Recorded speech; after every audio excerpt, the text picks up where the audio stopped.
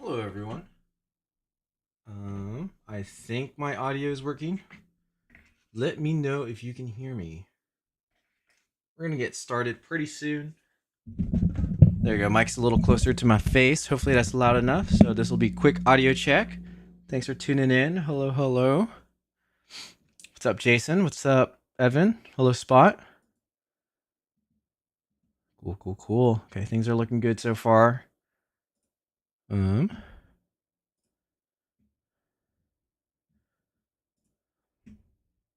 Good audio. Okay, sweet.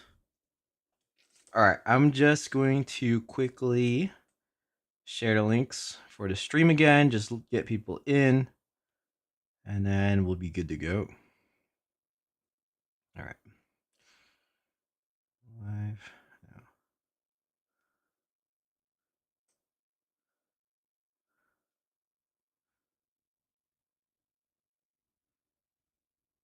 Kind of a weird font. That's okay.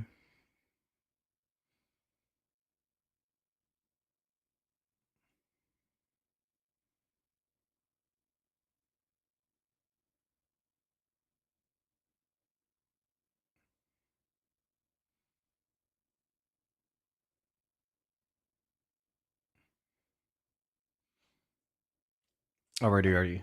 What's up, GT? Hello, hello. How's it going, everyone? Jason said, I think I'll design something for losers bracket while I wait. Sounds good. We're not really doing a fold along today, not like last time. I guess in theory, Jason, you are very much speed. In theory, we are folding today, so potentially you could fold along. But for this one, this is just me folding because I need to make a display model. Yeah. So not really teaching it yet, but I also have to remember how to fold this. Like so maybe it is a little bit, but let me see real quick. Okay, we're just about ready. I think actually, yeah, you have some time as people filter in. But I think what I'll do first is actually the Origami Death Battle review. Okay, let's see if everything's good. Hello, hello. What's up, everyone? What am I folding? So I am going to be folding another Dark Pocket Dragon because I am teaching that at the convention, and I do have one folded up there, which actually I didn't like. I shaped it during a stream, and I was gonna shape it more, but I never did.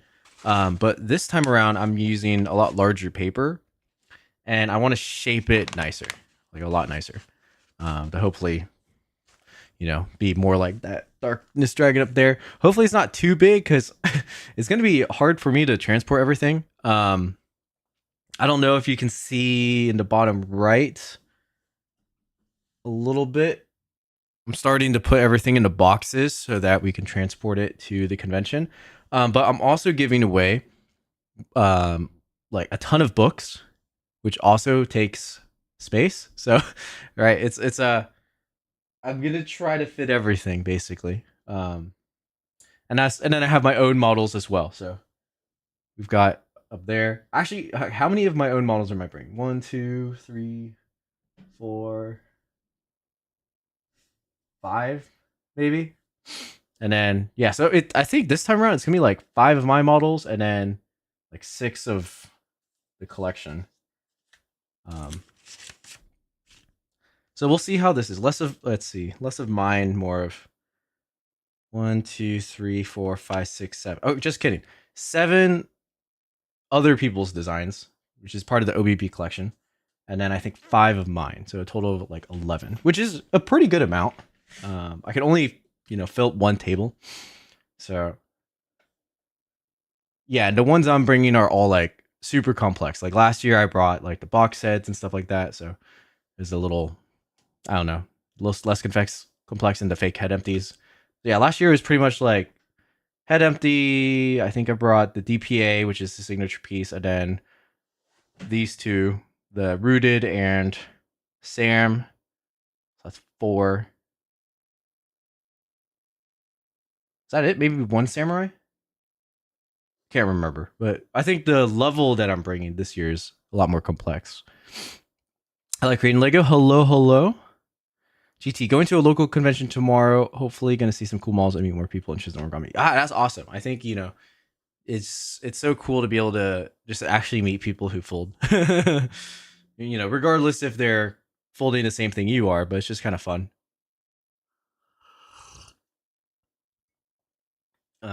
Oftentimes when I go to my local meeting, I bring something I'm working on, and then it's fun to like just hang out with even some of like the older, people who've, they're doing whatever, but I like helping them understand diagrams because a lot of times they're trying to challenge themselves. We bring some, good variety of books for people to try. So if they're trying something more difficult, just help them out, fold stuff. It's a lot of fun just chatting with people. The other thing I'm bringing,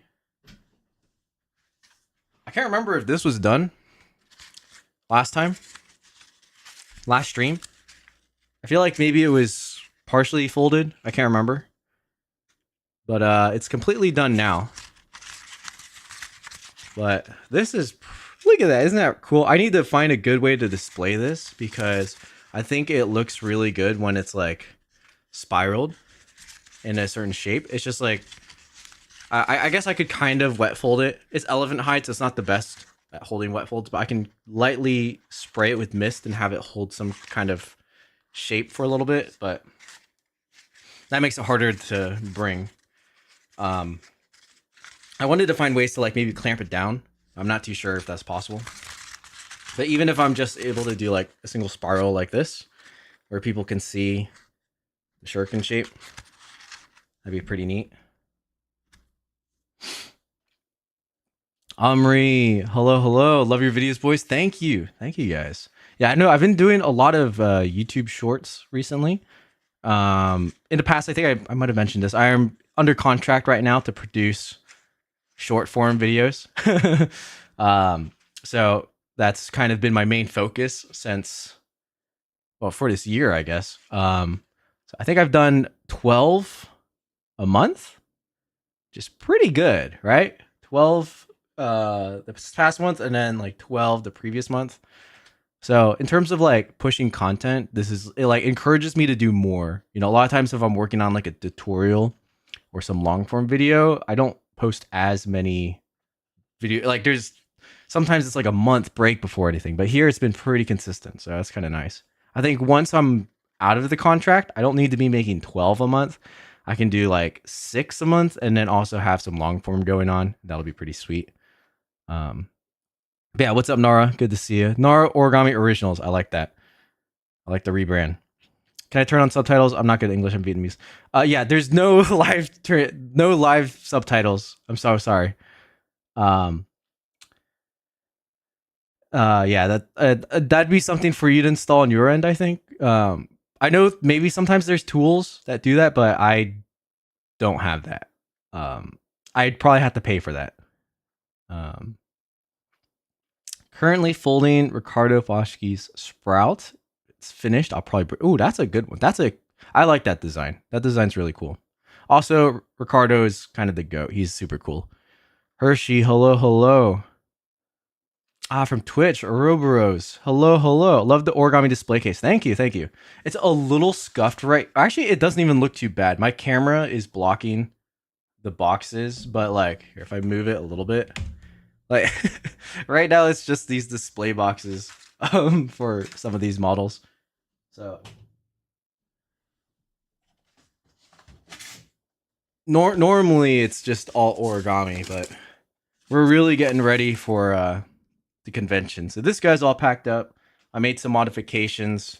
I reinforced the display stand a lot. It used to be 3D printed screws, but those threadings were not good, so I super glued it. So now the display stand's really locked in. And then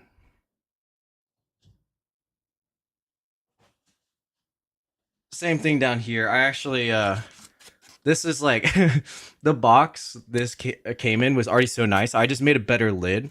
If you guys haven't seen the short I made for Fernando Chura's Tortuga, basically because the cardboard was thin on top, the shell got crushed.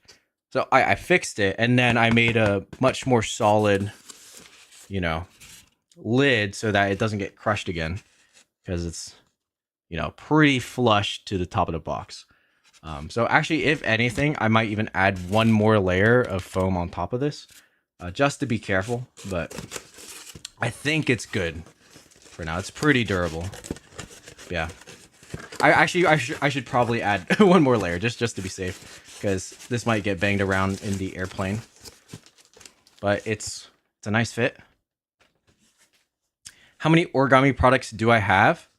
I have a lot.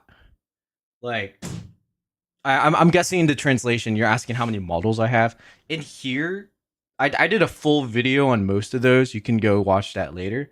And then in terms of like how much paper I have, over on the left there is a big rack of like random paper.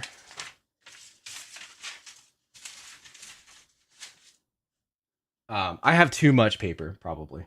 So yeah, there's a lot. And then I'm still working on some other stuff here. But yeah, all right, let's get that back up there. What's up, Mark? Tortuga means turtle in English. Yes. Actually, it's tortoise, right? Versus turtle. Is it turtle or tortoise, Mark? I assume it's a tortoise, maybe, because it's a land. At least that was my thought. I'm not sure. It means both / either. Okay, so there might not be like a different word for either one. Sandra, will you be showing us the convention exhibition again this year? Yes. So I can't remember. Did I live stream it last year, Como? Did I do a early live stream? I think I did. Normally I try to, as long as the internet holds up. That's like the main condition. So as long as the internet is holding up, I'll probably do that. And if I wake up in time, because I have to do that at like 7 or 8 in the morning. But if I'm able to, I definitely will. I have that early access because I'm helping out with the exhibition, so that'll be good. But that's always fun. Yes, I'll try my best to do that. Let's see who else is here. Spot, can you get him a tree branch to climb? That'd be neat. Either also Como thinks so. Okay. How much time do you spend planning your exhibition display layout? So I've not done enough time. I think I'm kind of cutting it a little close here in terms of my preparation. So my main goal this year was to bring the OBB collection of other people's designs. So I wrote out like a small list of myself where I need to finish packing it, and as long as I can pack it, I can display. Last year I was much more focused on trying to get them elevated, but some of that didn't work too well. So I think as long as I can get the models there with good stands, like display stands on their own, that's good enough, and then safely. So I've spent like the past month thinking about it and starting to work on these boxes, and then this past week I'd like just made a whole bunch to prepare, and I still need to do a few more. So like it's quite a process. So even with the Legion armor, I finished that display stand, which required me to 3D print the whole thing in the back. This one, right, I don't want to be using this as much, or if I can get away with it. So one of my friends, who actually, Como, is going to be going to Peacock this year, he wants to make custom wood display stands that really elevate an origami model. And then this has the option of having holes drilled into it.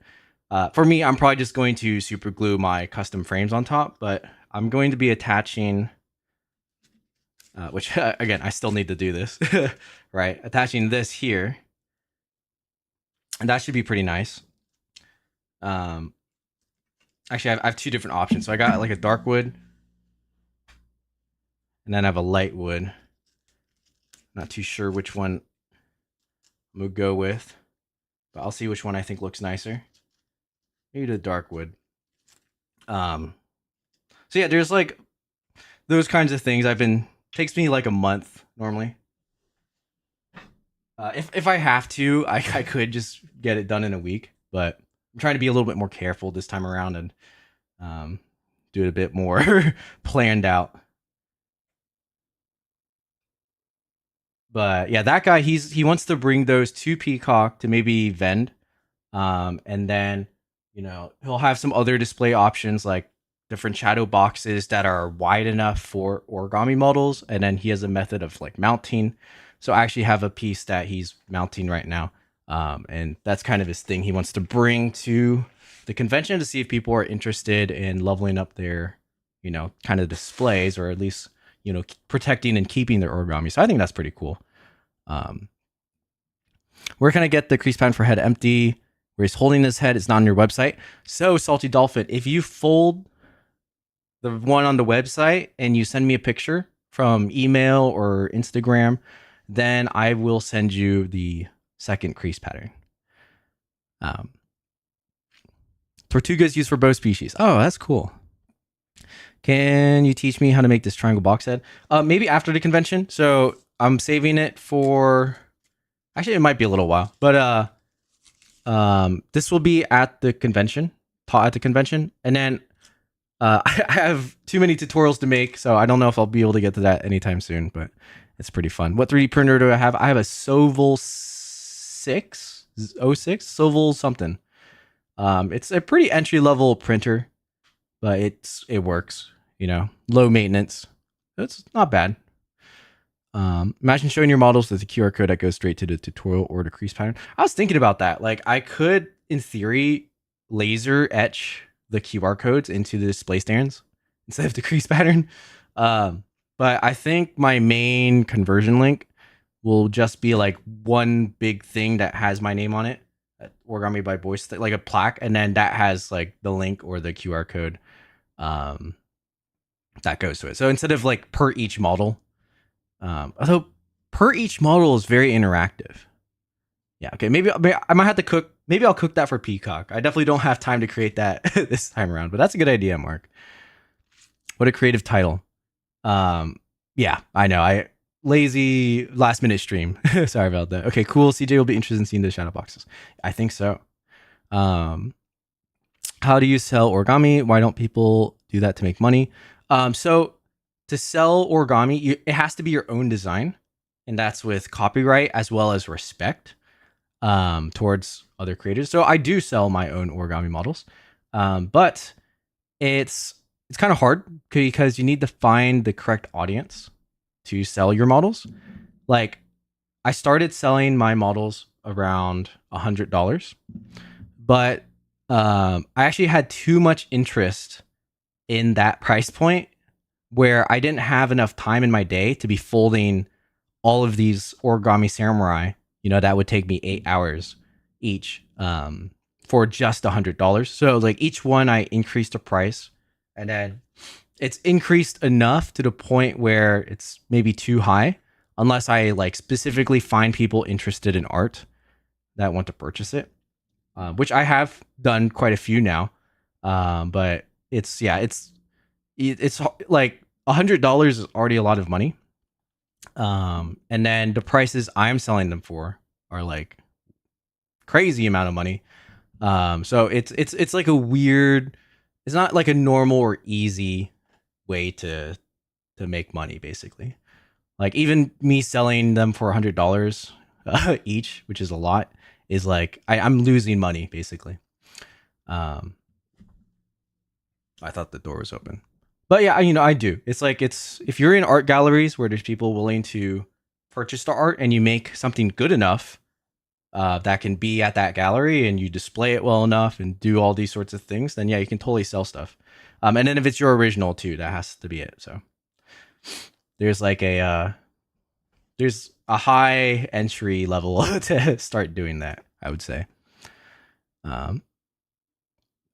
Did have competition at the origami convention? Not necessarily. I think they used to, but think the consensus with the org was that, it's not necessarily a encouraged thing. They try to make it more open towards everyone. However, I am going to be running my own competition there. So self-hosted, potentially, right? I think I'll be running. So if you guys keep track of my Instagram story, I will be giving away around $600 worth of origami books at the convention with certain games and stuff that will turn into content. So that's how I'm making it back. But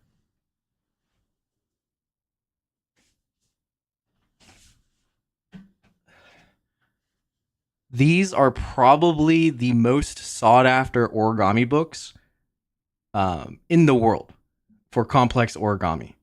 And they're very valuable. And I got these from a guy who was selling his whole collection for quite a steal. Now, these weren't cheap for me to acquire, but it was, a big discount compared to what I would have to normally pay for all these books. And like the kind of negotiation is I told him, hey, these are going to go to people who will fold from these books. And that made him really happy. So he was happy to give me that discount. I already own all these books myself, right? Some of the books that I bought from him were new for me, so I'm not giving those away. But this is works of Kamiya Satoshi. I think nowadays each one of these is around $100 or more if you want to purchase them. They're not. The first two aren't very common to find anymore. The third one's a little more common, but still hard to get. Same thing with this. This has the Ryujin crease pattern, right? This book you can probably still get from Japan for a little bit cheaper. I don't know about with tariffs. Actually with tariffs now, it's probably more expensive and shipping. So again, that's also nearing $100. Korean book, not as expensive, but again, hard to get. Same here with Generations. Dragon's Premium, another ancient dragon. And then Nature Study. This one's not as hard to get. You can get it probably from Origami Shop for $50, but then you have to do shipping, so it probably pushes it to a little bit more. But originally it was 35 euros. So, but yeah, these are some of the most sought after origami books. So just this set here is like kind of crazy. Normally to even see at an origami convention, like when I was younger and I didn't have books yet, I would go crazy if I saw like 2 of these 6 books, but I'm bringing all 6, and hopefully they're going away to some very avid young folders who, the goal is that them getting this book, which they normally wouldn't be able to get, really inspires them to keep folding and doing more origami stuff. And if you do want to purchase these yourselves, Como has let us know that Paper Tree carries them. So I think those works by Kamiya Satoshi, right? There's it's technically out of print. So every copy that's available is much more valuable than even the $100 or whatever is being sold for, because it's gonna be really hard to get an actual copy pretty soon. So if you're really passionate about Satoshi Kamiya or really like Ancient Dragon and stuff like that, you should pick one up for yourself or try to win it from the convention. Can designers make their models free for the community so that people can sell, use? Yeah, so some people have done that. Generally, a lot of people prefer if they're asked, just so that their model isn't being sold in something they don't support, which can happen. But some just say, yeah, it's free. Anyone can do that. But not super common for people to do that. And then traditional models are like the crane. You can sell cranes. That's totally fine. I have so much books. I do. Origami House and KOA books. Oh, nice. Yeah, I think Paper Tree is like one of the only physical stores that actually carries these books, which is, or multiple of these books, I should say. Um, Actually, probably, yeah, there's not many bookstores that even have these in stock anymore. So when is more at Paper Tree, because I need to go get some paper. Paper Tree gets the chemist. Oh, really? They get, that's interesting. Let me look at folders. I thought they were out of print. Maybe Origami House just has stock, but, or they did a reprint. That could have been it too. Who knows? But I remember these going for like $100 each in the past. Oh, maybe they are back in print.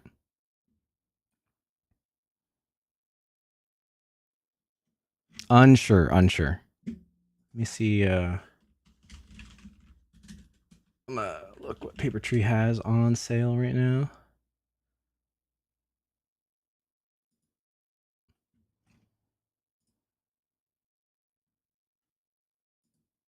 Yeah, okay, so each one right now is about $90 US, which makes sense.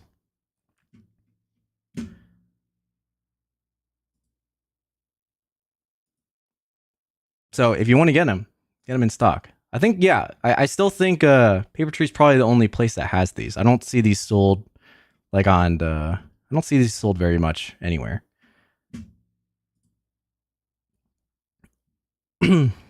Friday, Tuesday, Wonder Show for works.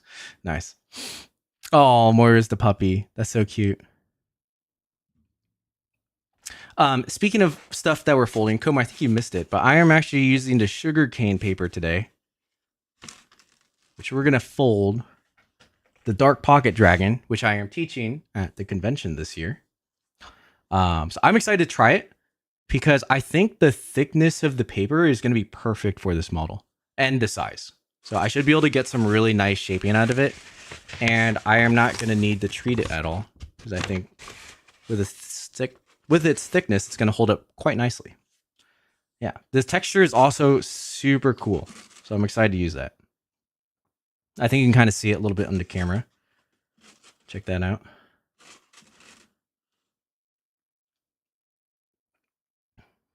Cool. Probably going to get some paper from them.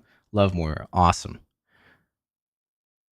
Hershey, if you do go, this paper, you can see it live reviewed right now, right? I think there's not too many left. There's a note that it's discontinued, but there might be a few sheets of this black color left. You can swoop it before anyone else does. Would mulberry paper be good for your sword and shield? Yeah, it'd be good. It actually might be too thin. But at a smaller size, it'll be good. So like, it'll be great if it's around 35 centimeters. If you push 50 centimeters, it's going to feel super thin.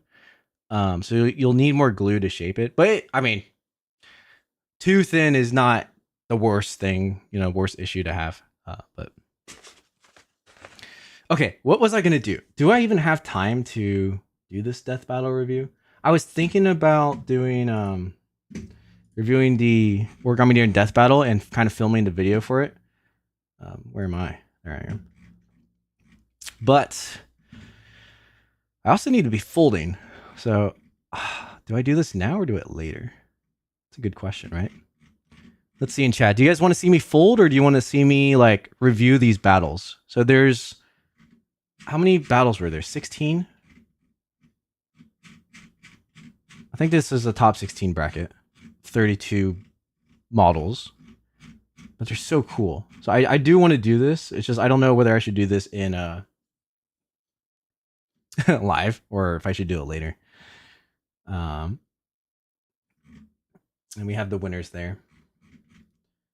Let's see, do we have the voting? Yeah, we do.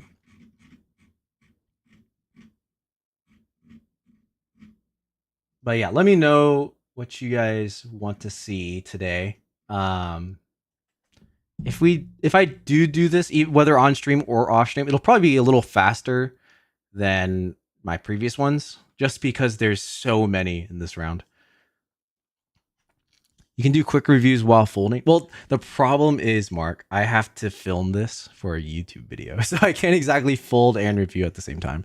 Unless maybe I run the recording the whole time. Well, that's a lot of editing, so maybe not. First round was insane. Yeah, the first round was insane. Please cut my model out of the video. Nah, Reza, it's live. It's it's gonna be shown. Where was yours? Who are you against? I totally forget. You were against Emily. Your design was cool. The yeah, last leaves. I think it's fine in there. Emily definitely cooked with this shape. No. I'm terrified, Jason. Do you think 35 centimeters is the best size for sword and shield? If I'm using mulberry, use my last sheet. So how large is your mulberry sheet? I'd say you could push 40 or 45 centimeters. 45 centimeters might be the sweet spot so that you can still shape really nicely. But yeah, 35. I think I have, so this is not the sword and shield model, but 35 centimeter would come out about this big. So it's still totally shapeable. Just it's smaller. The 45 centimeter will be like this one a little bit, maybe a little bit smaller. This was like 48 centimeters. And that's like the Goldilocks size.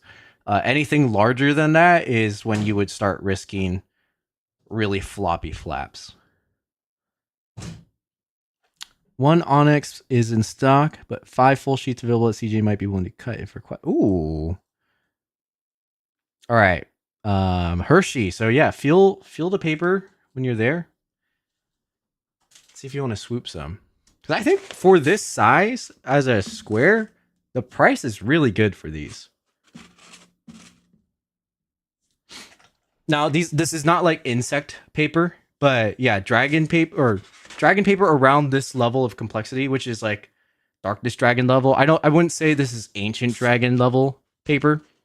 That'd be a little bit hard. It'd be possible, but it's just probably not good for it.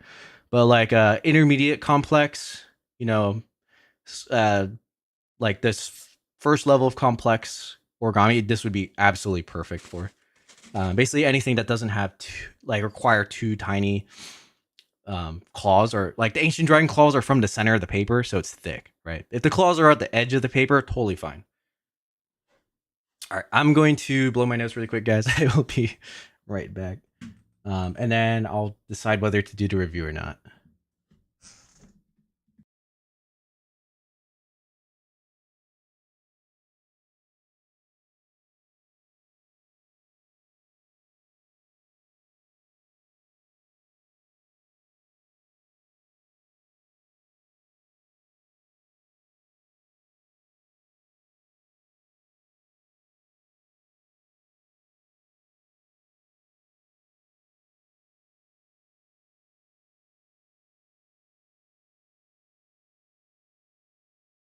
All right.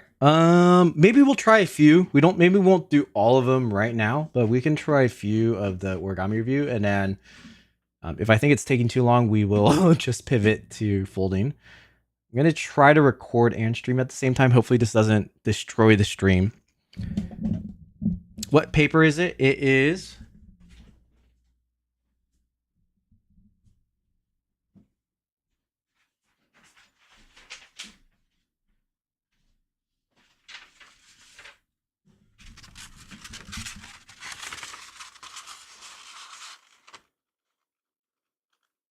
sugar cane paper, 60 centimeters, onyx, cut in a square.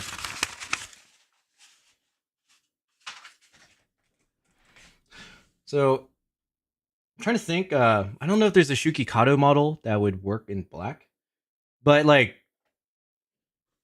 this is tilted grid paper.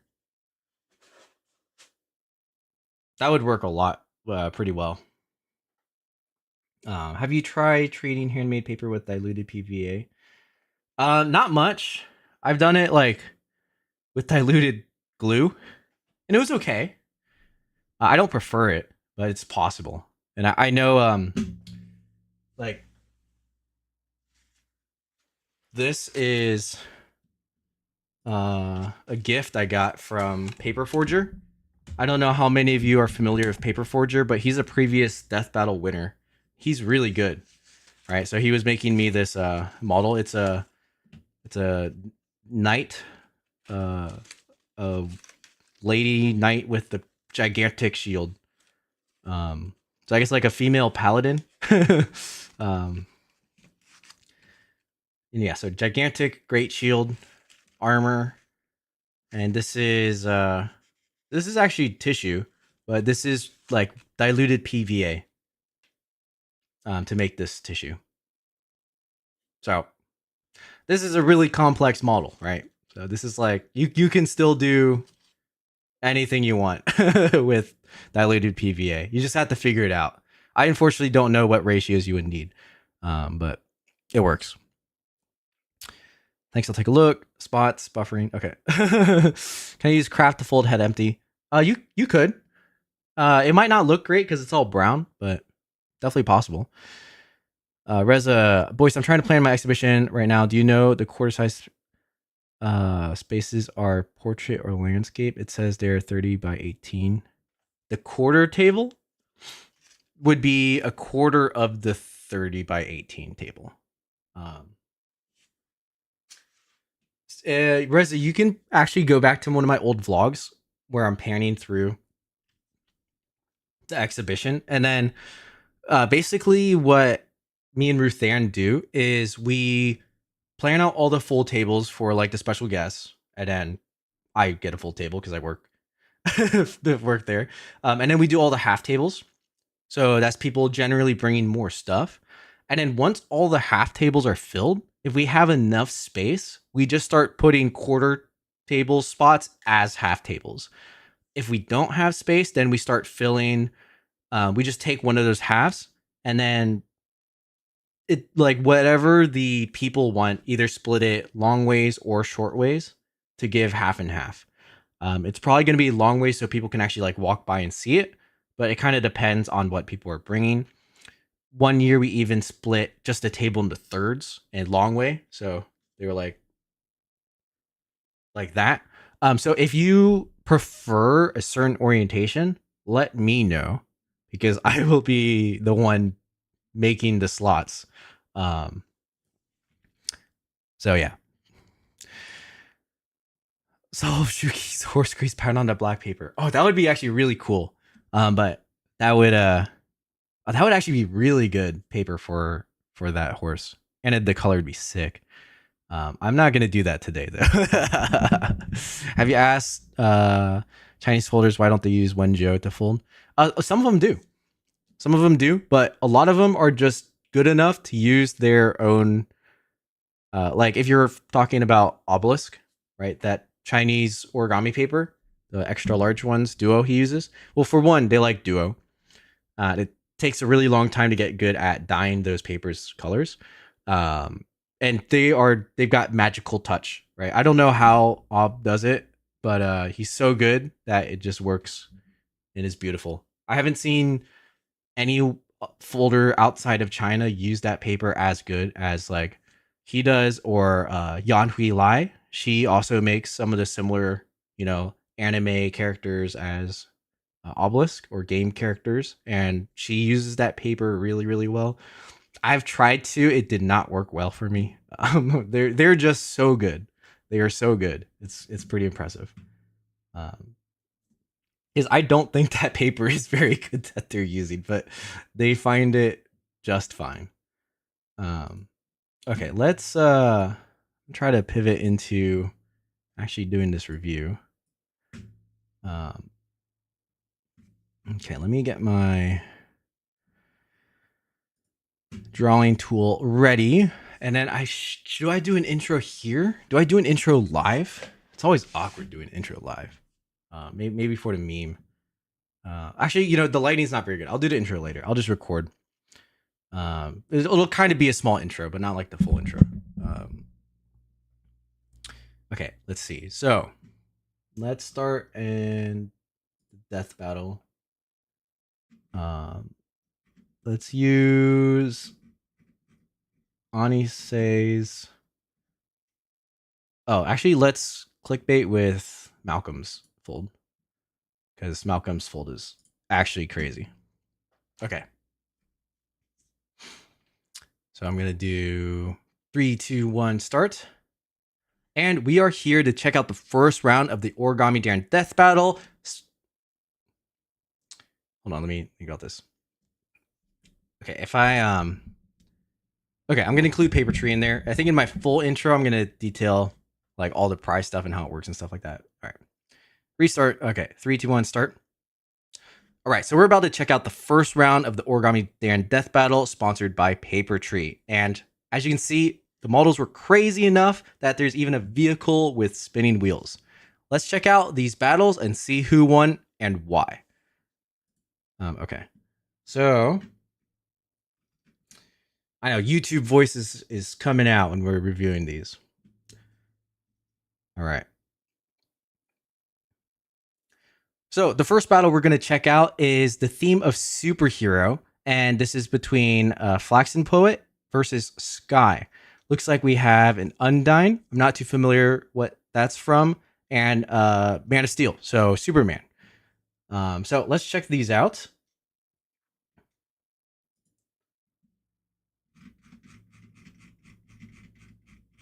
Maybe I should just check them out from... Okay, now I'll check out the actual submission photos. Let's find the Undyne first. There's the Superman.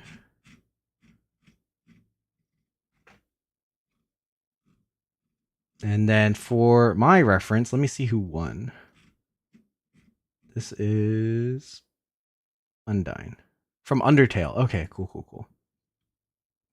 Opponent is Skyplot. All right. Let's review this one first. All right, 3, 2, 1, start. So first we're going to take a look at Undyne, which is from Undertale. She resisted death to save the world. It's pretty sweet. So I think that fits the theme of superhero pretty well. We actually have a crease pattern here. So let's take a quick look at this. This is actually a pretty decent design. You know, from what I can see, you know, maybe there's, I don't know what's going on here. Maybe this is for color change. We can kind of observe that later. But, you know, good use of flaps. We, you know, have this 3-unit river for the body, I assume here. It's kind of a cool structure, right? We're even using some different type of like ridge squashes, maybe for some details. You know, not a terribly large grid for the detail we're trying to achieve. And so, yeah, we have some color change here. Pretty neat. Now, okay, let me look up what Undyne looks like so I have a good reference at what to compare to.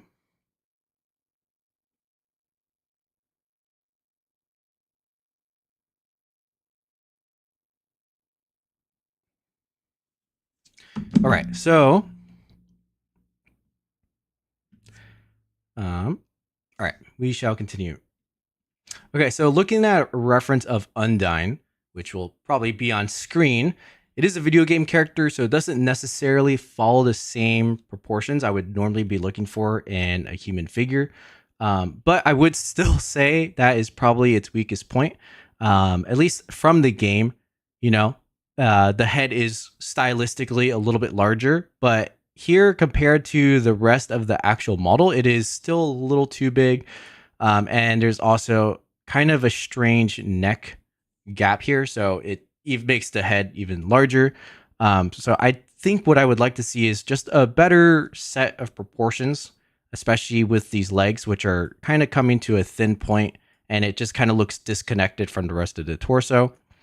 So design-wise, it's a cool subject. There's a little bit of execution that could be improved, but color changing and adding all of these details, like, again, color changed weapon here, pretty nice. Okay, let's compare that now to the Superman. So here we have Man of Steel and Crypto. And again, theme superhero. So this is made from a Blintz Frog base for crypto, and the rest of it is Superman from a free fold. Paint from the other side of the paper is chipped due to glue inside to repaint. Okay, so it is like natural color change of what I assume. And there is an attempt for a 2-in-1 here. Okay, so crypto is crypto the dog? Crypto Superman, super dog.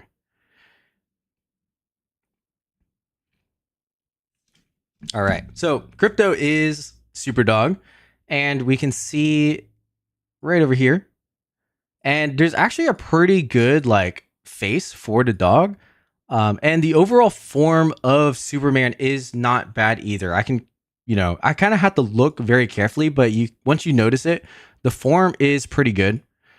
In terms of like the shape that's created, I do like that there's even an ear, a jawline, the face with the hair sitting on top of the head, not like flat into it. Very cool, very challenging with a 2-in-1. I think the biggest weakness for this design is that it is very mushed. So a lot of the shaping, whether it's due to the paper, has just a ton of wrinkles that are quite distracting. So, I actually have to look very, very hard to even pick out the dog from the rest of the model, just because there's so much wrinkles and stuff going on. So if it was folded and cleaned up a bit, I think that would give it a huge advantage. Here we have some other, photos to show the structure to prove that it's still one square paper. And I think it's pretty neat. It is a relatively small model, but yeah, I think the biggest improvement would be not having so many wrinkles and mushing into this. The color change is pretty neat. And if it was a little bit cleaner, we'd see that color change way more. So from my point of view, I think that the superhero or Superman and Superdog would have won the battle. We can check that out.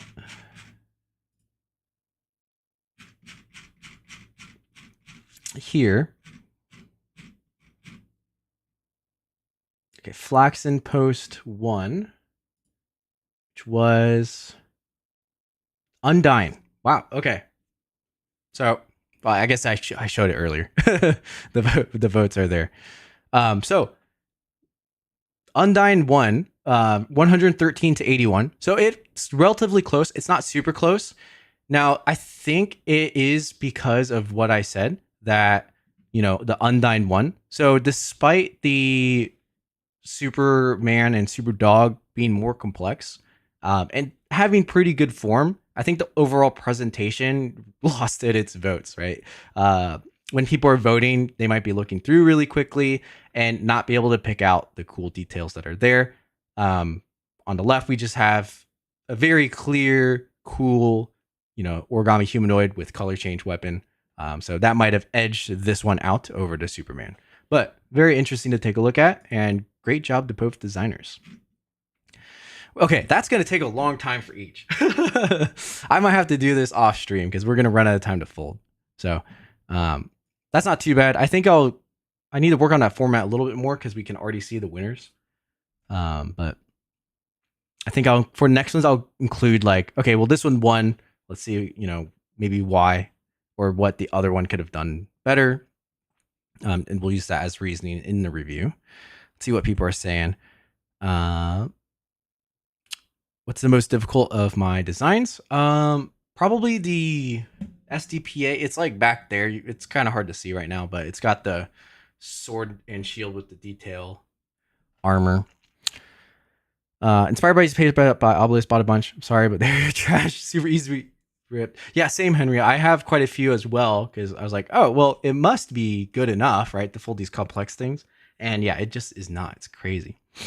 Love the Lego base stand. The Lego base stand, hey, that's a good use of Lego right there. I like the spear. The spear is cool. I hope Sky would have won. Yeah, both are cool. I think they have good potential. That's like I'm surprised the votes weren't closer. Like that's a super close battle, in my opinion. Okay, so I think we'll save the rest of these for later. They're so cool though. I think I could just talk way too long. This could be its own like 4-hour stream. Maybe if I finish folding everything I need to, we'll go back to this. But let's stop the recording for now. And then let's start folding. It's my phone. We don't need that. And then I can just like be answering more questions. So I think I invited on the Origami Dan Discord people. If you have convention questions, ask away. We've already had a couple good ones, so that's good. And I'm actually going to be standing for the start of folding because generally with large paper, it's easier to pre-crease when I'm standing. And also my face cam is getting blown out. So let me adjust this with hopefully not breaking anything. And we can just drop the exposure.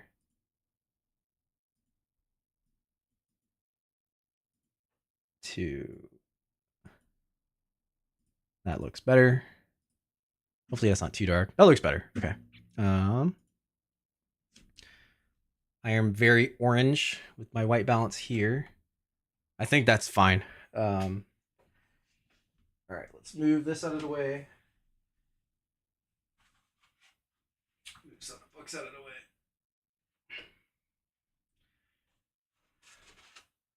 Look at this. That's some large paper. I think like 60 centimeter paper is probably my favorite size to work with in general. So this feels nice. It's still like a little large for my current desk, but that is totally fine. Okay, so let me think. I need to remember the pre-creasing. Which I can actually just check Tadashi's video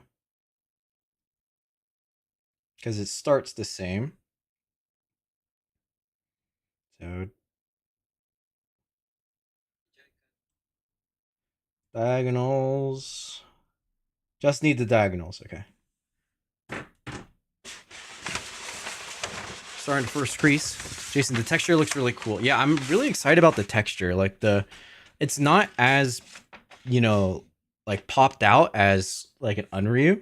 They're like a little bit smaller of the long fibers, so it's not as like intrusive. Like if I bend here, I don't feel like I'm gonna get that fiber popping out, which is like the main problem with Unryus.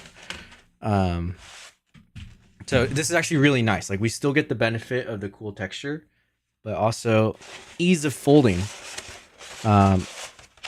It is substantially thicker, but that also means I don't need to treat this. So I can just fold it, which is great. Alrighty, so line up the corner.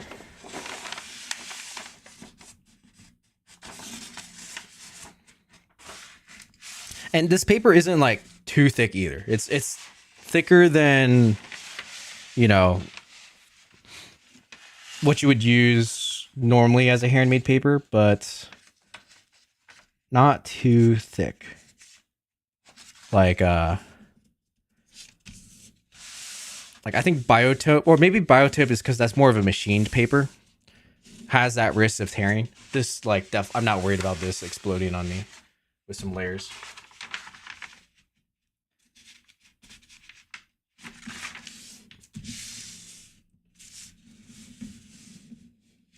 Okay, so we have one this way, and then I think what we need to do is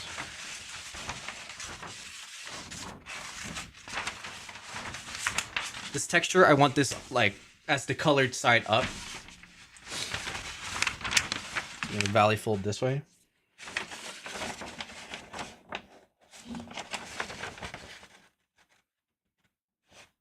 And this should be good. How much is this paper? I believe this paper was $5 US. Which, hey, a 60 centimeter square. So it's cut out for you, and you don't need to treat it. For $5, that's a steal. I don't have the receipt. I put it somewhere. Okay, I don't know where it went. I had the paper with the price on it earlier.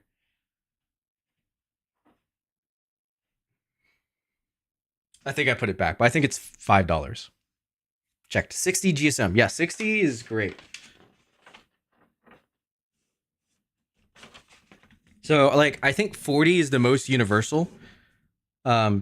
60 is good for what I described. 80 is when you're starting to push. You're starting to not be able to fold some complex models. It's more of an intermediate paper. But like this is a Giganoto by Shuki Kato I'm working on. This is like close. I think this is 80. This is a really thick, not really thick, but this is basically like A4 is 80, I think. So there, like, it can still do a lot depending on paper, but some papers will get weaker and weaker. So like between 40 and 50 is like the sweet spot generally. But because this paper is also 60 centimeters, the 60 GSM is going to work super nicely for this model because the Dark Pocket Dragon is not super complex. So like I could even probably this would work really well for my Sword and Shield model.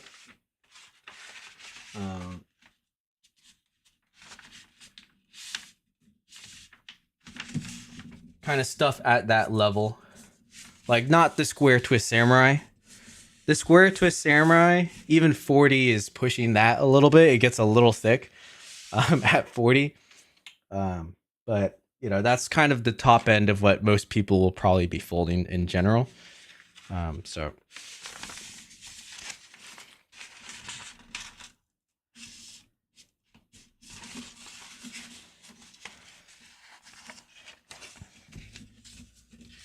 all right, I think technically I don't like folding through these layers, but we're just gonna send it.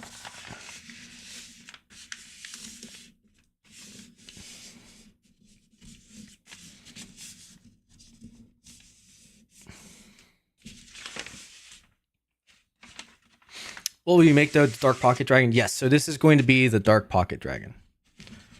So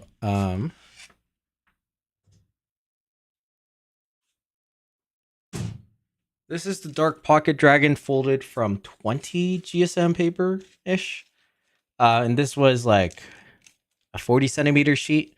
So this is actually a pretty good size, and I probably could shape it more, but the paper is actually like very thin. It doesn't need to be this thin to shape. So there's actually some issue with like how much I can actually do to the legs without it really crumbling. Over here with the thickness, I'm going to be able to get more of a strong leg, I'm pretty sure, which would be pretty sweet. And the face will be a little bit crispier. Yeah, so, but we'll find out. I also am curious how it will take wet folding, whether I use MC or glue. I'll probably be using glue for the most part to shape it, just so it, you know, stays durable while I transport it.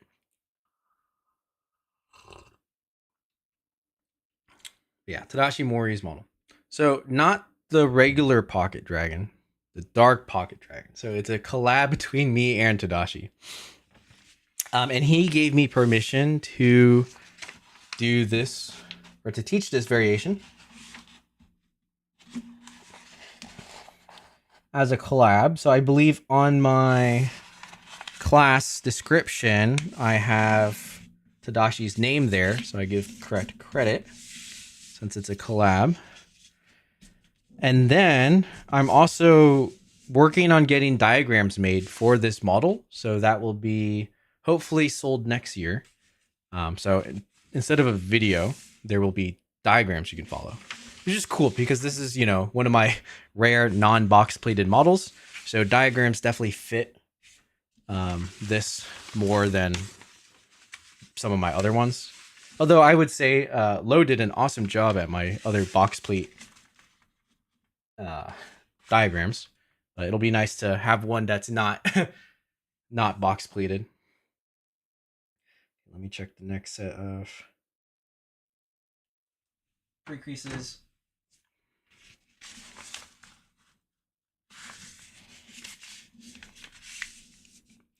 Waiting for Boyce's super glue arc. Yeah.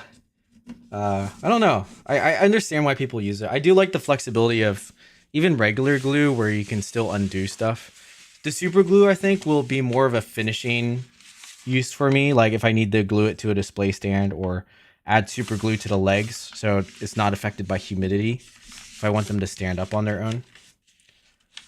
Because that was the big issue I had last year, is New York was way too humid.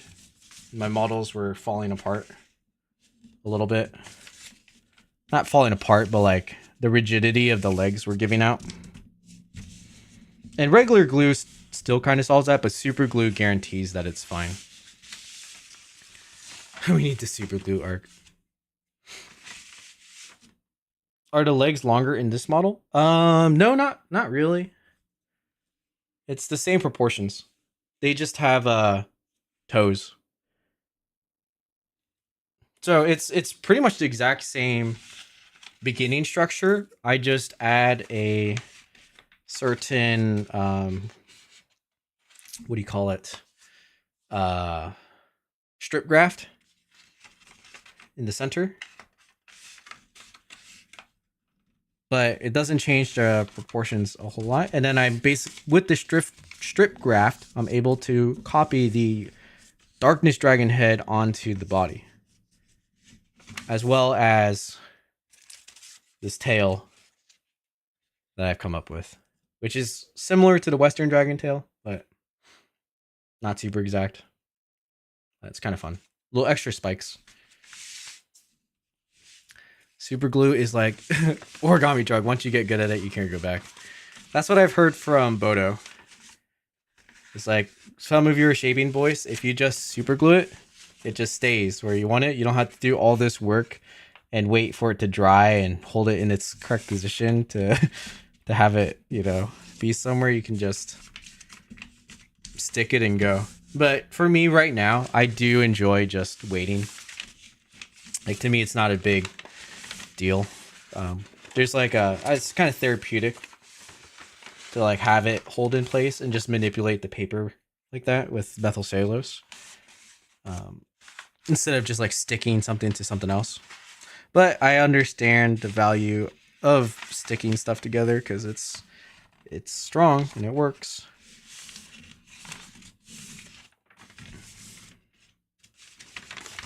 I'm folding a Western Dragon with sandwich paper. Wish me luck. Yeah, good luck. That's a challenging model. Not an easy one for sure. Speaking of Western Dragon, I need to make a video on my Western Dragon fold. I've been meaning to do it. I featured it in a few shorts, but I want just like a dedicated short to it. So I think it's I don't know why I haven't done that yet. I still have it. Like, might as well. I agree with Bodo, and Bodo was the one who made me addicted to super glue. Let's go. The Bodo wisdom. Okay, next up we have, I think I either fold up here or I divide it a little bit more.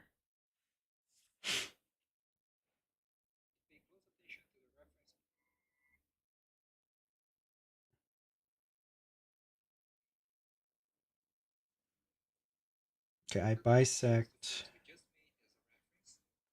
up to there. Oh, okay.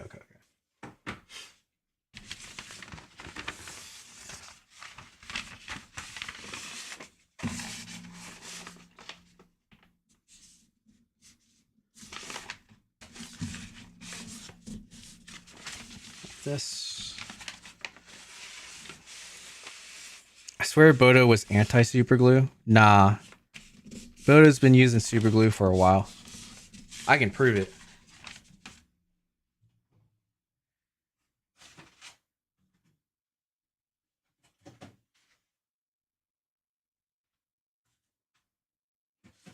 I have 2 Bodo models in my possession right now. This one I'm bringing to the convention.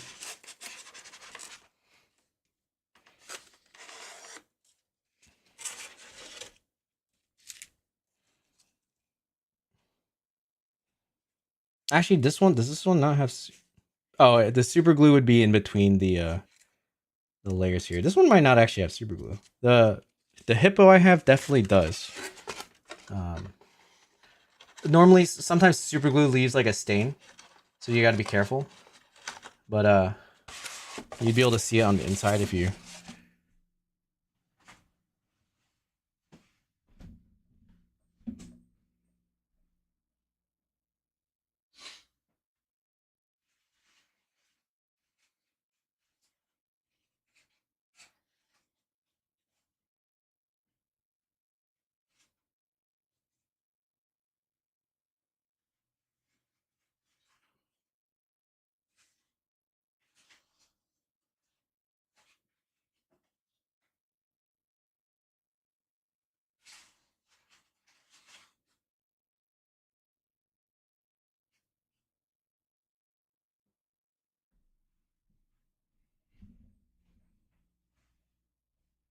Yeah, here's a raccoon. I'm like, at least feeling it. I'm pretty sure there's super glue in here. In between the pleats, but you might not be able to see it. And there's like that slight shine from the residue. And then maybe in between here to keep it down. Hard to say. This is also a little bit older of a model. Or both of these are. But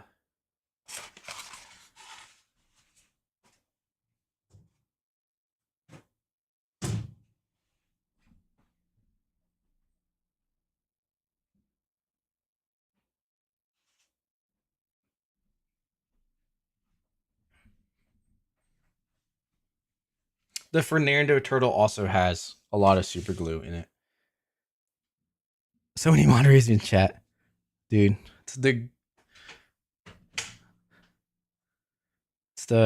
goats. Silverio and Mark, dude. They've been watching me for years now. Crazy. Mark, when was the first stream you caught from me? Same with you, Silverio.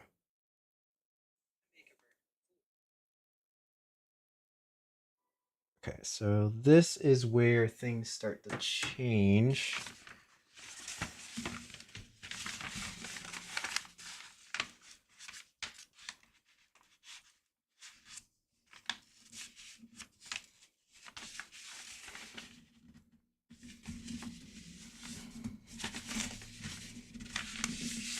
So we're going to divide this into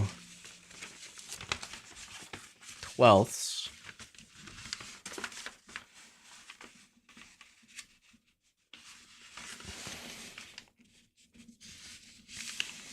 Bodo is my favorite modern designer, even though I've never folded anything from him aside from the free diagrams, I guess, because it's too challenging. And also his giraffe. True. If he releases some more diagrams, you should try to fold some of those because they're so cool. There's a lot of really neat Bodo models. I agree. Bodo is one of like the top tier of our generation. Absolutely. Best part is we can make a single layer flat like a leg hard. Hit the whole body stick and the legs are... That's true. Single layer flaps being hard. Yeah, that's very true. Normally, if I do single layer, like I just have to basically retreat it, but that has to mean it's flat. So yeah, I can see why super glue for that. Just to hold the rigidity will help a lot. Are you folding this from memory? I have some of it from memory, but the early stuff, I'm watching the tutorial, right? So I'm watching the Tadashi Mori tutorial for part of it. But basically from here, it changes a little bit. And then I have the crease pattern next to me so I can see what to do next.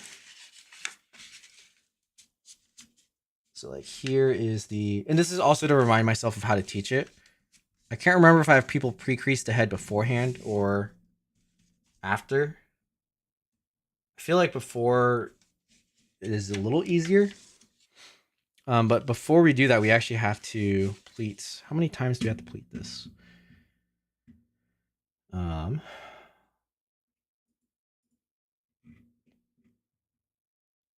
Center line. So thirds, and then so each side we have to divide into thirds, and then we divide it again, so then we get 12ths.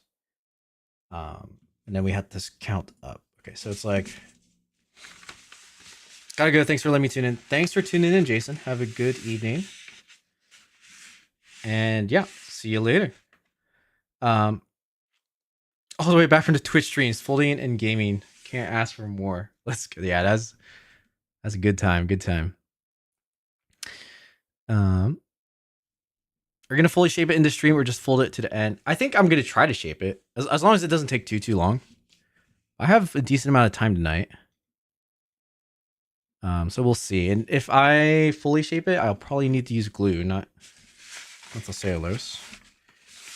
So let's just eyeball these thirds, because why not?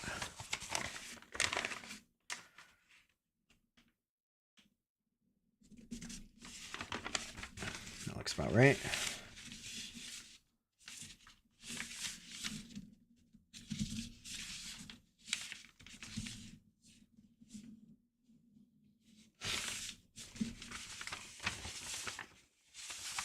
That looks right.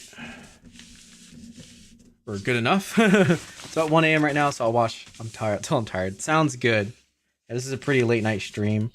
In the coming weeks, I think it might start to alternate whether I stream Friday nights or Saturday mornings. So Saturday mornings will probably be a bit easier for a lot of people, and it will unlock the European time zone. But it'll be a little bit different, especially if people are working on Saturdays. But yeah, we'll make it work. We'll make it work.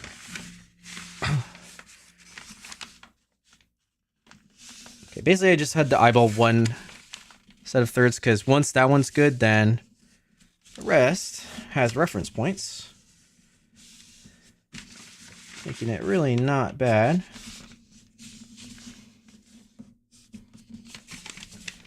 At all. I don't remember, to be honest. It's been a while. Yeah, it has been a while. For sure.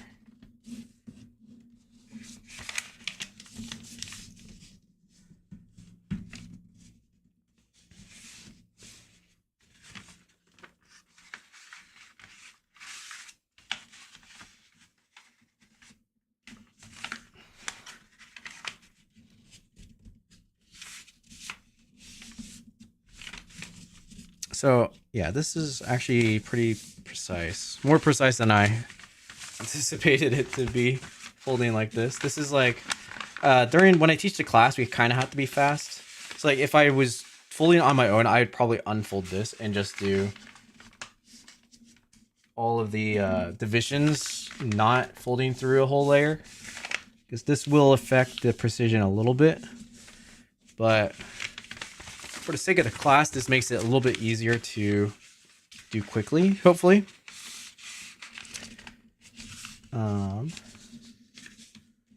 Yeah, I remember that one time I woke up at 4 a.m. and you were vibing with the Indian community on chat. It was a really late night stream. True. Shout out the Indian folding community, because back when my streams were really, really late, like starting past midnight my time, that was the main squad. That might have been when Nara started watching me.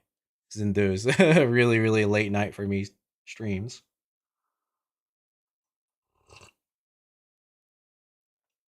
Vlad says, after stream's over, I'll try to fold this from a stream. I'll tag you in Dan. Sounds good. Yeah, I'd be very impressed if you're able to do it from this stream, because it's not exactly showing everything, you know, but totally possible. I think there's also another stream where I was practicing this for MIT, which is a lot closer to me teaching it. So if you get stuck, maybe you can look up that one and go from there.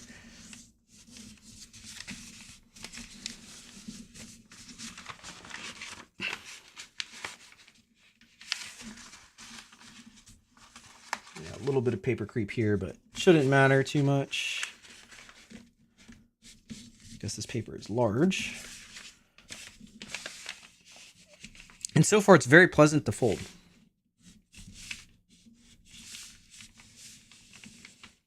I've been watching you since the 2019 OrigamiUSA vlog. Wow. So 6 years, almost exactly, or a little past 6 years, because the 2019 vlog it came out like, or the convention was a little earlier. Let's go, dude. I don't think you were designing yet. Is that right, Nara? When did you first start designing origami?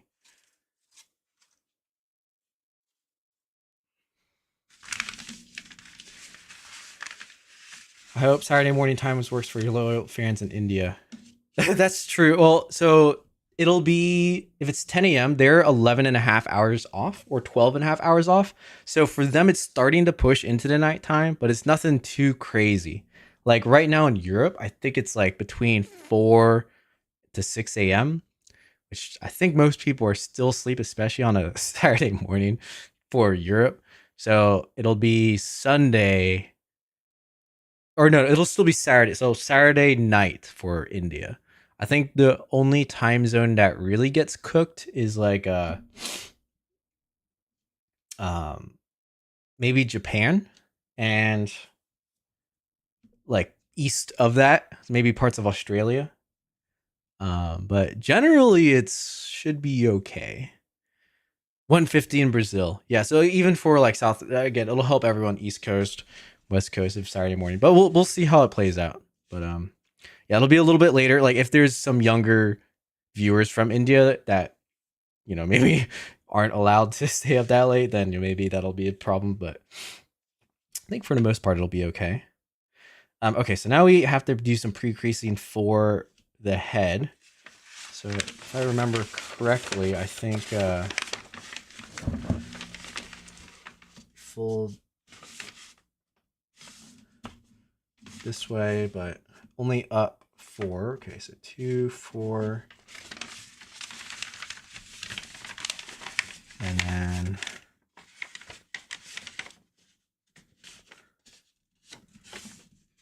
2, 4. And then I think once we have that, what I want to do is add the intersections,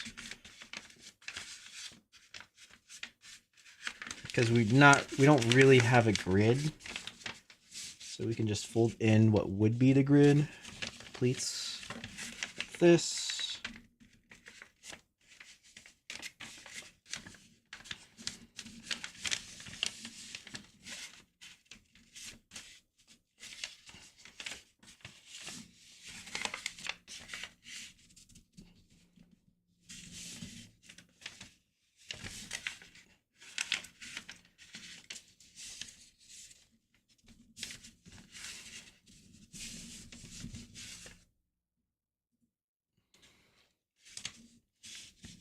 Bruce, hello. Thanks for tuning into the stream. Right now it's Saturday, 10 a.m. Right. So yeah, that's like 12 and a half hours off. So 10 p.m. I'm pretty sure, because it's almost 10 p.m. my time. So we're basically shifting 12 hours. Are you just guessing the grid? No, I'm using, so from those diagonal folds, right? It creates these intersection, and then that's how they just become reference points. So now I have that. And then I think this is all I need to do the rest of the pre-creasing, which is just like middle flaps here.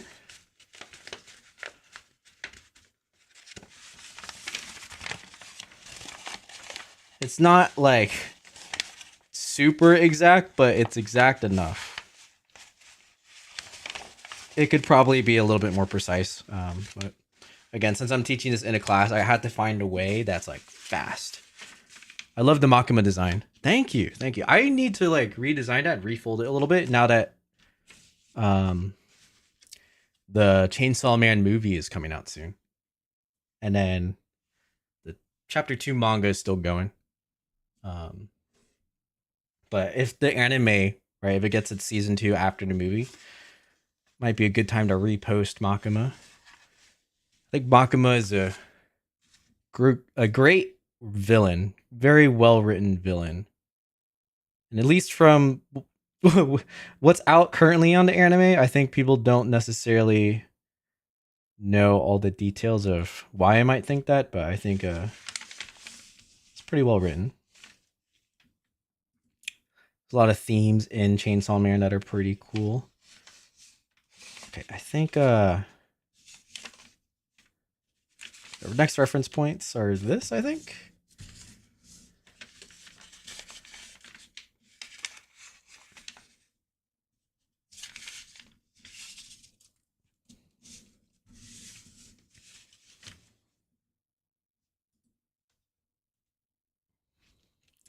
Didn't see the triangle. Oh yeah.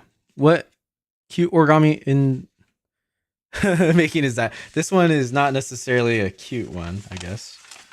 But should be cool. The dragon, yeah. Dragon. Guillermo, are you coming? You're coming. We talked about it. You're coming to the convention because you're gonna make a new giant fold. Did you sign up for this class? I didn't really check who joined. I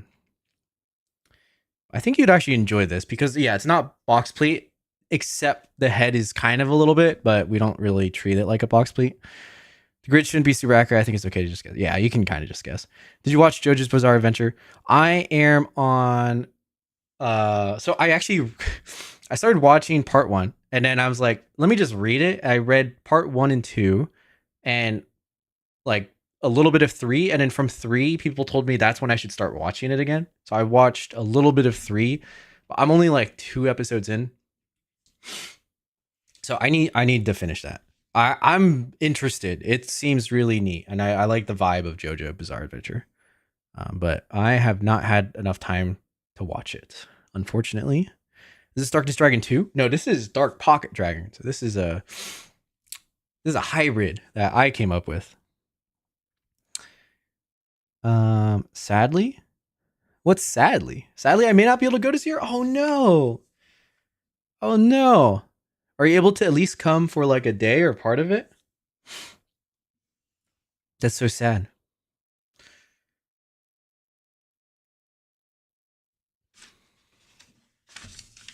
Okay, this comes this way.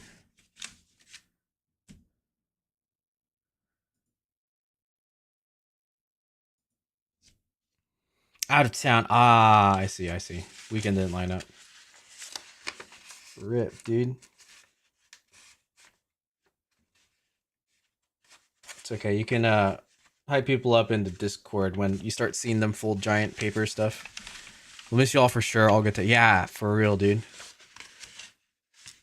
It's gonna be different going to that ice cream place.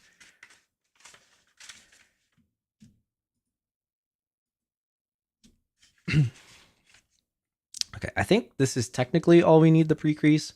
We could pre-crease more, but do we have to? Should we? For the class, maybe. Okay, these ones are easy. We'll just do some of these. I don't think we really need the last one because it's just not a petal fold. It's actually, I think you can just do it as a reverse fold, but we'll fold these bisectors.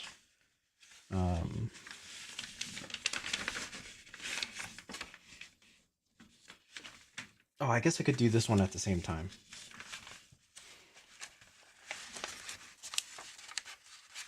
No, we can do this later. Okay, I'm gonna test. So we did these 2 pre-creases, but the ones on this final square, I think we can skip. Okay, I think this is it for the head. I'm gonna have to memorize that a lot better.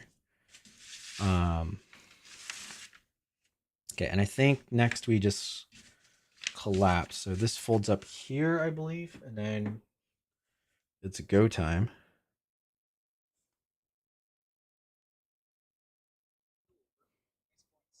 Yep. Okay. And then I think for the class, to save time, at MIT we didn't have time to do the tail, so I might skip the tail for now. It's more of an optional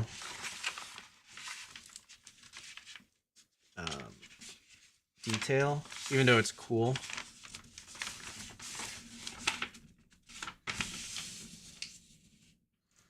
So I gotta wait till next year to go to a convention. We only get one every 2 years. Chicago, right?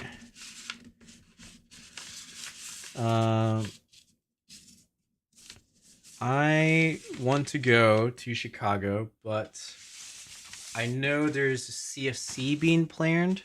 I don't know if how close they overlap, but if they don't overlap and I have enough time off work, I'd like to go to both. If anything, I would just maybe have to leave early. But I missed the last Chicago one, which is quite sad. I think it would have been really fun. But yeah, it's nice that it's early in the year. I already have plans for later in the year. I think my August and October next year are already booked up, which is exciting. Okay, so now we just refold this. So from here, I'm going to see if I have most of it for memory. I think I do.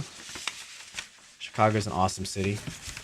Yeah, I've never been to Chicago. I've only been to the airport for connections. Never been into the city. It seems like a fun for a convention for sure.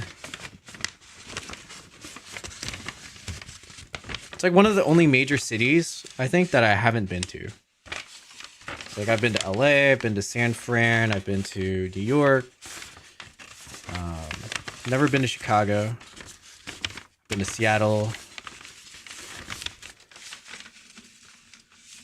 I don't know if I'm missing another big city in the US. Nice airport. Yeah, the airport is nice. I was lucky to have airport lounge access in the airport. And that airport lounge was pretty fancy. I had a good time. Good time over there.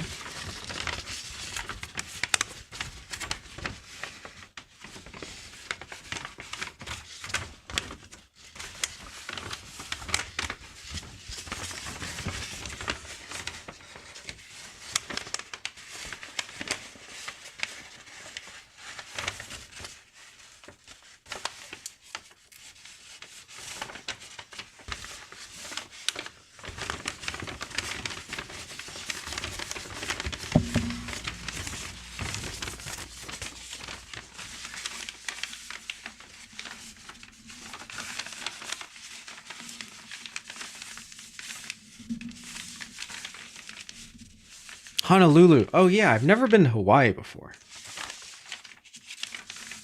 Like any of the islands. That'd be really cool to go to.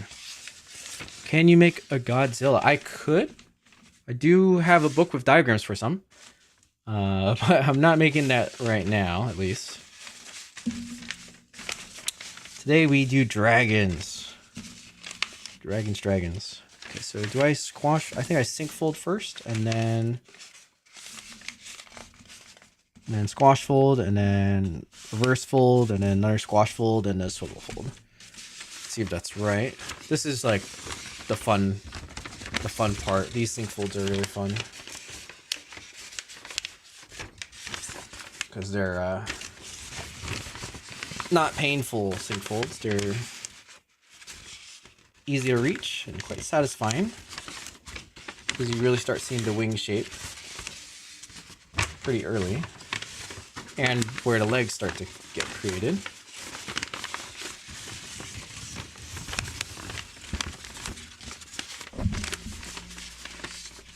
Is the new dragon model going to be available electronically? So not this one yet.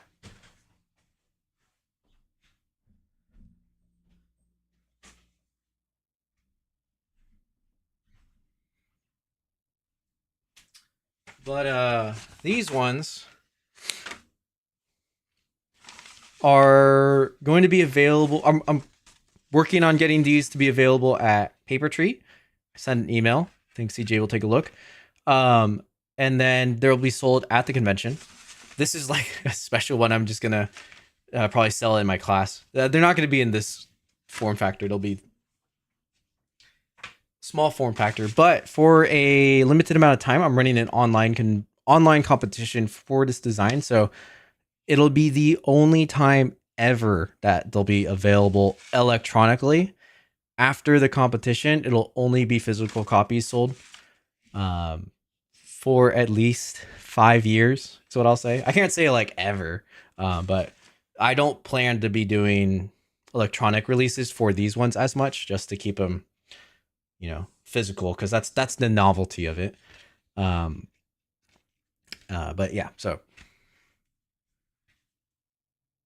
that's the plan. But at least this one, because I think it's well done. I know a lot of people internationally aren't able to buy them physically, so I'm basically offering, a one-time event so that I can still include some of the more international audience. But that is exciting. Gotta go to Hawaii, my home state, and Peacock Chakogami winner was from Hawaii. So there's oh, that's so cool. That's cool to hear that there's some folding communities in Hawaii. Because then, yeah, if I ever go, that would probably be one of my big reasons to visit. You link up with some folders there. Can you make action figures, or do I ever? I do. So Jim, maybe this sounds like this is your first time in one of my streams or more familiar to my content, but take a look at that, right? That's an action figure. All right, here's a secret about this one. I'm actually not done painting it yet. The back of this sword is not done. So I need to finish that before the convention, but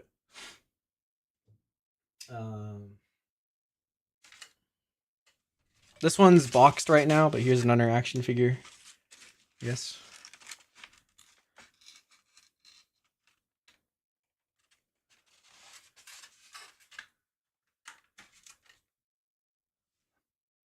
Hope you like that. I've got a few more, but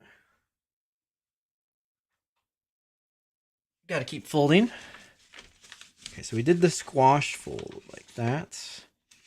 And then now we do this squash fold, I believe. Is this squash petal fold? Or is it reverse fold? I'm gonna check this. I'm not. Wait, I can just look at the crease pattern, I think.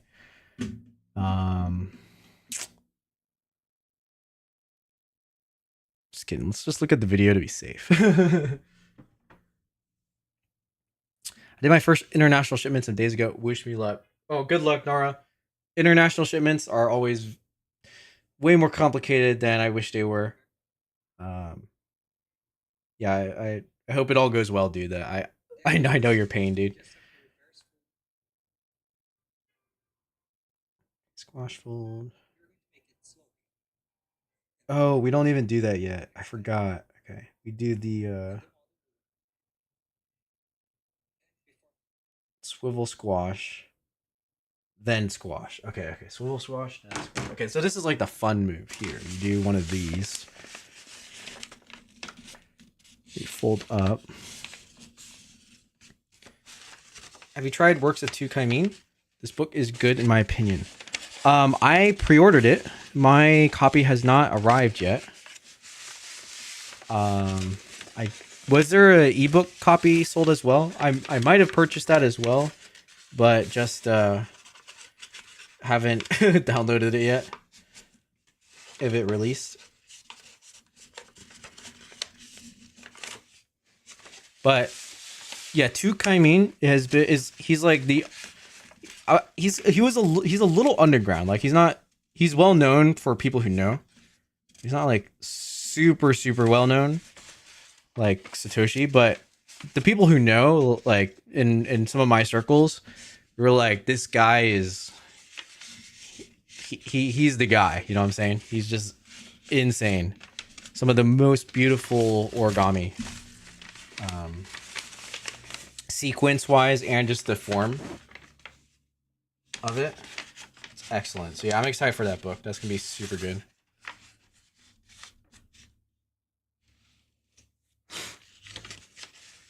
The person who you ship to is probably very excited though, Nora.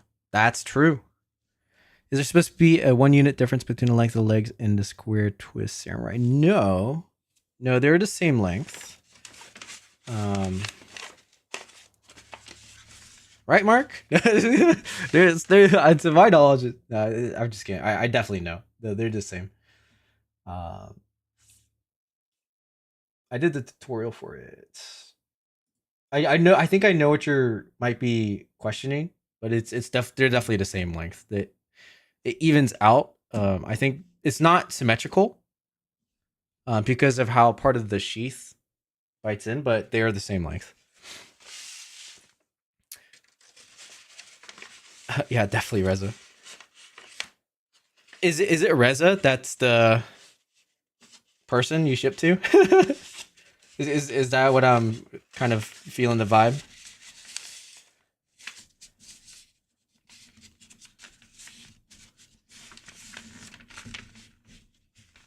This looks fun to fold. Yeah, this is so fun to fold. I mean, on its own, the regular pocket dragon is one of, in my opinion, the like best beginner level origami dragons to do, because there's a lot of fun sequences and it can be folded with A4 paper. Which you can't say that about many origami dragons. Or I guess they're foldable from A4, but you can make it look good from A4. And yeah, that definitely don't always see.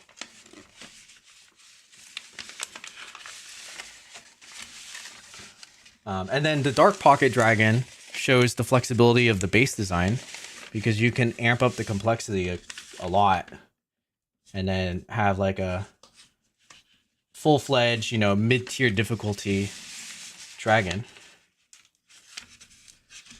Even though this is complex, I would call this mid-tier difficulty because it's, not something like Ancient Dragon level, and even Ancient Dragon level would be under the level of something like the Aged Dragon or anything with scales.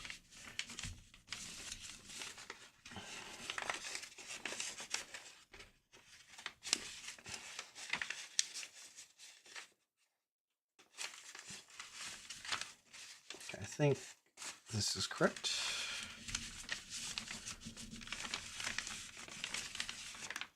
Is this correct? I think this is correct. let me check.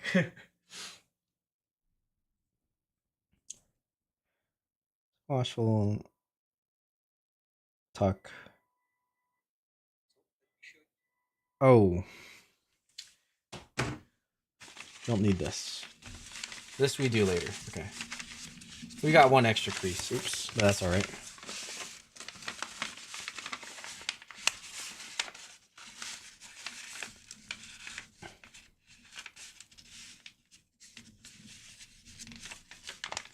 Yeah, swivel folds I find to be very satisfying, especially swivel squash. So when there's swivel squashes that are like easy to understand, it's really fun. Like this one, it just naturally presses into. And I'm not doing this one as a squash. I'm just doing it as a reverse fold, but it's still so satisfying.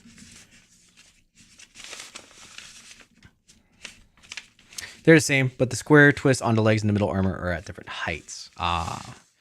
What time is it for me right now? It is 10 at night.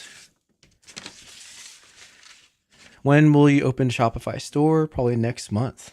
Sick, dude. Nara's into e-commerce game now. Let's go.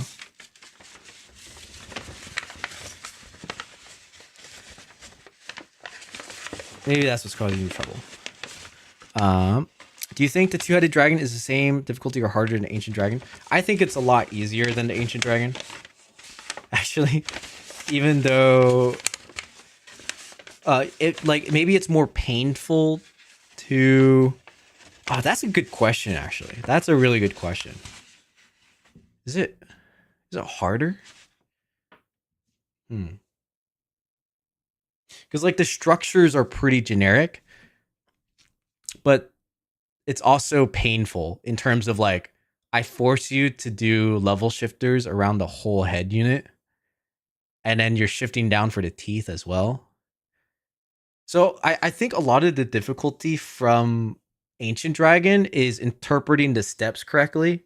The actual foldability isn't that hard, but I can understand like someone that's not at my level that's able to fold both, but like don't know the designs in and out, might have more problems reading the diagrams of Ancient Dragon than following along with my video. Because I think in my video, I do a pretty good job at showing how to understand the folds you're doing. It just takes more awareness of the paper and then, probably some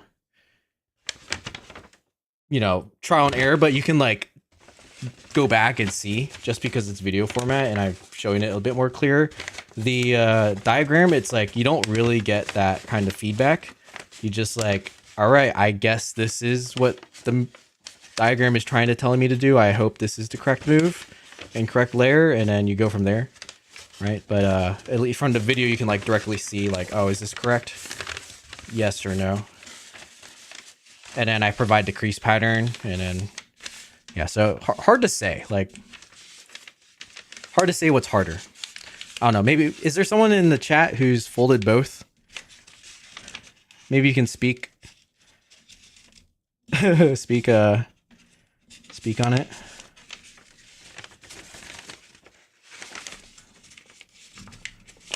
Of course, this didn't squash all the way. There we go.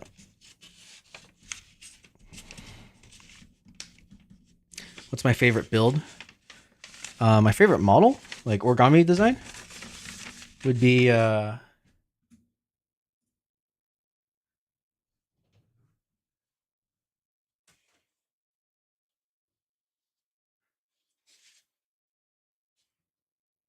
these guys.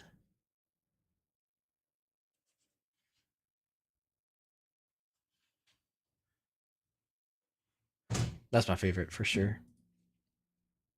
Which, if you're coming to Peacock, you can learn how to make that.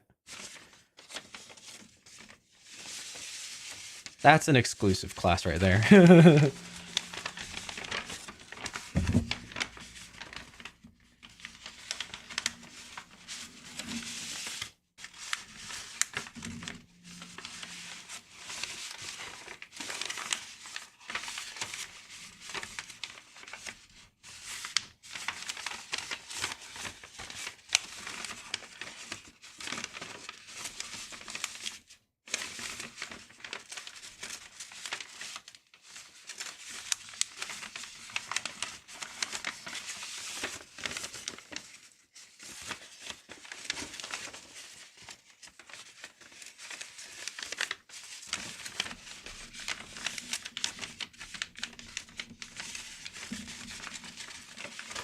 Kian, what's up?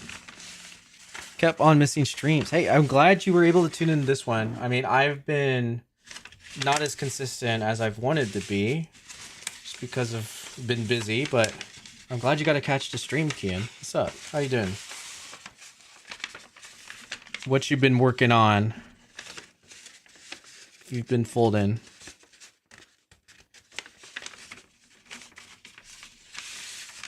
Favorite looking. So that head empty, that's my favorite looking model and favorite design, I think. It's like there's one part of it that's like not very efficient, but it's used as the back. But other than that, it's decently designed, I would say. Favorite to fold would be a different question. That's a good question. Pocket Dragon is up there, man. It's a really fun one to fold. I used to have the whole thing memorized.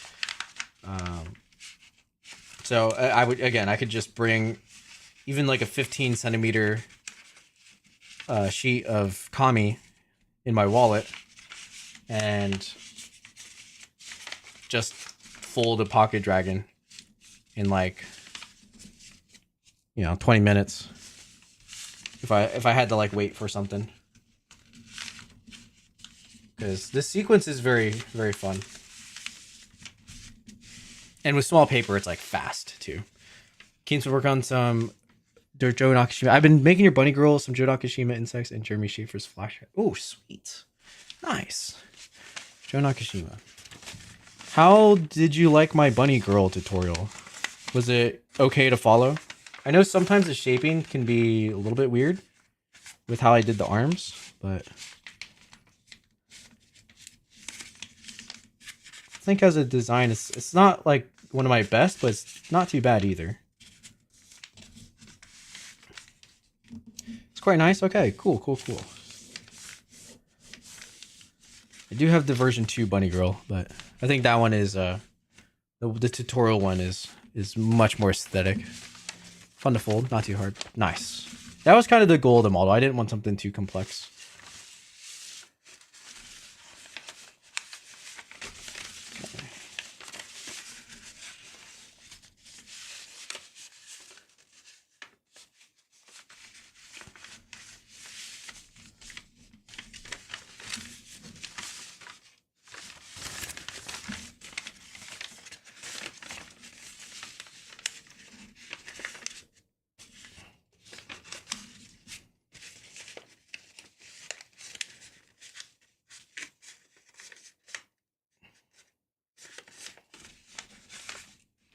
Summer's been boring. Well, hopefully those Joe Nakashima models will spice up your summer. If you really want it to be not boring, you can try a much harder project, I guess. Head empty at Peacock. I hope I can get into that class. I'll have to set aside some paper for that. It was fun talking to you and everyone else in San Fran last year. Oh, what's up? Yabjurs? I don't know if that's your real name. I assume it's not just your Twitch name. Come to Peacock. It's going to be cool. I think I have to talk about logistics for that class still with the team, but I'm hoping that there's enough spots and materials that people will be able to come and fold, and we'll do the whole thing. Yeah, it should be pretty exciting. It's like the nice thing with Head Empty is, yeah, I don't ever want to make a tutorial for it. I said at 1 million subscribers, so well, who knows, right? But it's like I could teach in person. I don't want to do the tutorial because I have my own reasons. But in person teaching where I can like directly help people with the shaping, which in my opinion is the hard part. And especially to like get that kind of vibe, it's gonna be nice. I think I can do it, so I'm excited to teach it. Boys, could you recommend me a place to get really good high quality double tissue paper in Japan? In Japan, I don't know if they do much double tissue in Japan, or I don't think they sell it. I also have never been to Japan. I'm planning to go, but I've never been there, so I don't know the lay of the land very well in the paper shops. There are like Japanese tissues, or something called karape, which people like to turn into a double tissue type paper, but I am not super knowledgeable about that, unfortunately. Where is Peacock? So Peacock is, yeah, that acronym. It's going to be in Sacramento this year in let me drop a link for it.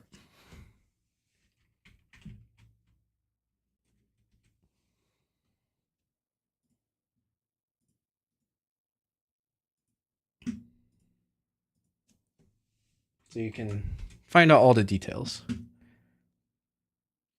Making tutorial videos are quite sensitive of origamis. Yeah, it's part of it. I mean, like, part of it is because that's my favorite model. It's like that's why I have the challenge where if you can fold it from crease pattern, you're probably good enough to be folding that model and shape it well enough. And then that's why then you get the next crease pattern. But like if I make a tutorial, a lot of the people asking for the tutorial are people who probably don't have the materials to be fold. Like a lot of people will probably be trying it from Kami or from A4, unfortunately, despite me saying don't do it. And that's just the kind of broad audience that needs the tutorial for that level of a model. And then it's going to turn out into like a badly folded head empty. And I'm like, the model's a little too special to me. I don't really want to see that. So it's like, I have that skill requirement, which, you know, technically I have all the videos you need to learn how to recrease patterns, and I give the crease patterns for free. So I provided already all the resources to learn how to fold it. It's just like the people begging for it are like, it's like, well, you don't want to use the resources to learn how to fold it yourself, or the resources I provided learning how to make paper, or the resources, you know, all that stuff. It's just like, well, you know, I don't know if I want you folding this model, you know, but in person being taught, I think is different. And then if I hit 1 million subscribers, sure, then I'll give in, and it's like a shared achievement, right? Like the people who subscribed are supporting me, and then in return, you get the the head empty tutorial. But I think it's gonna be a long time till I hit 1 million. My goal right now is just 100,000, which that'll still take a little bit. I'm estimated in 2 years ish to hit that mark. Hopefully it's sooner. We'll see if I can strategize social media enough to get there. But million, I don't know about that. That's gonna, yeah, that'd be crazy. That'd be really cool though. But I think to hit 1 million, I would need to be making content not necessarily just in the origami space. It would need to start being a little bit more broad, so I can attract other audiences and have other content than just spamming origami tutorials and stuff like that. But I don't really know, like, how would I, like, I have a plan on how to go from 30,000 to 100,000. I don't know what I would need to do necessarily to go from 100,000 to 1 million. And I've talked to people and tried to study, you know, like, oh, how did you go from 100,000 to 1 million, stuff like that. And it's like, so like I have ideas. It's just like the exact content I would need to create is not like easy to determine. But yeah, that's a whole different story. That, or I get really lucky, and then there you go. Can you recommend an intermediate model to make with not too large paper? Kian, have you done my sword and shield? You might have, because I probably recommended that in the past. The sword and shield would be good. Obviously I say double tissue is the best paper for that one, but you can get away with some less than good double tissue or something like that, or, you know, as long as you have something better than just A4. But I've seen it attempted with A4. But you gain fans every day at Paper Tree. Many are even folders. Oh, thank you, Como. I'm glad. I love Paper Tree. I think it's really cool to. It's kind of like a mini dream come true. Ever since I like discovered Paper Tree, it was like, I think when I first heard about Paper Tree, it was like very early on into origami, and I didn't know a whole lot. And it's like, oh snap, there's like an origami store. It's like, one day, what if I collaborate? You know, but it's cool. Like, I think already this year, just a small collaboration between me and Paper Tree has been super neat. We're able to do some really cool stuff with like Death Battle, diagram stuff, exhibiting, and then I'm excited to do stuff at Peacock, kind of in relation, but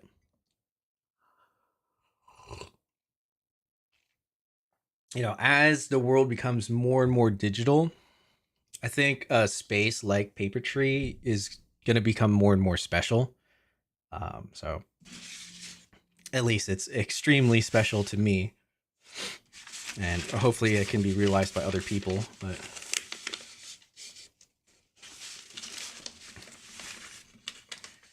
I feel like there'll be like a wave. You know, there's occasionally waves of interest in like tradition and culture, that like once people get fed up with AI and all this digital technology and stuff, like even right now, video games are kind of phasing out a little bit, and people are getting back interested into sports, which is funny. Like in 2020, it went completely the other way because of environmental circumstances. So like there's waves, it bounces back and forth. I feel like we're close to a wave maybe where, not saying origami isn't popular or growing in popularity, but like I think the type of things people are generally interested are shifting back towards things like origami. But yeah, let's see if we can capitalize on that. Basically, you might have more shelf space than Robert. Wow, that's crazy.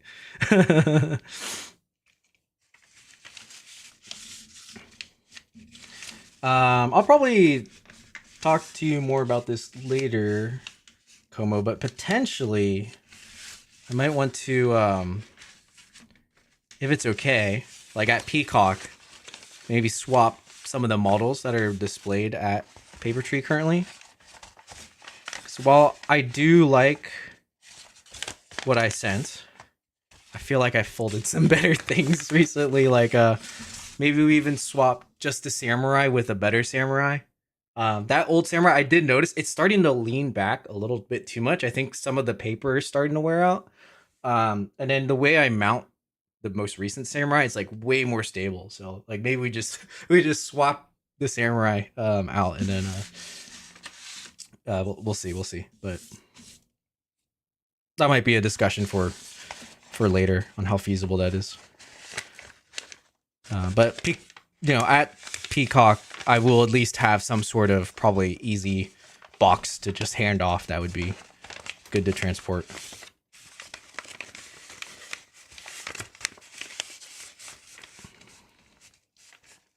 Spaces like Paper Tree are fantastic, especially so as someone who grew up in the boonies. It's awesome to be able to see so many folds from different artists.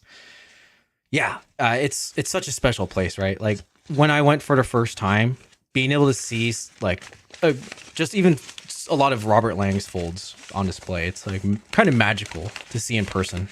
And I've seen a lot of origami in person. I've seen a lot of Lang's stuff in person too, but like there's some like different stuff there. There's some like origami history, right? That's displayed there. So cool.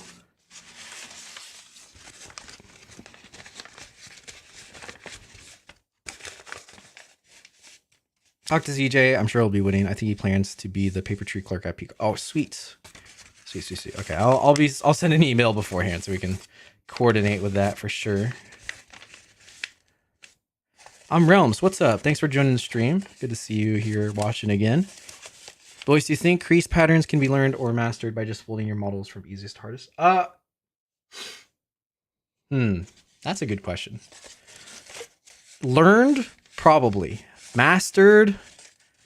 I don't think so, because generally my crease patterns, or even just the genre of my designs, are very limited, right? It's like mostly humanoids, a couple dragons. So you're not necessarily going to be able to touch more of what crease patterns have to offer, like tilted grid and different mammals or sea animals or objects. So I wouldn't say mastered, but you could probably learn to fold.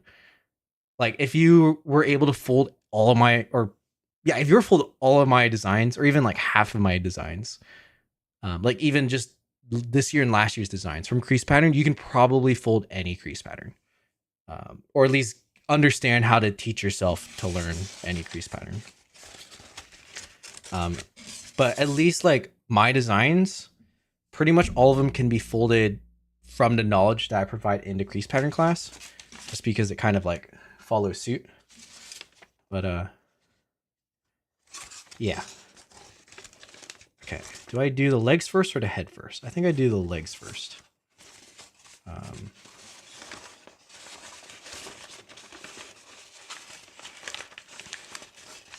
We're starting to make some good progress here.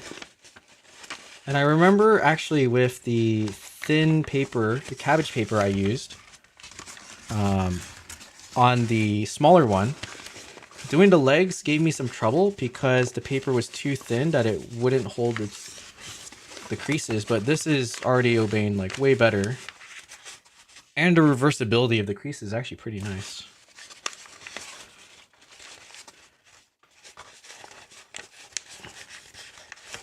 Also, Como, you might not have this answer, but one of my favorite things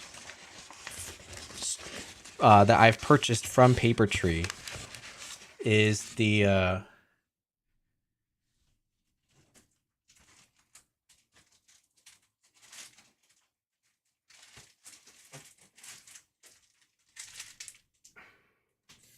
or 35 centimeter Toyo origami paper.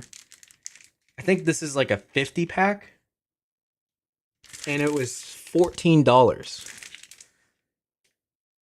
I would pay double for 50 sheets of this, honestly. But I noticed it was mostly out of stock. Do you know when if there's plans for more stock?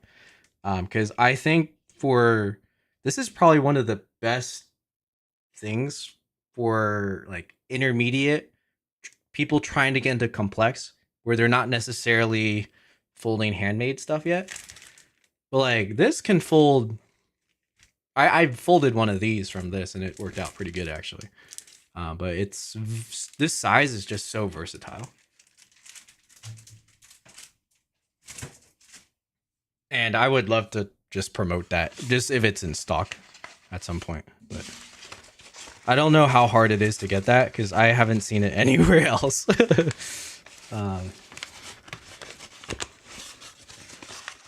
I think the first time I saw that paper actually was when I went to Paper Tree for the first time. And I was like, oh my goodness, 35 centimeter Toyo origami paper? I think I like asked Linda or something. And then I was like, that's crazy. That's so cool.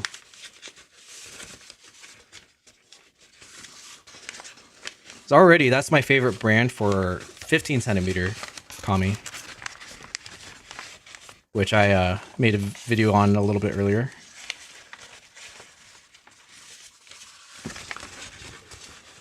And the foil. Highly likely in time for Peacock. So you're just waiting to hear back for shipping. Oh, cool. Okay. Sweet.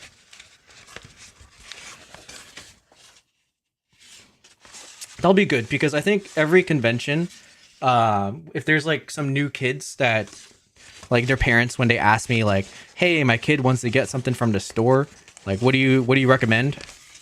I would for sure recommend that. Because it's very kid friendly as well. I think for a kid, 60 centimeters is like really, really big. They might not be able to fold it just purely on the size of the paper, but 35 centimeters, it's a great size of folding.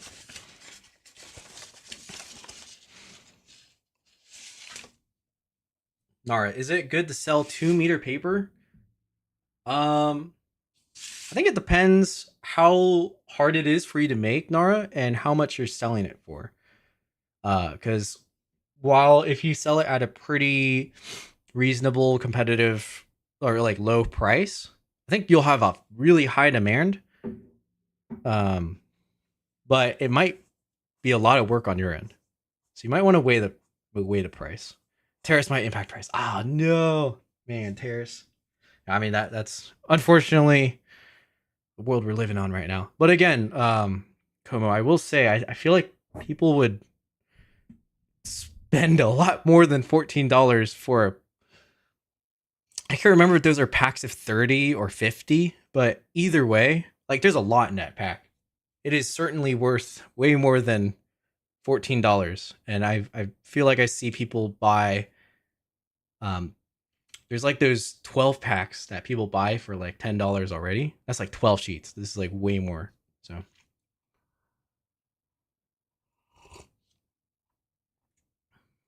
maybe like $30 is too high. I don't know what a good price would be. CJ might probably know more, but at least as a folder, I would certainly spend for 50 sheets. Like that's $14 is really, really low. Tofo Sports Owner says only Toyo Premium for super complex models, even though we do have other brands in stock. I think they appreciate. Yeah. It's like no other origami paper of that size, like Kami. Like we actually mentioned, like the Chinese brand ones that the Chinese folders magically are able to use. That stuff is not very good. The 35 centimeter Toyo stuff, that stuff's way better, and you can fold stuff even though it's smaller paper. It's like there's just no, it's cool how they're able to make that.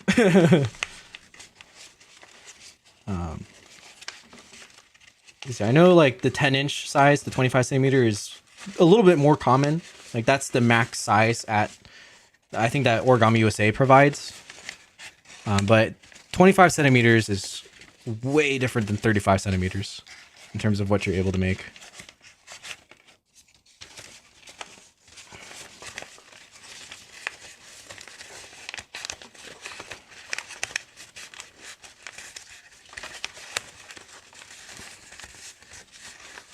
Speaking of which, with that 35 centimeter paper, that might be something for me to try folding a head empty from to see if that's like, it might work. I'm not super confident it'll work, but it might. That might be a decent alternative. It could work a lot better than I am assuming, actually. But you don't like taro? It's okay, but Toyo, so good, man. Like, okay, this isn't very complex. This is Toyo. I've folded some things that should not be folded with Kami out of Toyo.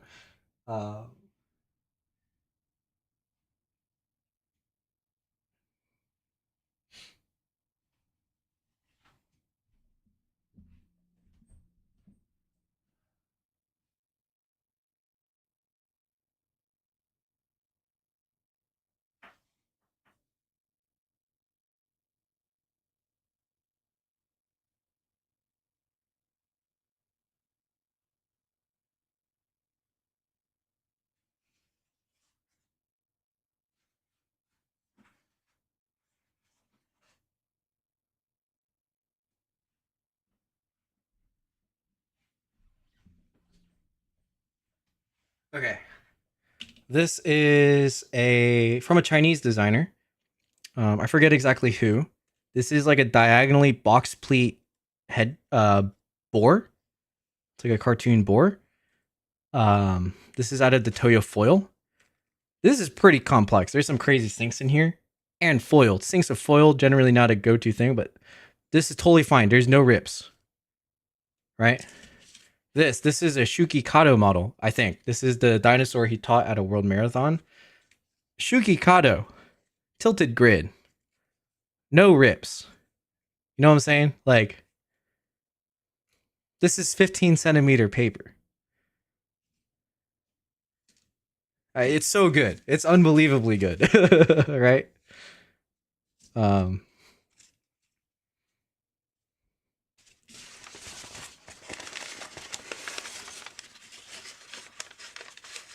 But yeah, even those the 15 centimeter packs that are in stock at Paper Tree, like those are super good. There's so many colors. So guys, if you're interested in getting some of those, the Paper Tree's got a lot of different colors of even just the 15 centimeter.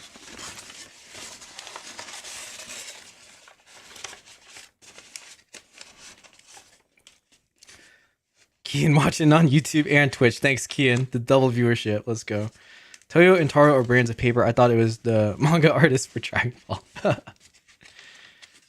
So Taro Studios, I'm not exactly sure, but I've heard Taro buys other brands and rebrands it for his studio. No, that's Talo. Actually, I'm not sure. I'm not too sure. But Toyo is the brand from Japan.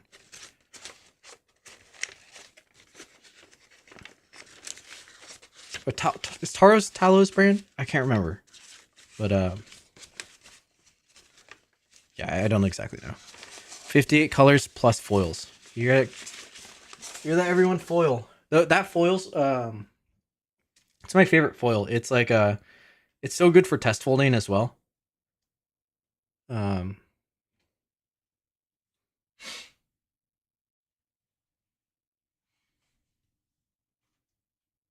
Here's a design that I haven't published yet. This is a book man. So it's kind of a scuffed design, that's why I haven't really published it yet. But I've showed it a few times, but it's a book. A dude with a book as a head. Look at all these pages. Right? This foil. Great for test folding.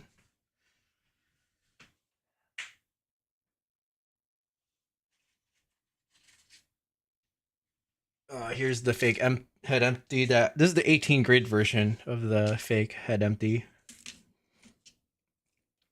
Also with foil. Right? So like these are great. these work really nice. And you can shape it like super easily.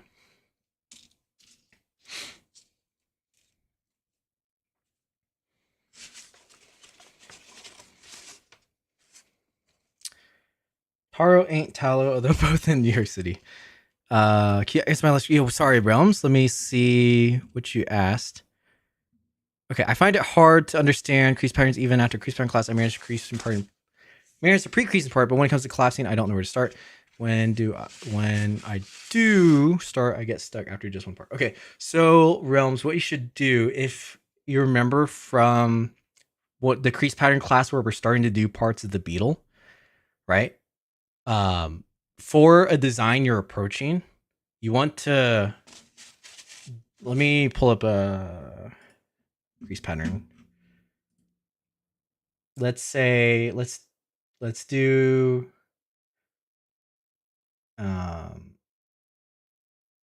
which one of my models are you working on right now? Realms. I'll give tips on the exact one. If it's one of my designs, choose one of my designs that you're like interested in. Humanoids are different heads. Humanoids with different heads are your favorite models to fold, it seems. Yeah, it's like a motif that I was really playing with the past 2 years, right? Or I guess even now, a little bit less now. I did a lot of it last year with the box head and then these, which I need to finish the project I'm working on with these, but it's been a bit. And then I think it's just cool, right? It's a cool motif and it's pretty easy to do. It's just stick arms and legs on something. But you can, I don't know, you can sometimes channel vibe to it. Like this one's pretty cute, right? This one's cute. So there's like an easy attached vibe to it. And it's geometric, so it's like very origami. This one's really easy to fold. And then it's 30-degree angles, so it's like unique. Fail to fold box head. Okay, box head is a little bit challenging because that when it has 3D parts, it's generally weird. But let's pull that up. Box head.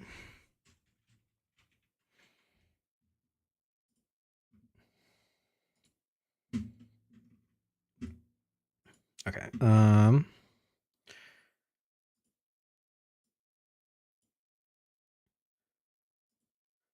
Okay, so with box head, like if you, I mean, you don't have access to this, but what is it? A 14 grid, 12 grid? No. Nope, not 14. 12.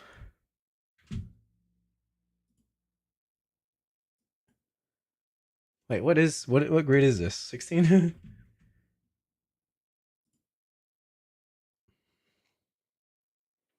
What am I finding here? This is, oh, 20. Is it really 20 or is it technically 10? Not, what? Wait, okay, this is a quarter. We found a fourth. Divide, this is a fifth.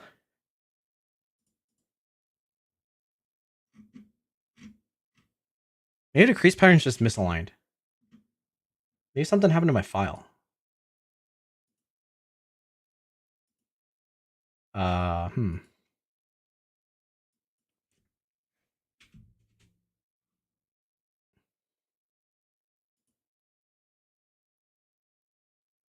Yeah, okay. I don't know what's going on with my grid. Okay, but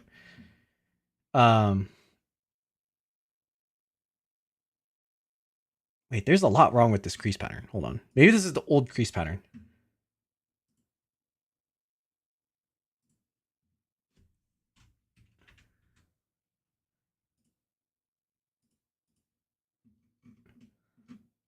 Okay. Yeah, so wow, this is not complete either.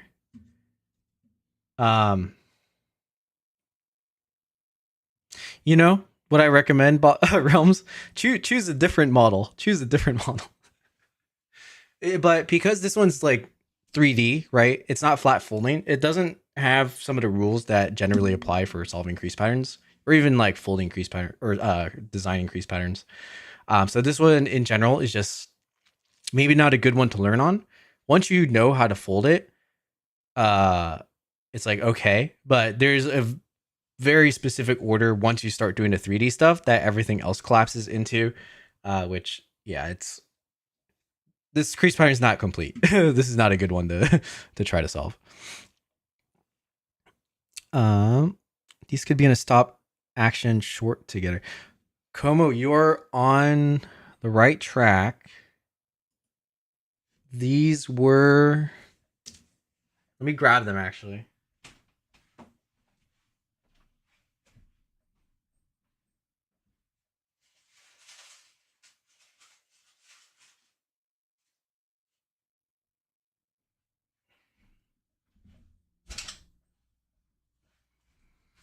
They were going to be in a stop motion type project. But as you can see, I stopped working on it a little bit. I was working on it up to the convention last year, and then like after that convention, there was just like other opportunities I was focusing on, like TwitchCon, and then I forget what else I was making. Maybe another tutorial. And so I just stopped working on them for a little bit. I also figured out a much different knee shaping that I preferred. So I'm like, oh man, do I go back and fix these ones, or do I just try to keep it the same? But I think I don't know. I still want to do it because I think it's a really cool idea, but it's just gonna take some time.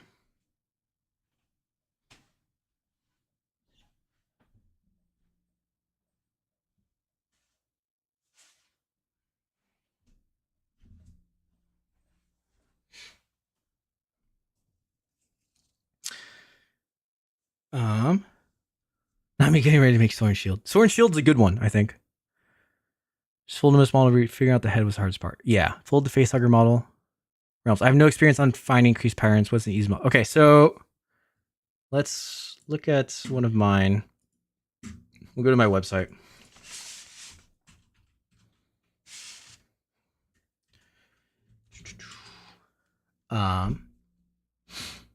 And I'll just recommend you some. Like once you have a good base, or honestly, like if you try folding one and you really can't figure out a part, it could be that part of the crease pattern is wrong, and you might just want to choose something else. But let's see here.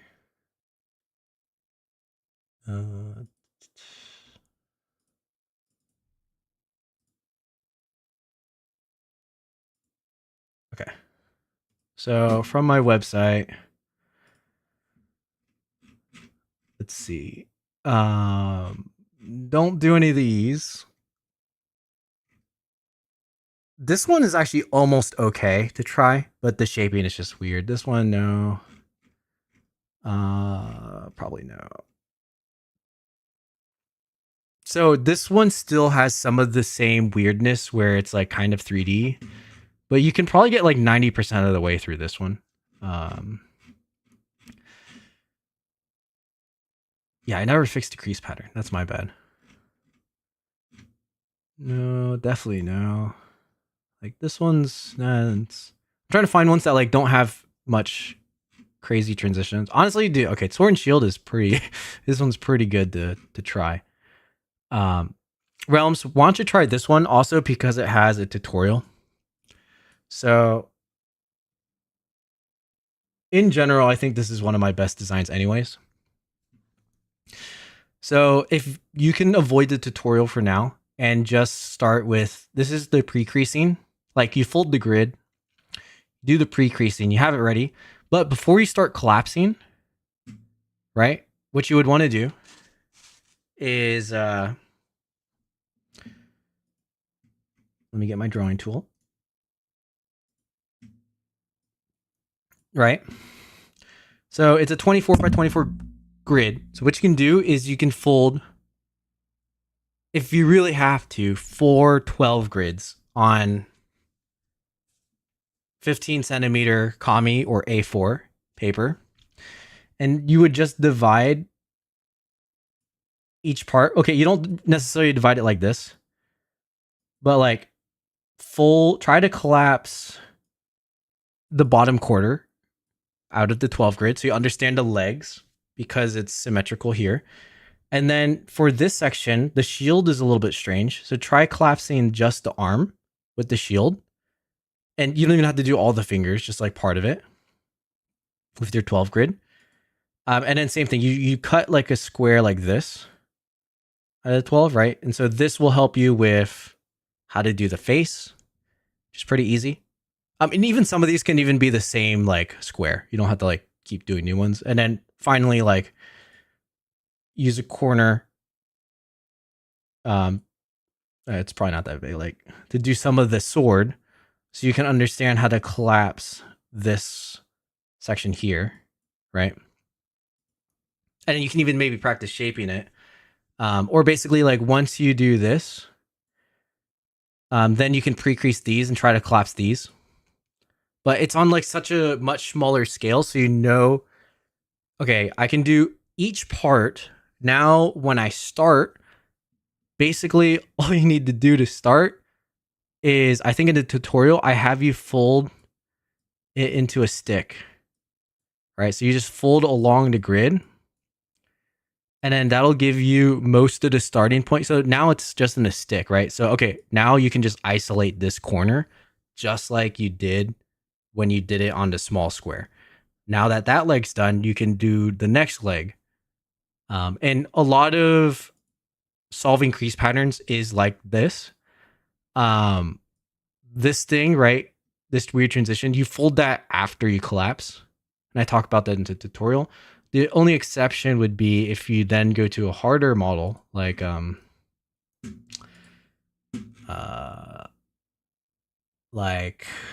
DPA, and you have level shifters or pleats running. Let's find a better example.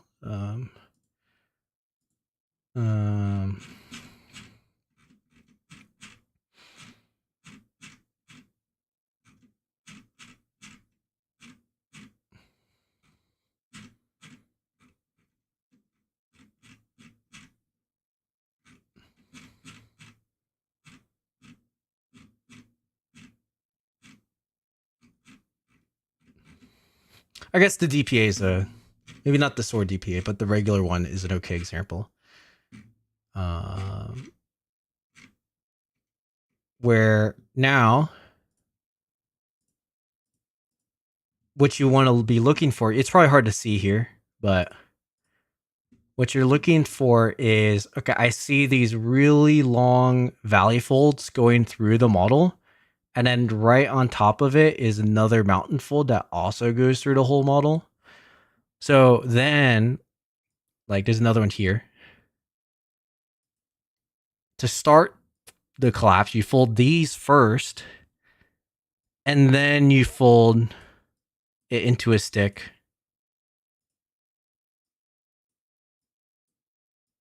And do the exact same thing. Fold the leg corner, fold the other leg corner, do the arm corner that you practiced in the head. And like most of my designs can follow that set of steps. And I do talk about that in the crease pattern class. So you might want to review a little bit to understand the order, but that's like at least a little bit more detailed overview for how to be starting these. Hopefully that helps a lot. That's a good question. That is one of the more difficult parts of, like, once you get going, a lot of the rest of the structures will start to follow suit, and it'll be more easy to, like, it'll work together, you know. But when you're when you're at the blank square, it's hard to decide what exactly to do. Love to see stop motion with your latest painted models. Dreaming. Oh, that would be really cool. Those ones are a little bit more rigid though. I'm not exactly sure if I make one that's like flexible and then I paint it, that might work pretty well. Voice what's your Discords? I would like to join. Kian, are you over the age of 13 yet?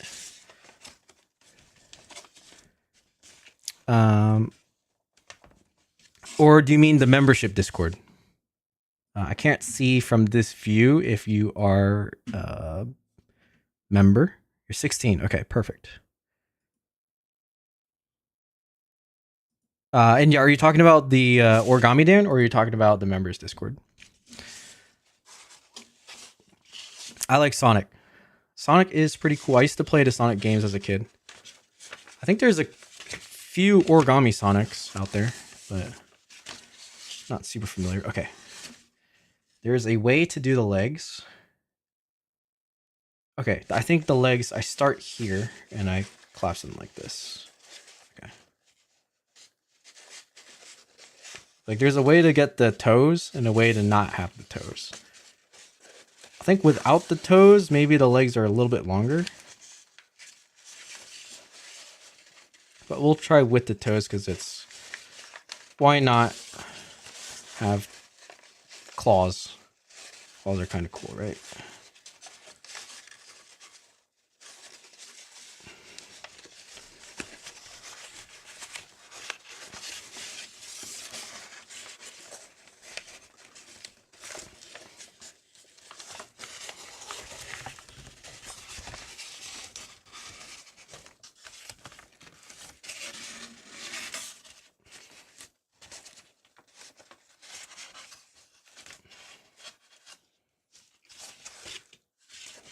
Okay, and then the same thing here.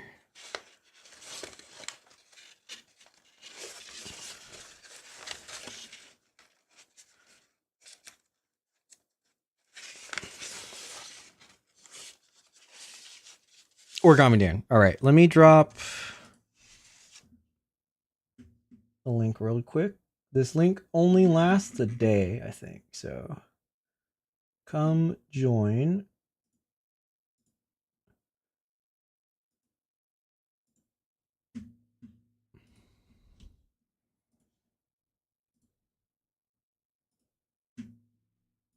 We need the toes. Yeah, necessary detail. The claws, I think you can make them look sharp and make them look good. Dragon claws. It's like a pretty good characteristic of a dragon anyways.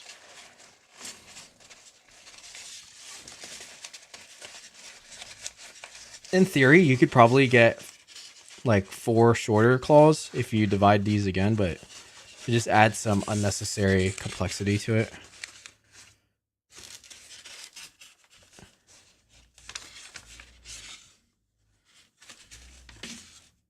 Is 22.5 harder to solve than box plate? Generally, it is. Yeah, box plate, you can do the approach like I talked about, and it's pretty standard for almost every box plate model of the similar type. 22.5 has a lot of varieties. So a lot of the pre-creasing is hard. You have to find the right reference points. And then starting with the base, there's some layers that will overlap unknowingly, and that's harder to understand.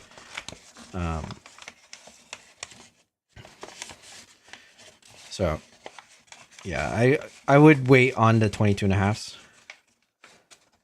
until you're pretty good at box pleating, because basically the skill you gain from learning crease patterns is an awareness of what's happening on your sheet, and that awareness will help a lot with the 22.5 and doing the things I just described. So if you don't have that awareness, trying to build that awareness from the 22.5, where a lot of designs are constantly changing, it's going to make it a little bit more difficult to get that ability. Okay, I think the better way to collapse this is from here.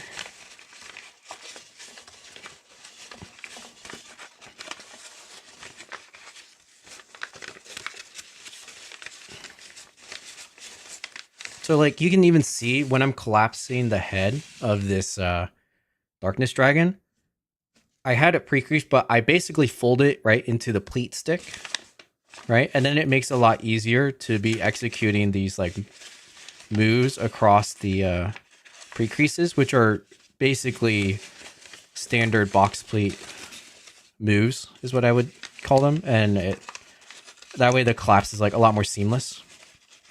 There's a term called parachuting, where you just try to make all the creases go in the same direction that's on the crease pattern, and it kind of is all bubbled and you're trying to do everything at the same time until it finally squishes closed. Some people learn like that, but doing it with this closed stick method, it's like, well, one, it's cleaner, and I think it's a lot easier to understand how to collapse other things if you're able to do it this way. And I find it to be generally easier, both physically and like understanding wise, like what you actually need to be doing. Okay, so now we can pedal fold.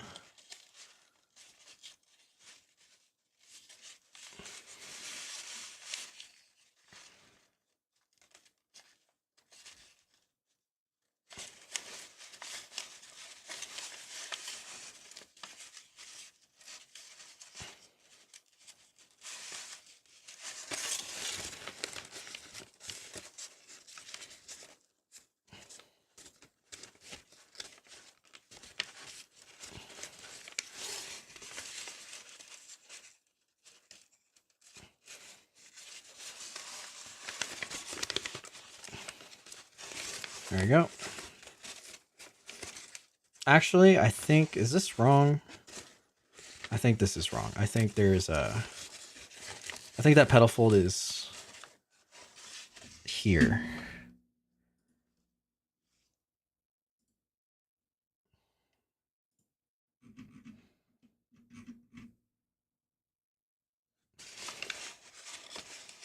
Yeah, oops, that pedal fold is wrong. Okay. It's this. I was like, that, this doesn't seem the right proportion.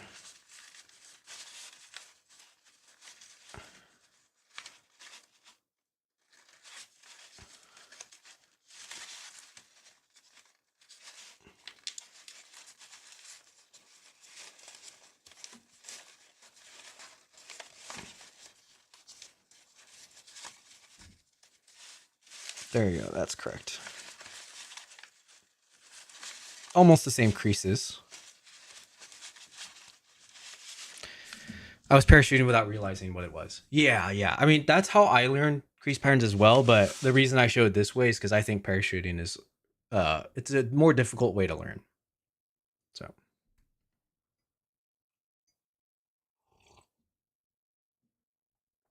I have a lot of 30 centimeter terry foil, which I fold.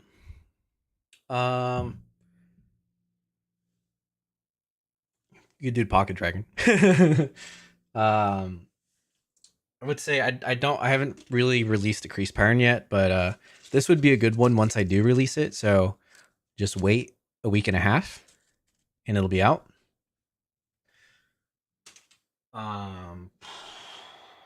Maybe some sort of animal would be good. I'm trying to think.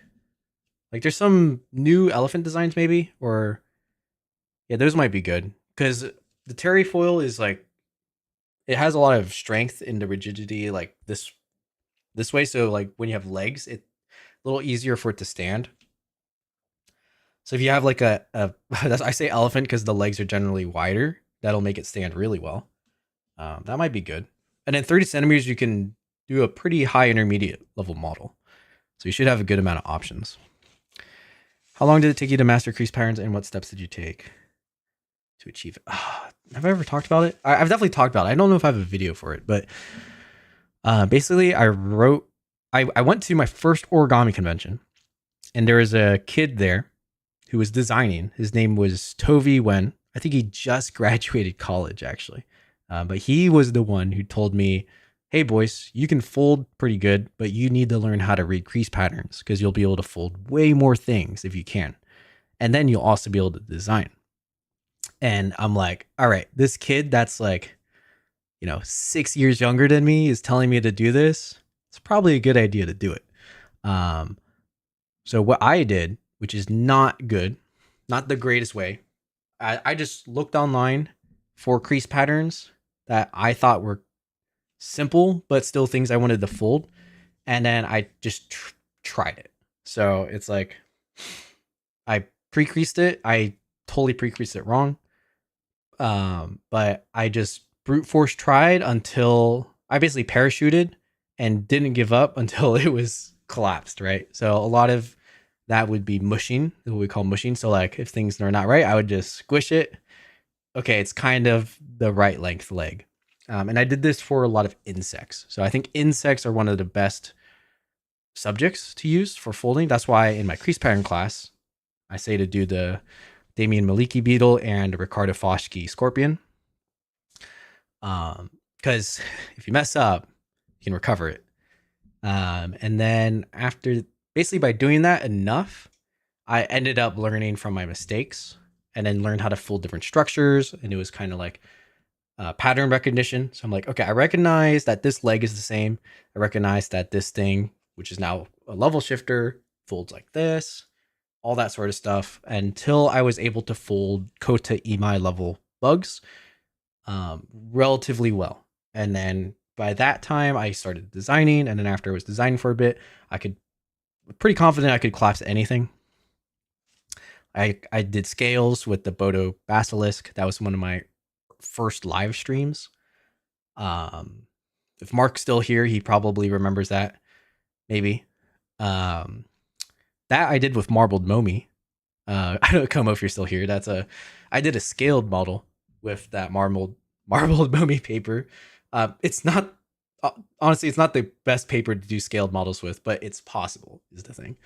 And then, yeah, from all that experience, I then also talked with a lot more origami artists like Bodo, who had way more knowledge about creating and solving crease patterns than me.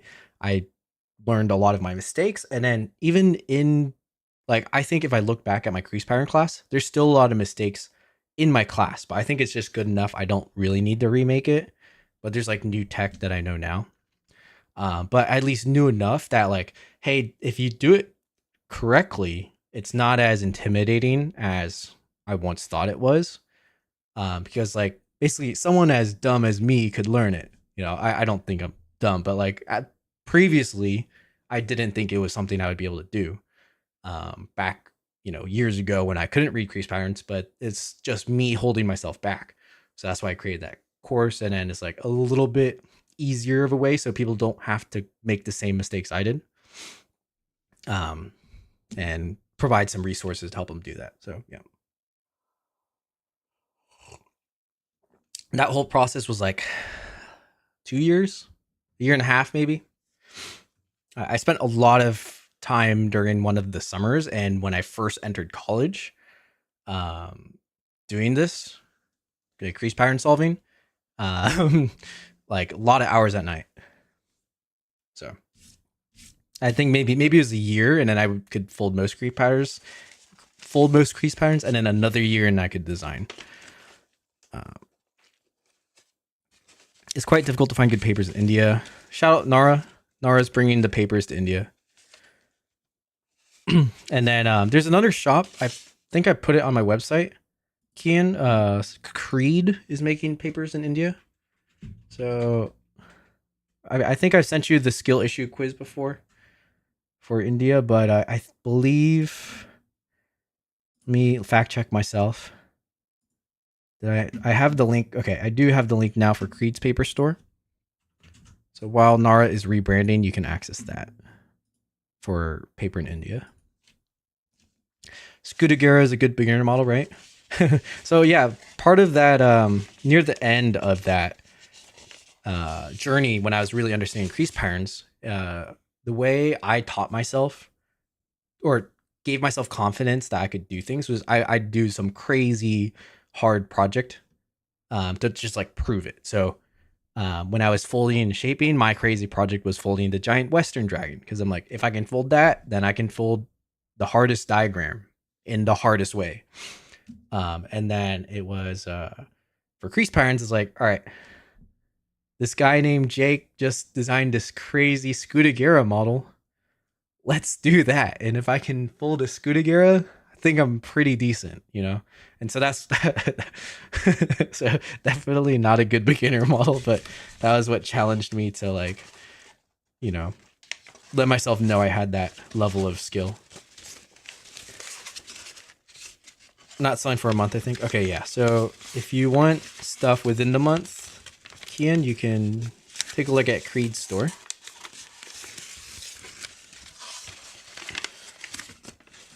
And then GT, I think you asked, how is this paper folding? This paper is folding really well. I am having no issues with any of these steps, and I'm not even folding very precisely, but it's still turning out pretty good. I think for this model, this 60 GSM is actually really good.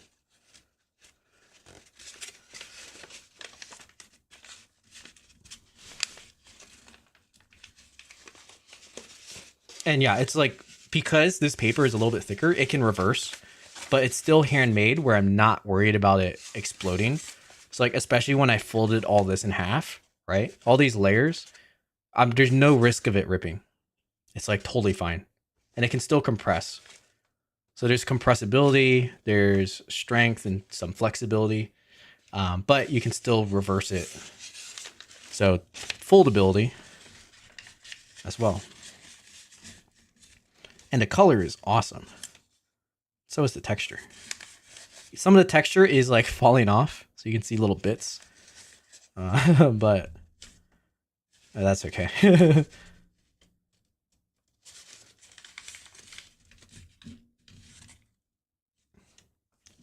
You should teach my grandma a Scutagera. That would be hard to do. That would take forever as well. That Scutagera, just folding the grid, took an insane amount of time. I think it was 104 grid. I don't recommend doing that.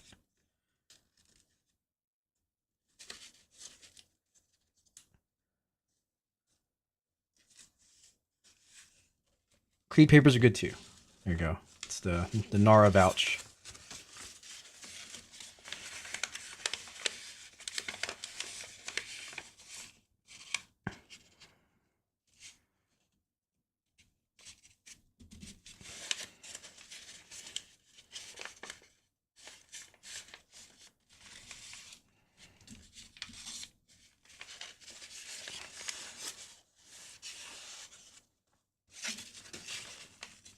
Are they a shop or is it online?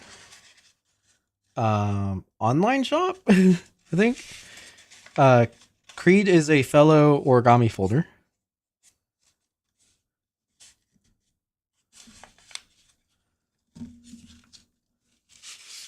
I have a tessellation student with moist hands. Luckily, he can afford elephant hide and taunt. But is there any hope for him to be able to fold thinner paper? Honestly, it might. Like, so he would definitely need to treat handmade papers when they're thin. But stuff like double tissue, even with moist hands, it might affect it a little bit, but it shouldn't too much. You know, like maybe just have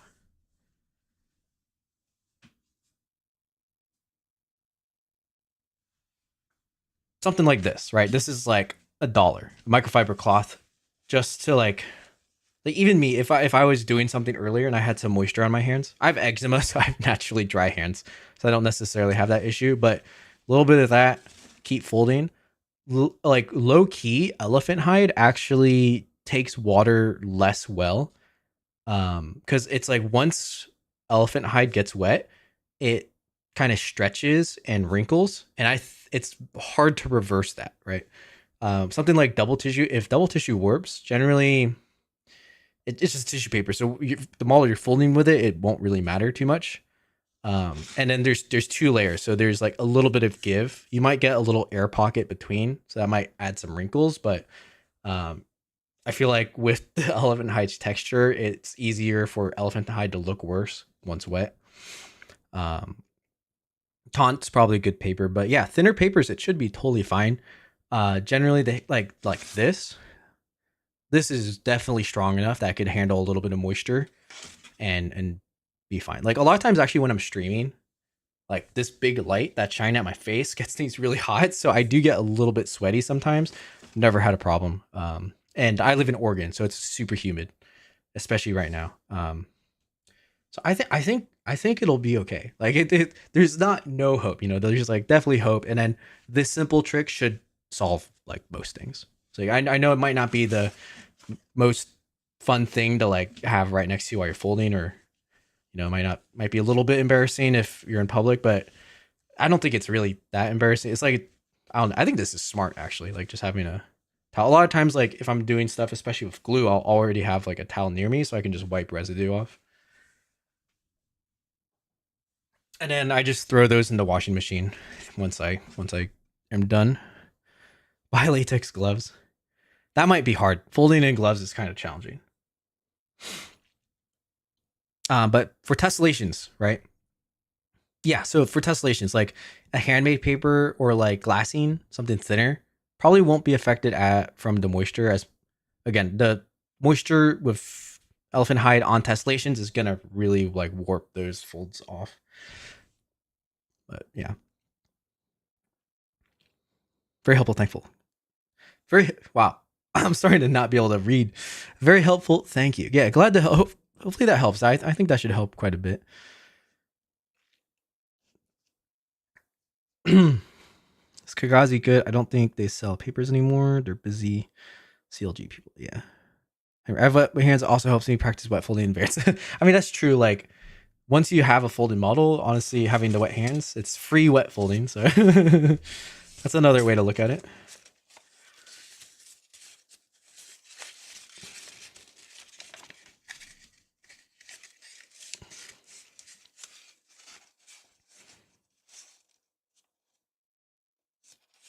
You know, I wonder in theory, we have this flap. I wonder if I could translate it forward to the spike. I don't think it would be a really weird structure here. Okay. If I cook that, I'll cook that some other time. But theoretically, might be possible.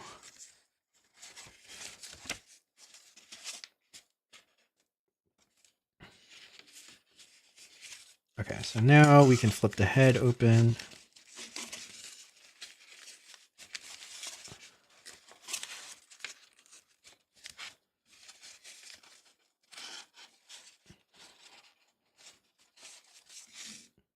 I'm a big fan of how big the horns are here.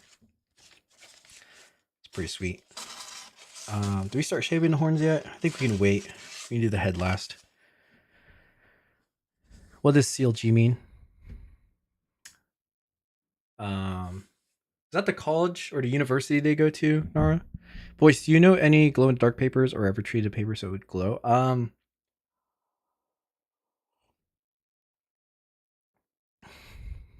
don't know of any naturally glow in the dark papers for folding, but I have painted like a scorpion with glow in the dark paint. And that's kind of cool, right? Because scorpions in general, if you shine UV light on them at night, they glow. They reflect the UV light. So it was like lore accurate scorpion. But the glow in the dark paint, I didn't apply it very well. I think if you had like an airbrush and you airbrushed the glow in the dark paint onto something, it would be really cool because it dries clear ish. So you could have a really cool thing like that if or you can get creative with what you want glow in the dark.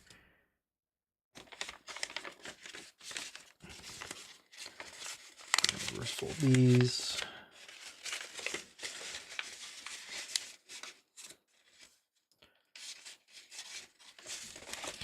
Okay, so we streamed for 2 hours and 50 minutes. The class I'm teaching is supposed to be 2 hours 45 minutes, I think. It's 3 periods long.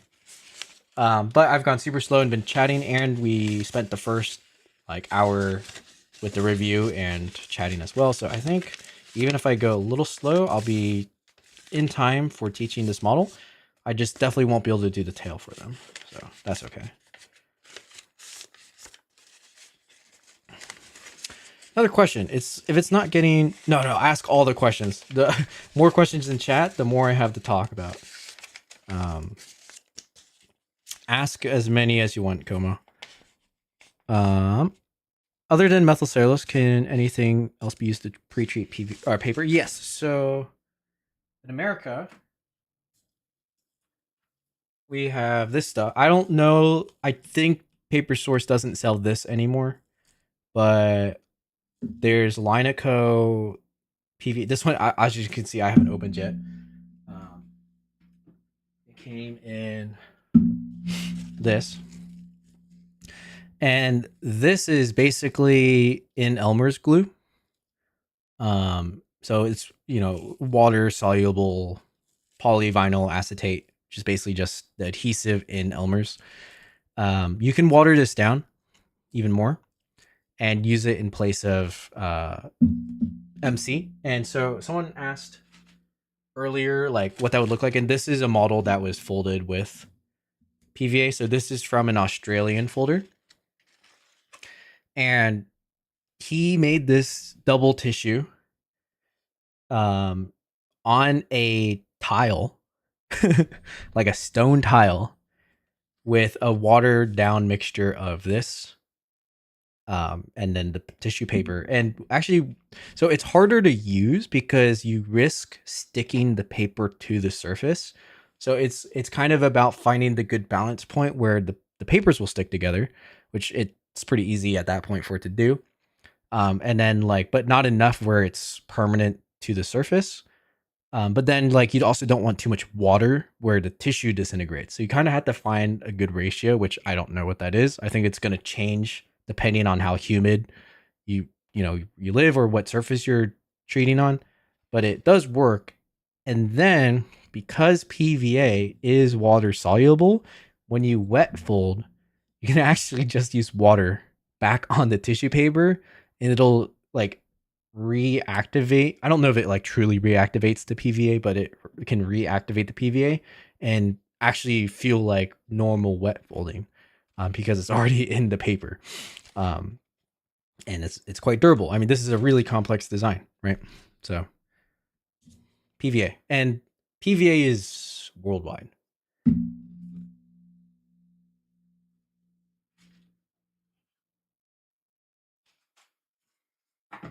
Any country that has glue means there's PVA, basically.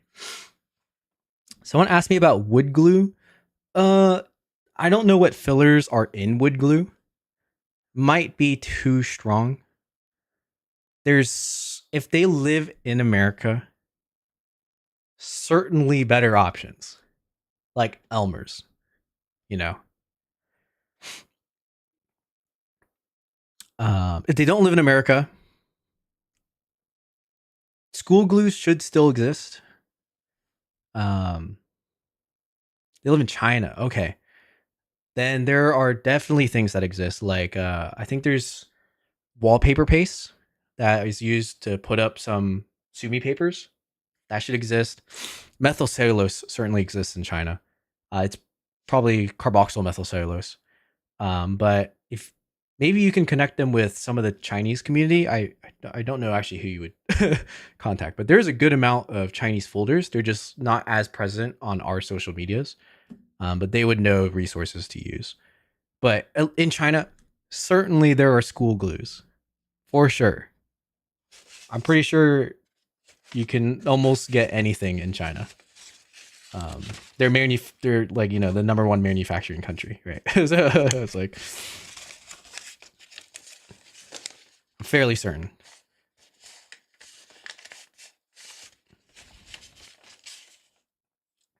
Jim asked what was my first model. I think it was a paper airplane. The paper airplane dart. It's probably one of the first things I ever folded. That or a traditional boat or something like that. So I have this book from when I was young that my dad got me from China or from Hong Kong.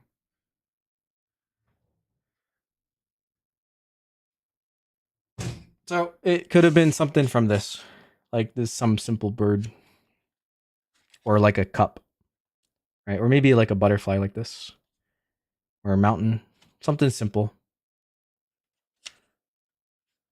So one of these probably was but I think it was the airplane because I know I was very interested in airplanes. This is not the dart, but yeah, this book is older than most of you in the chat.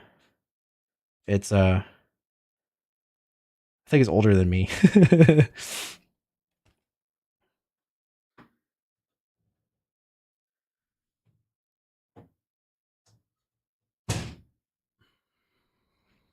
Here's a very less used chemical I tried is that is HPMC, and it worked pretty well. Okay, so in India, there's HPMC. That's good to know, Nora. HPMC. I've not heard of that before. I think they follow you. Guitar. Oh, guitar showing? Yeah. Okay.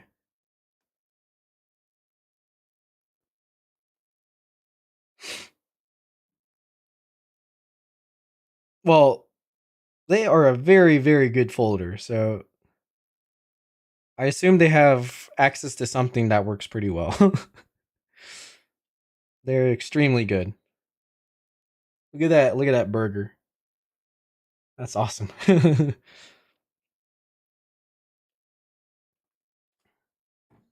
They probably have connections to some other people in China. They can maybe ask. I don't know.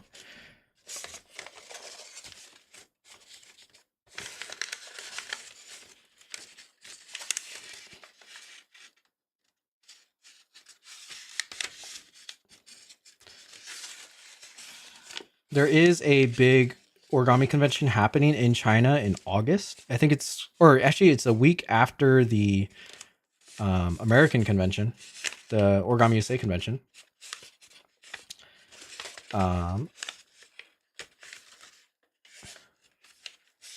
Maybe they'll be able to attend. Not sure.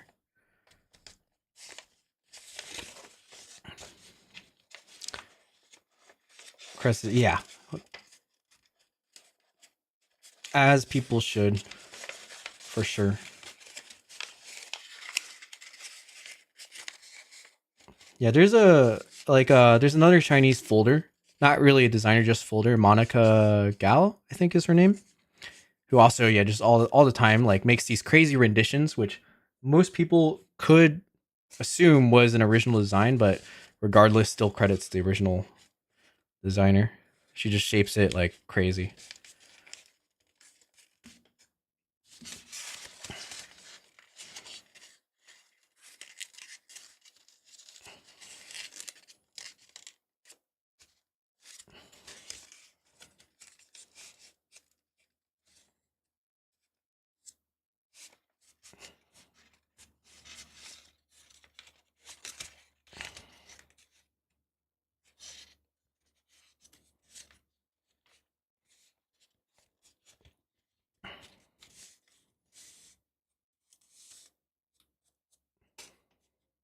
If you don't mind, could you share some of the models folder from Hanji Mulberry on your website? Yeah. I don't have the um what's it called? The Knight, Dragon Knight. It's on my other place, but the video I recently posted it because I re-edited it. Um so the one here, which is a 48 grid, this one, that is the Hanji from my website. And then the Mulberry, Legion Mulberry.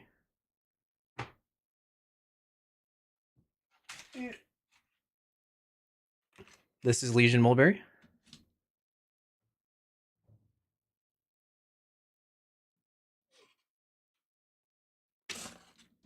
This is Legion Mulberry.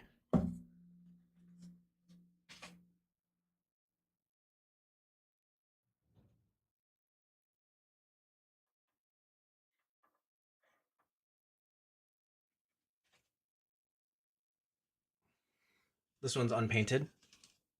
You can see the raw color. This is the Mulberry.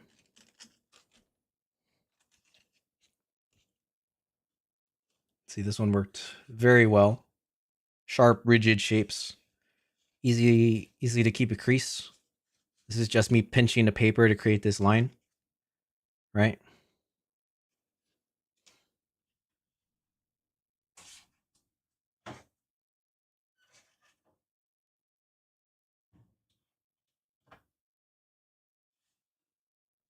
Um, a lot of things are Legion Mulberry in this.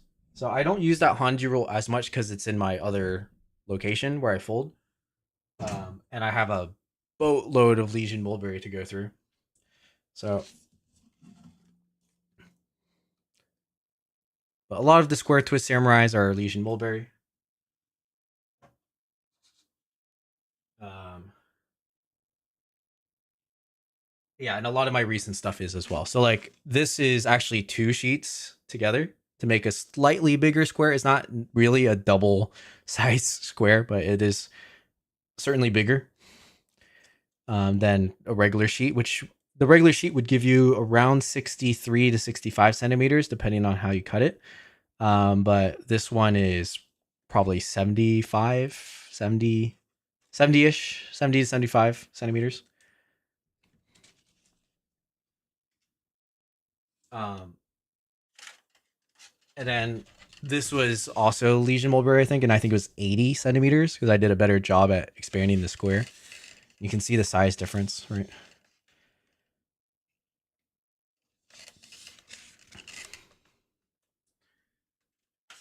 Same grid.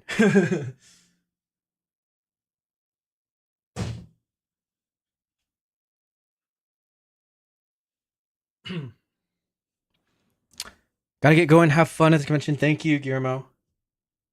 We'll miss you there. Como, how does Legion Mulberry compare to Hiromi? So Hiromi's is the Kozo mix is a lot thinner than Legion Mulberry. So the Legion Mulberry, actually here, Como, I can show you directly if you're down for that.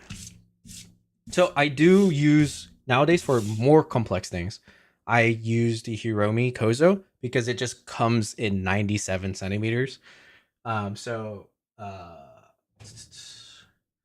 the David is, I think it's,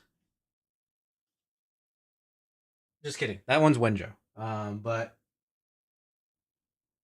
this housing crisis is the Kozo, I think. But like, I had cut a square and it was from the remainder, so it was like a 35 centimeter sheet. Um,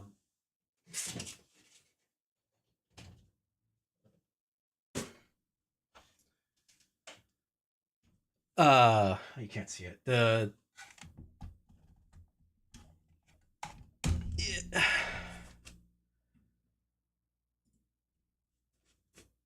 lot of the larger grid and larger sized models I do are from the Hiromi ones. So because generally that means it needs thinner stuff, I use the thinner GSM.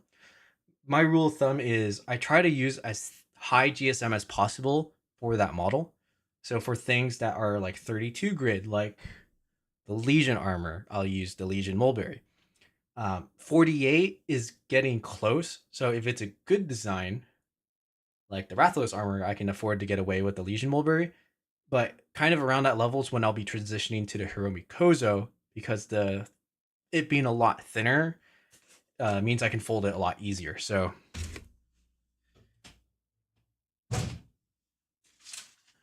here is, I was gonna get the rolls out and then I realized I can just show the smaller sheets.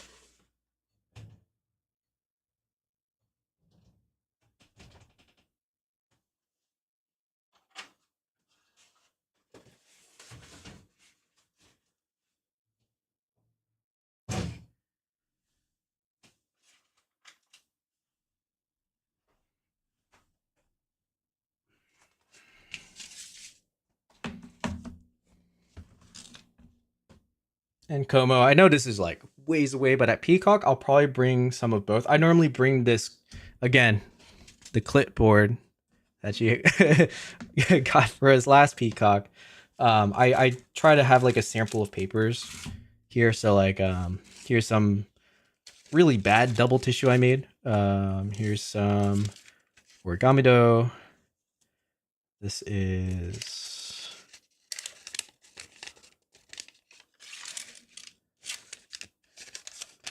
Hiromi Kozo. This is Wenjo. Also Wenjo. Let me find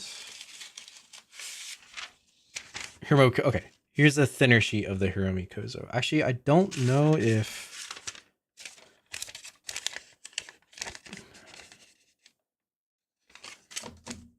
I don't know what this is actually. Because it's not Legion Mulberry and it's thicker than the Kozo. This is the Kozo though, for sure. I don't know how, like, if I just do this is like maybe a thickness test, right?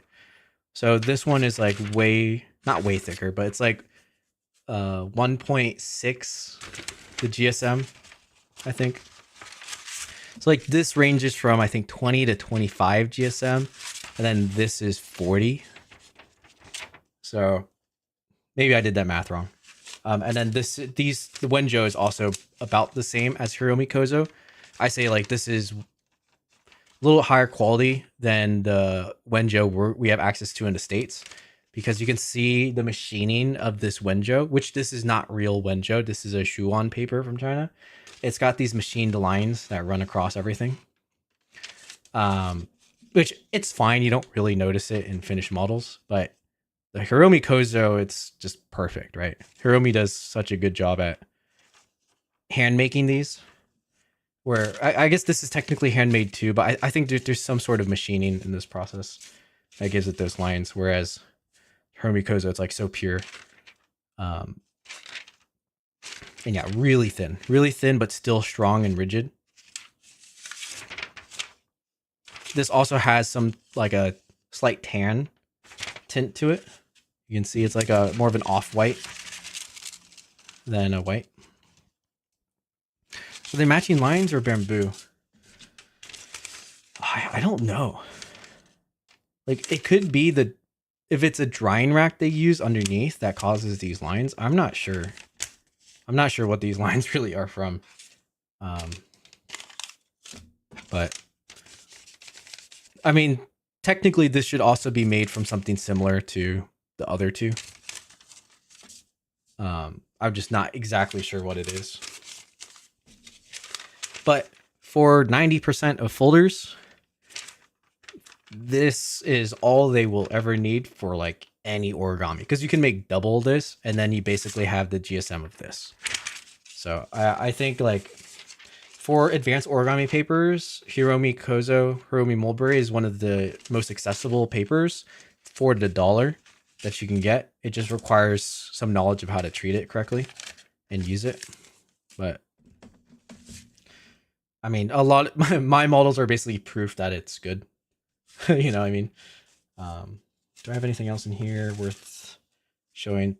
The nice thing is, like, because I have rules, you get a lot of scraps when you cut out a square, but you can turn those into very usable pieces, right? So like I'll take this to convention and fold one of the classes out of Legion Mulberry, which is pretty fun. Or if sometimes I see kids who have never touched anything other than Kami before, and I'll be like, hey, you guys want to use some fancy paper for this class?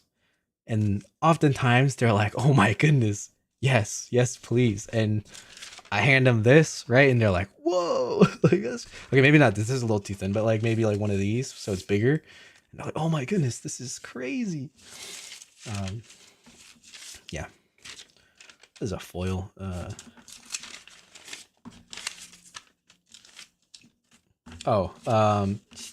I think one of the big benefits though, Como, of the Hiromi, this is what I was looking for.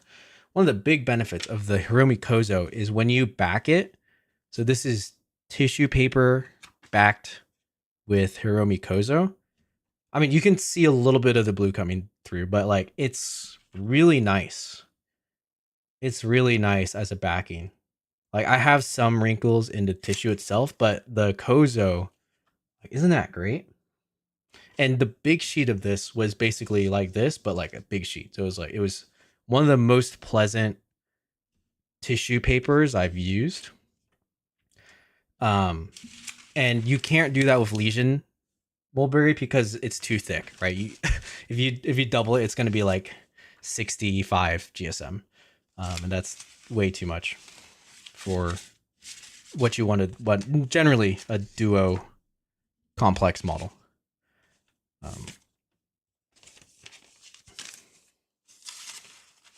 So Hiromi Kozo also good for backing, making a double tissue.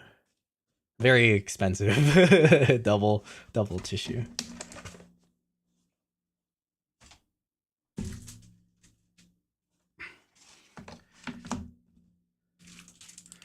Stick this in here, and let me actually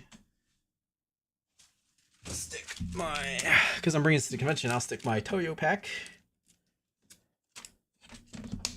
in there as well.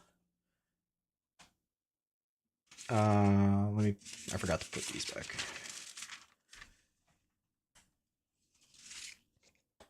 If you want me to bring you a second clipboard, if you have extra clipboards, I would definitely take another one. I was gonna say I'd take as many as I can, but no, I'll stick with just one extra. Yeah, absolutely. That'd be amazing. Thank you. We need the Rathalos tutorial. I think to me, it's such a good design. I think I will make the tutorial for that, even though it didn't win. I keep forgetting. Okay, I keep forgetting to put papers in.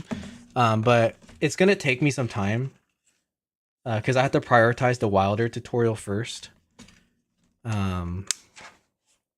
But which that tutorial will probably be in the Hiromi Kozo. But I will do my best to try to get to the Rathalos armor. Could it be Hiromi Mulberry Thick? Well, that would be 52. Oh, it's the Hiromi. So Hiromi has the Kozo mix, right? Which is like the thinner ones. Did you...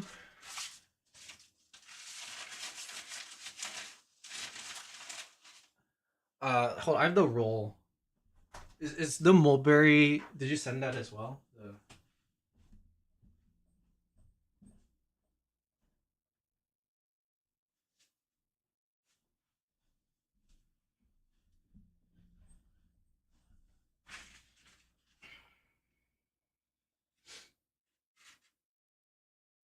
Kozo, Kikura, Craft, Sugarcane.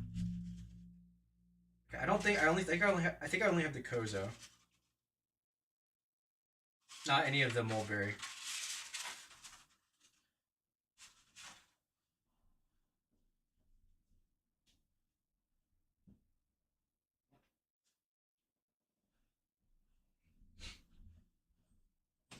So I gotta say that black Kozo feels really good.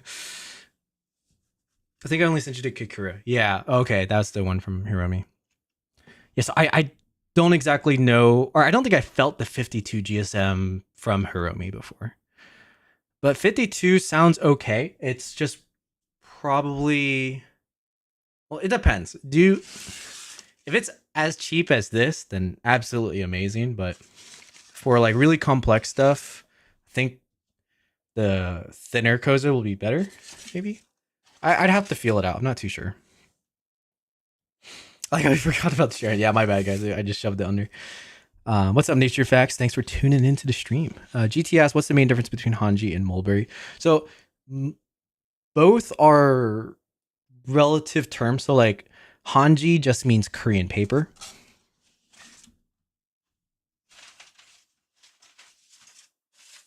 We're going on another tangent a little bit.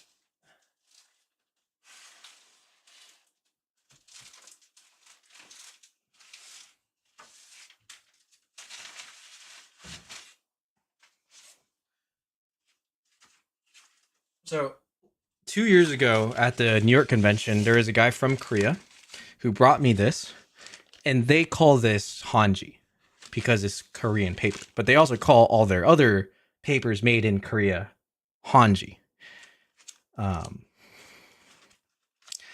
It's like how kami is the Japanese word for paper. So, but we refer to it as the origami paper as kami, but technically any paper in Japan, they would call it kami.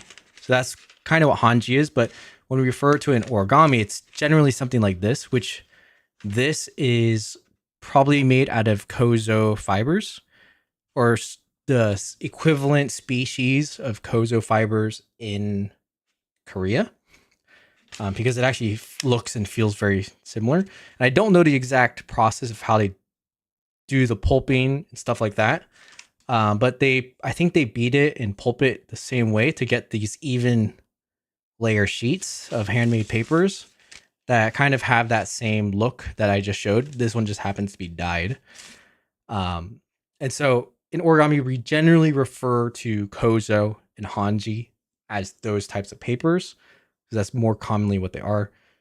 Even though we have something like Thai Unryu, which in America, there's a store called like Mulberry Papers and More, and that's what they have listed as mulberry, not this. But then you get Legion Papers, which is also an American company.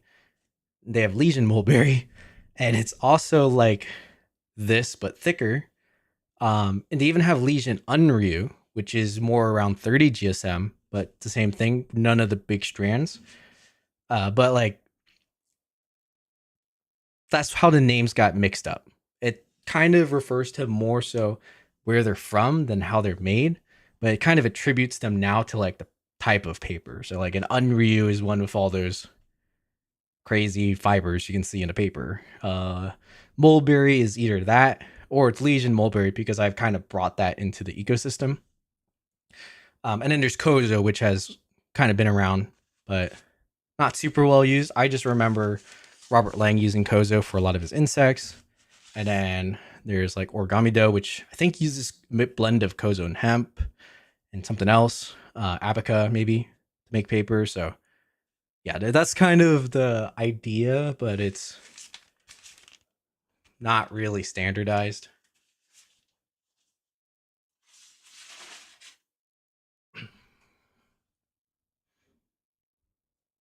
Wiki says Hanji is made from the inner bark of mulberry. Right, exactly. So like same species, different location, right? So like a Kozo is a mulberry tree. The Unryu is made from a mulberry tree in Thailand, if it was made in Thailand. There's a couple. Most Hanji is some sort of mulberry, but Korea. And then mulberry tree is an English word, maybe.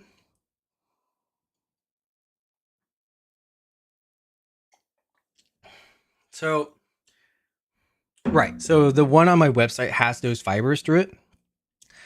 I don't exactly know if it's produced in Korea, but at least that's what the lister declares.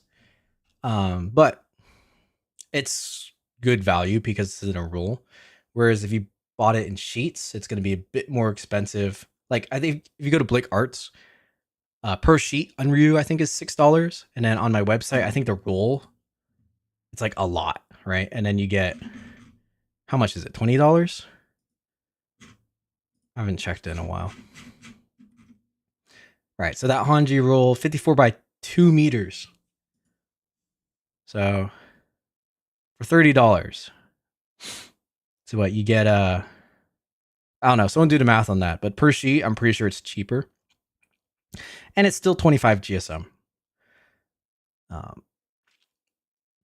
Made from mulberry dock trees. So I think it is a Korean made, maybe. Sounds like the company that's selling it is Korean, and they have a couple different options. But I think the ones that don't have those crazy fibers are way more expensive. Yeah, at the time when I was making my website with these resources, there is not a whole lot of these sort of options available, or at least I didn't know about them, basically. But speaking of which, I need to add some paper tree links and update that. Hiromi has a great website for learning about. Yeah. They have a lot more detail too, especially on their papers. You can know the blends, the percentages, and then education for learning about those papers. So if you guys are more interested, GT, go ahead, visit the Hiromi. That's all. It's also linked on my website. F22217 says sometimes we named a paper from the fiber Kozugambi Lokta. I'm not pronouncing that right. Sometimes when a location is made, Wenzhou Hanji. That's true. Wenzhou is location. Yeah, Hanji location. Kozo. Kozo mulberry fiber, same thing. Yeah, Gampy fiber are different. That's true. That's a good way. There's Za paper, which is yeah. There's a lot to it. Probably pick that roll up. Sick. Now GT, I do, if anything, I recommend a Hiromi roll more than the Hanji roll because I think it's better. But it is a little bit more expensive.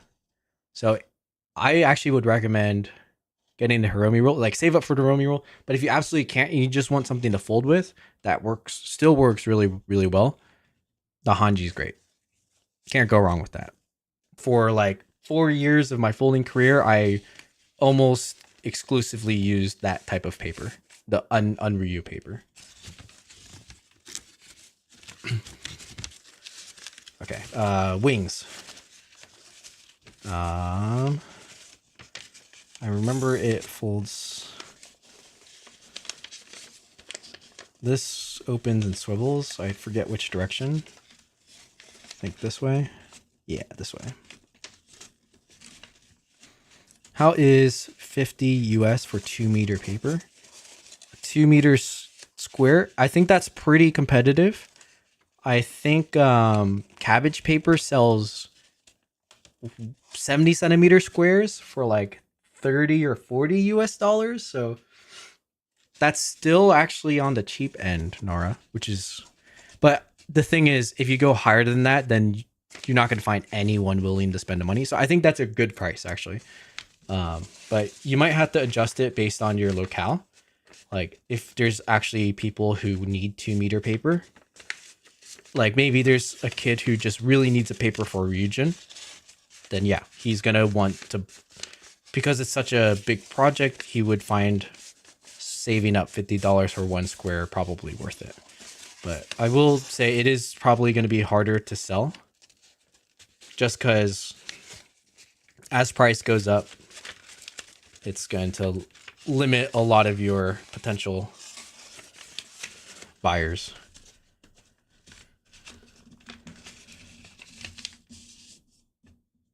What size of double tissue would be best for square twist samurai? I would say minimum 50 centimeters. The best would be 60 or 65. That'd be the best.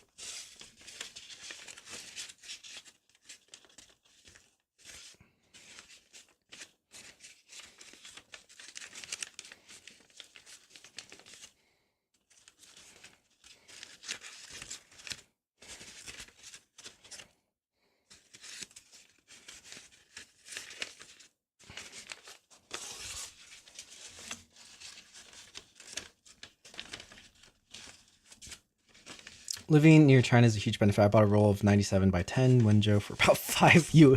Yeah, that's a huge benefit. Yeah, if I were to buy it from China, I'd 100% get tariffed on it as well now. This would be a little harder to get into US. It was already a little hard to get into US for the past like 4 years.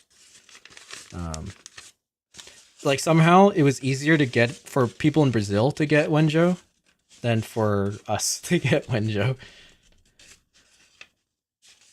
Which I feel like there's more distribution ports between China and the US than there is in Brazil, but I could be wrong. Maybe China's got more in Brazil now. But yeah, kind of interesting.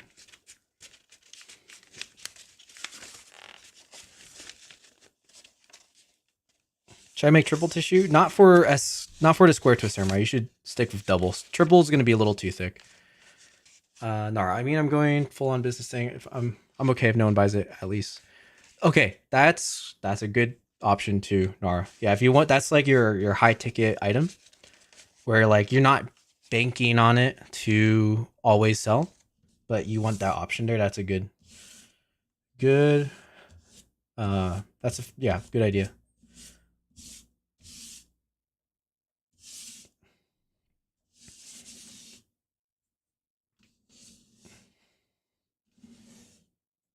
I mean, I'm just thinking the other way you could do it. Sometimes, like if you have an item like that, showing the price directly isn't the best option. Like, because you're selecting your audience, like potentially you could have an option where it's like inquiry for custom sizes this centimeter up to 2 meters, and then per client you can charge differently. So like maybe if the client wants 1 meter and then you don't have the price listed, right, but they do an inquiry about you, you could maybe even sell the 1 meter paper for like 50 as well. And then it's just like a sales negotiation between you and the client directly instead of just being upfront with a flat rate. But you can think if you want to dive into that methodology. I think that's more of an American style of selling things like that these days. At least that's what I've heard from some of my entrepreneurship friends. But yeah, hard to say what the right. I don't think there's necessarily a correct, fully correct, answer, but you can definitely start with start with that. Like, but even with me, like with when I'm doing my private lessons, that's my high ticket item. I don't fully expose the price, and I'm gonna even change the way I'm operating now so that I can kind of scale, and I have more options to use private lessons and cater towards clients instead of, and then I could potentially be making more money and make it easier on the clients and give them more options. So yeah, things to think about, especially if you're going full on like business mode. There's so many business models you can explore, and a lot of, especially in e-commerce, that you can maybe look up and research to learn about or try. Um,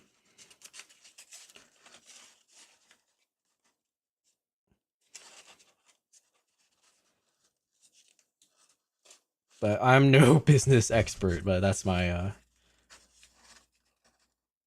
I still have to try executing that for myself to be able to say from personal experience if it works or not. Paper Tree sells it by the inch, but buying a whole roll directly from Hiromi is a better bargain if you use a lot. That's true. It's like so GT, if you want to try the paper first before you commit to a roll, you can always buy it from Paper Tree and then see which one you like better and then buy a full roll. That might be a good option.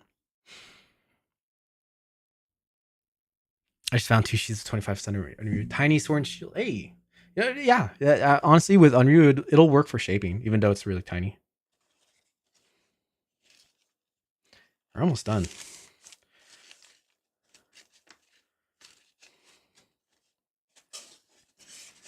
Let's see. Do we work on the head a bit more? I think we do.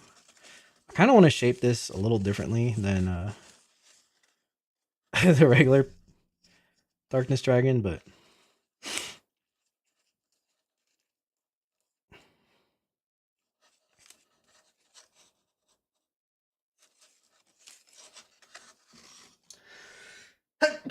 oh, excuse me.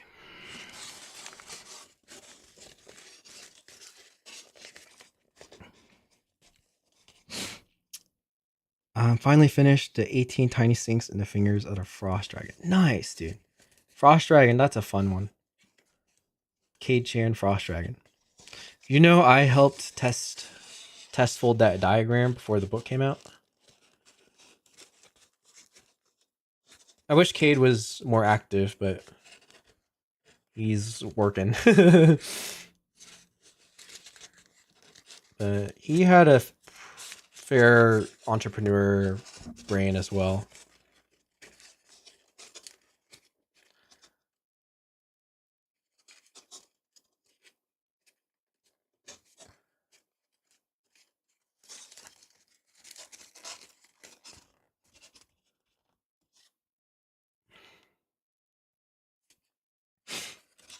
Origami Originals, I buy for you. That's right. I'm always more down to support like stores like Paper Tree where it's origami people doing it, or like origami individuals like Nara if I was in India. Absolutely.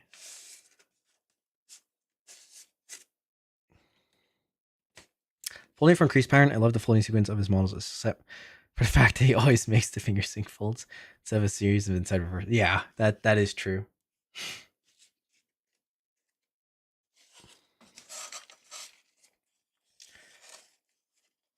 Okay, so here is the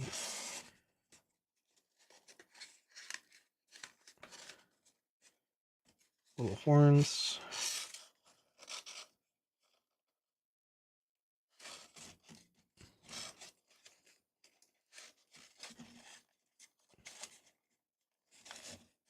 And the big horns.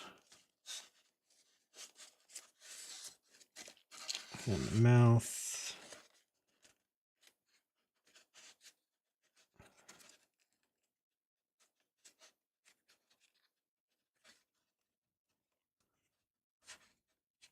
That's why I only folded Fire Dragon VT like twice.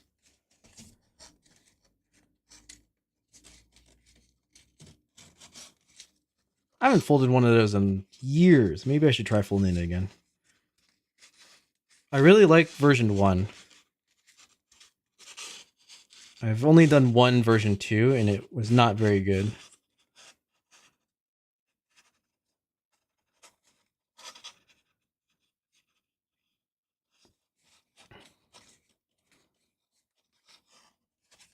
Dude, I am so glad Kian is connecting with Nara. We are, I think, one of the biggest challenges India has in the origami community is just the fact that the country is so large.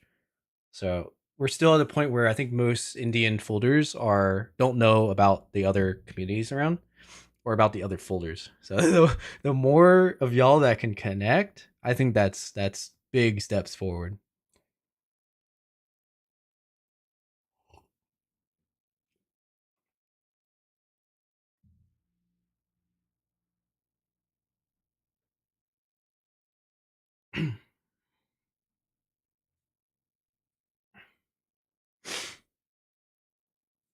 Someone should design a tessellation where it's just tiny open sinks. I'm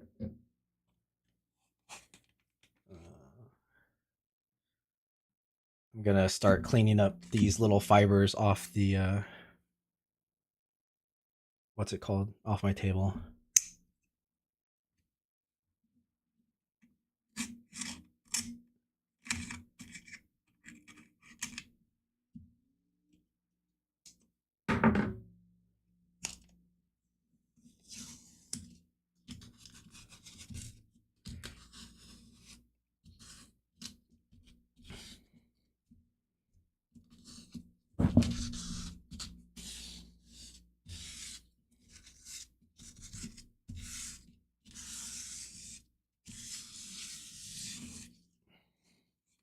Look at that. Easy cleanup.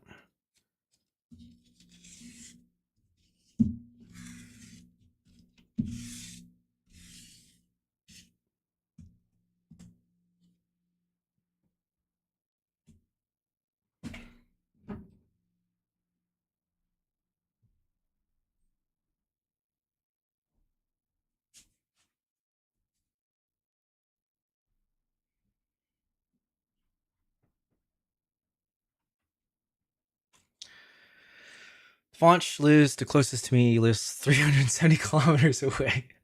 Yeah, the geography is so large. GT, if I fold normal sword and shield, should I fold DPA sword and shield next?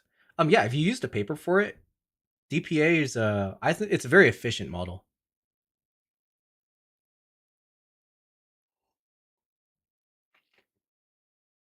Vietnam too. The folders scatter all around the country, so it's difficult to have a workshop. Oh man.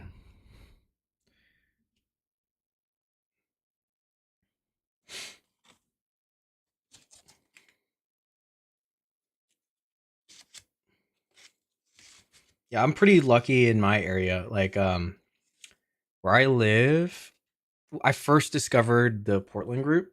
It was still really small, and I was one of the few complex folders. And I would have to drive like 45 minutes to the meetings. But then over the years, more complex folders from other states like California moved up to Oregon, and then from Arizona to Oregon. And now we have like now some of them are roommates with each other, and it's we have a closer meeting to where I live, and like for Americans 30 to 45-minute drive is normal. Like that's not very far. Um Traffic for the most part, but so yeah, pretty lucky up here. And then now we're teaching more kids, and generally it's still a lot of beginners at local meetings, but we have a small group of complex folders now. I think there's actually a plan, Como, for them to road trip down to Peacock. So there should be good Portland representation at Peacock, which is really exciting. But yeah, it was like small, and then now it's maybe one of the larger local meetings in the States, which is kind of funny how that turned out.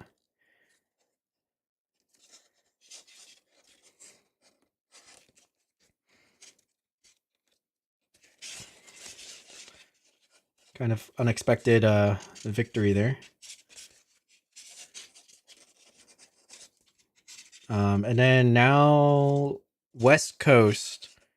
So I think before that, like MIT would have been the number one community. And it's still pretty big. But they had, I mean, before Brandon, they had Jason Koo, Brian Chan. When Brandon was there, is Brian Chan, Brandon Wong. Pretty stacked. Now the Bay Area, which Paper Tree's there, has Brandon Wong, Chris Conrad, and of course Paper Tree, and I think also Malcolm Smith. So West Coast, we're looking pretty good. I think even a little bit before my time, it might have been like Ohio, Oberlin, and like kind of Midwest / East Coast that was really popping for like the pioneering origami folders. West Coast is looking pretty good. Not gonna lie, a lot of young talent. There's also Kevin Wong, I think at UC Berkeley, and UC Berkeley has a pretty good community there.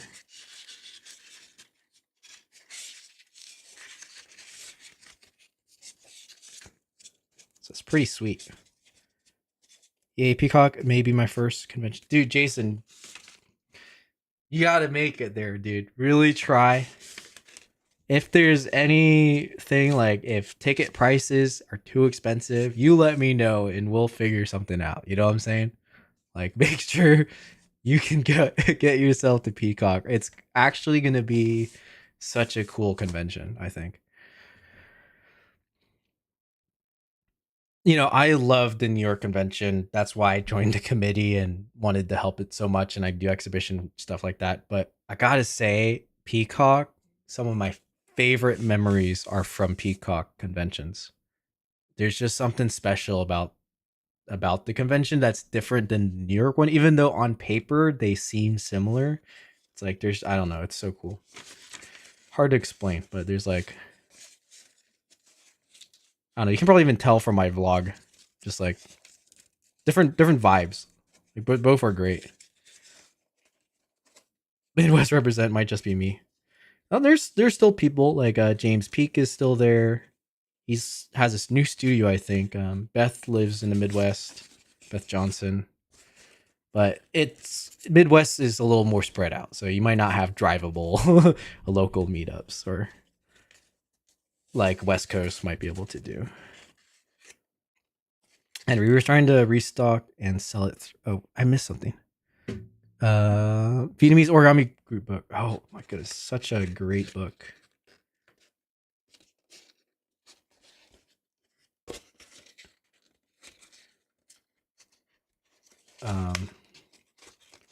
That was one of my most inspirational books.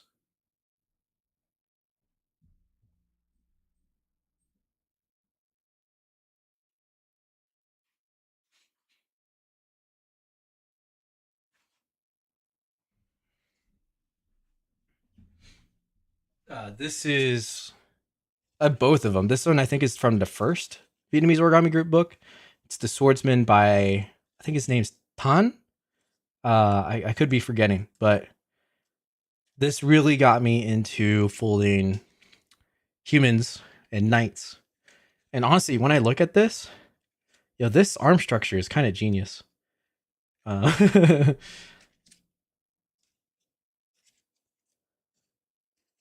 apply something similar for other models.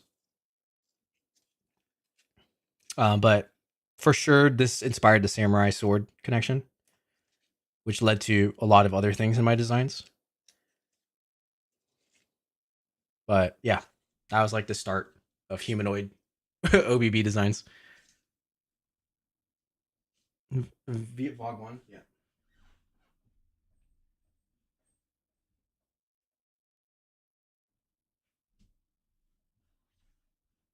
And then at my first origami convention, I bought Vogue 2. And then I think after that, I folded like the Emperor. And I think that's the same designer.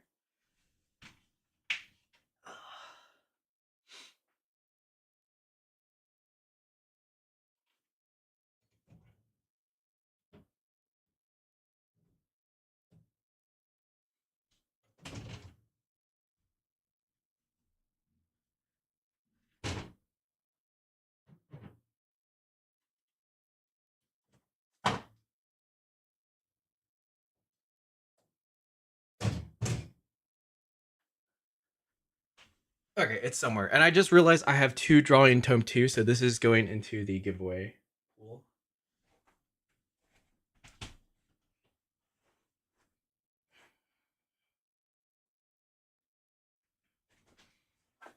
I think my Vogue 2 book is in my other shelf.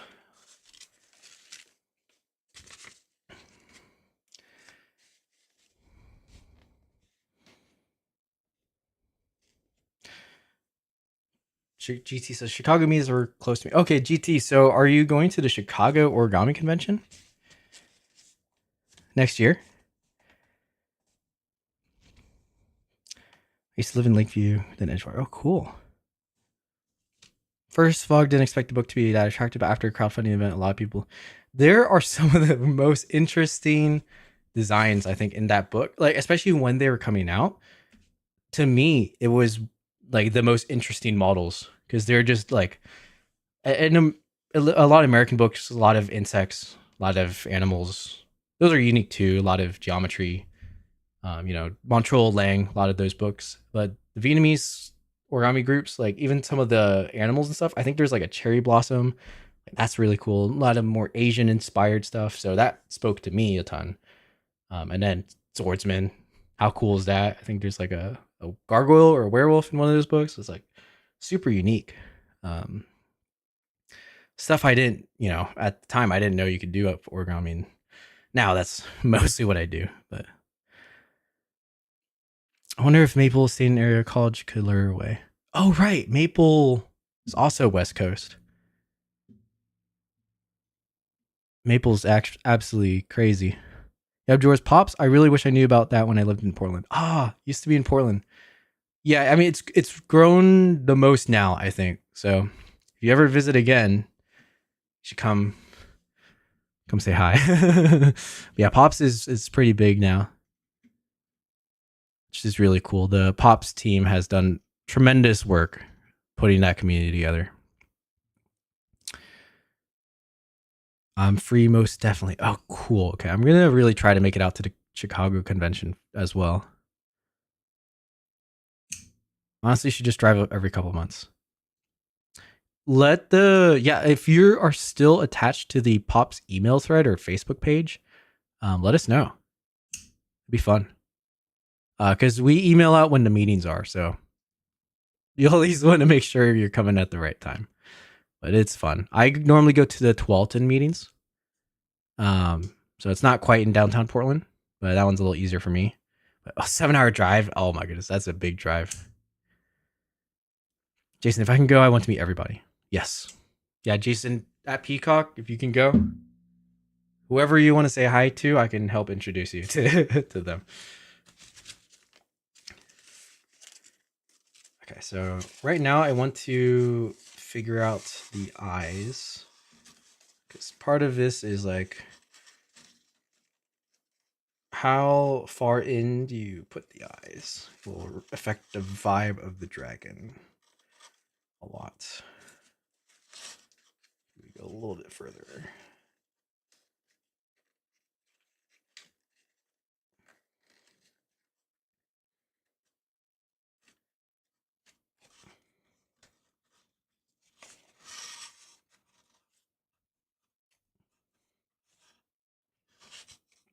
looks pretty good. And we are going to use tweezers so we can be precise here.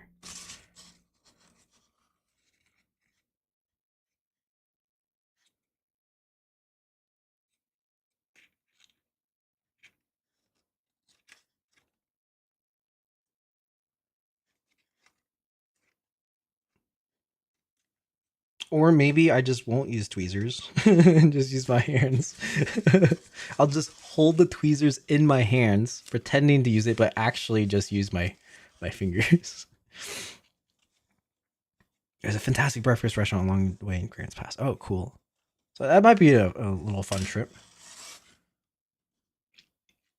But yep, sure. How close are you to Sacramento? Are you coming to Peacock as well? Because you'll be able to at least meet a lot of Pops, or some of the more dedicated Pops members who will go to Peacock.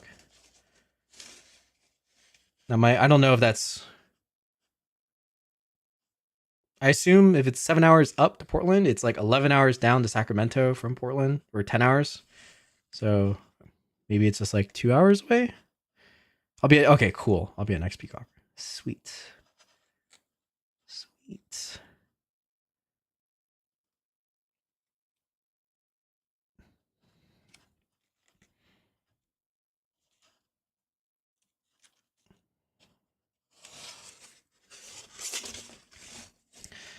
One thing, what would be cool? So I do tricking. It's a tricking martial arts. Or purely aesthetic martial art. That's my shirt. It's like flips and kicks and stuff like that. And that's a growing community. And the local communities generally are around a gym. But in the past, what I've learned is their equivalent to conventions are called gatherings. And basically, it's like they invite people around the area or maybe out of the state to one big event at the gym, which is like a big session. And they have workshops, special guests like professional stunt people come in and do some teaching. But in order to get attendance out of state, which is kind of hard, they would do some trade agreements between groups, which obviously requires some sort of funding, but they're operating at a gym, so they take some gym fees to afford this. But they're like, okay, we'll send our group X amount of people from our group to your event if you guarantee X amount of people from your community to come to our event. And that like started a chain of really consistent traveling to each other's events in exchange of costs. So almost no cost. It's just like back and forth, right? Obviously there is some initial that they're spending to do so, but I feel like local groups in origami that's it. It's local. It's probably free. That's fine. But there's like no unification in the States, even if we're not terribly far. And a lot of these trickers, right? They're like young. They're like in college. So, maybe they're working a very side job, but they don't have a lot of budget. But they're still able to do this sort of travel, and it's meaningful. It's like I wonder if that would be a benefit to communities. At least we can start in America, just to like unify folding groups. And then if that becomes bigger and more networked, what can we do then? Like Como, I really want to come out to the Origami Palooza. Unfortunately, I can't make it this year, right? But maybe next year. But if there is if Origami Palooza would benefit greatly from like drastically more people coming in from out of state to the event. I don't know if this is like a solution it needs, or like something like that. Like, wouldn't it be cool if we can get people who normally would never have visited Paper Tree just to be in this system where it's like, oh yeah, fly down for this event. It's not as expensive as a full convention, because like even Peacock is still pretty expensive, but like something like way more lightweight, that's like some sort of exchange that might be partly budgeted from the local groups in exchange. I don't know. I feel like there's like some potential there. You know what I'm saying? Speaking of Origami Palooza, okay, yeah, I was trying to lead to this. Like, good drop, Como. Perfect timing, right as I was kind of getting into that. Um, Como, me and Chris Conrad are trying to cook something to submit actually for the competition. So that's another thing I need to do this weekend, but hopefully we'll have something cool. That's a cool idea. Okay, Henry, you can help me correct my pronunciation or tell me if I'm kind of close. Huang Chung Tan. Is that how you pronounce that? Huang Chung Tan. Ta.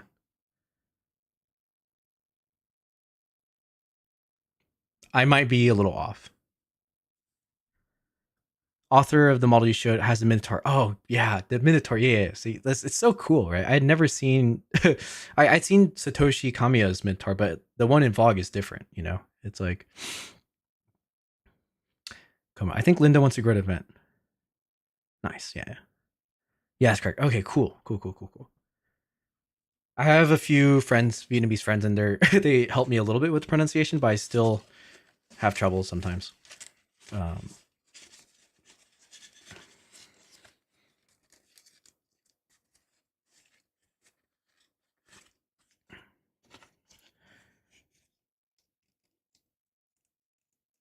but I do like it is interesting because I think the meta of origami groups in general are like it's for free, which is fine.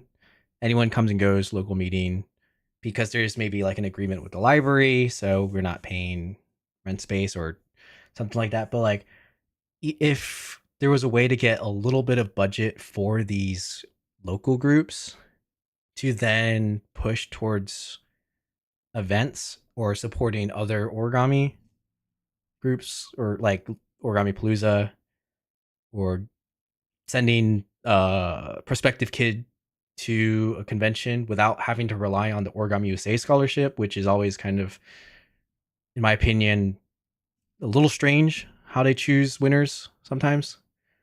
Um,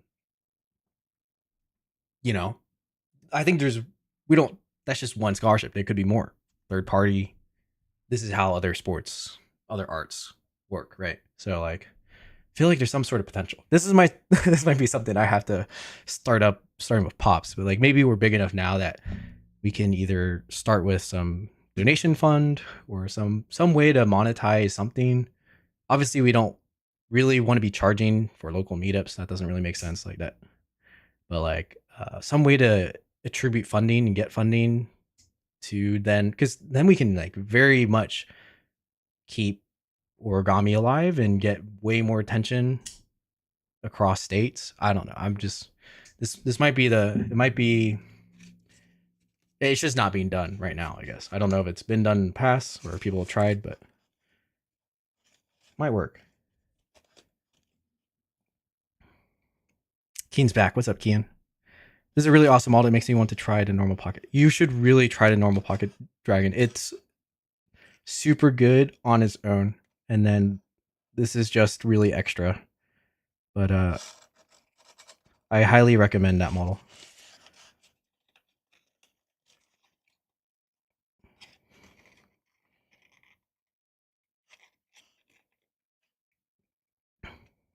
Origami Palooza is actually paid for by Japan Center Mall.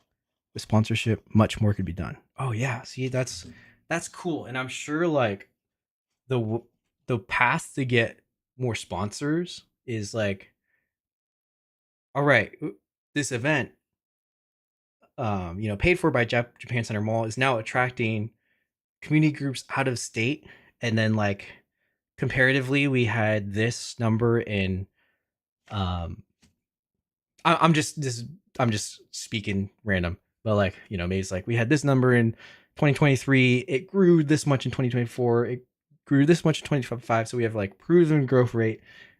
We have advertising opportunities. We have accessibility for vendors, so it has some sort of cash flow, like those types of metrics, right? That's the stuff that other sponsors will start to catch attention of. It's like, oh, we can sponsor or pay for an advertisement for some cool traditional cultural Japanese event that's happening, and then I don't know. I feel like that's how things start. Like the ball really starts to get rolling, and then it becomes like a super sustainable event for Paper Tree to host, right? Especially if they're getting a little bit of kickback from whatever sponsor money comes in, and just makes it easier to pay for staffing or other stuff or resources, or it can go to a lot of, I don't know, could go through a lot of different stuff. Um, so I think like I was talking about this in the Discord yesterday with like Bodo. Uh, it's like the sponsors and them are out there, but they're just looking for justifiable reasons and like metrics so that they can report on their own budget sheets and you know stuff like that, finance reports. Like these are good places to invest or attribute sponsorships or support or get charity tax breaks, whatever incentive they need to do, like. But 'cause I know in the past some origami organizations, they have a hard time finding sponsors because all they're doing is cold calling places, and it's like, all right, we have this event, want to sponsor us, get like 400 people once a year, and cold calling's hard. It's, of course we don't have much success rate with that because it's like, yeah, but if you can provide the right data and having that connection with the Japan Center Mall, is you're kind of proven to stop. Like I feel like stuff like that can lead to other things very, very quickly.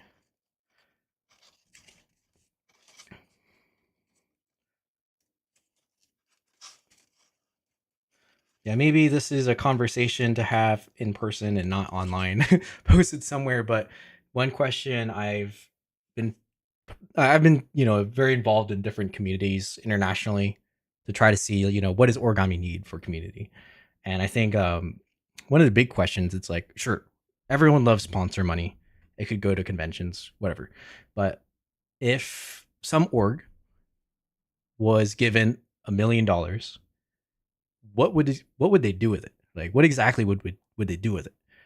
Because like just spending it on like conventions, probably not the most sustainable way, and that's probably not going to be something that's a sponsor will say yes to. Like they're not giving us spending cash, right? A sponsor or an investor at that level will probably want some sort of return or see some sort of cash flow or business propagation that origami is a growing field, especially like paper producers or manufacturers, right? That's probably what they would want to see. So like, what would someone do with that $1 million?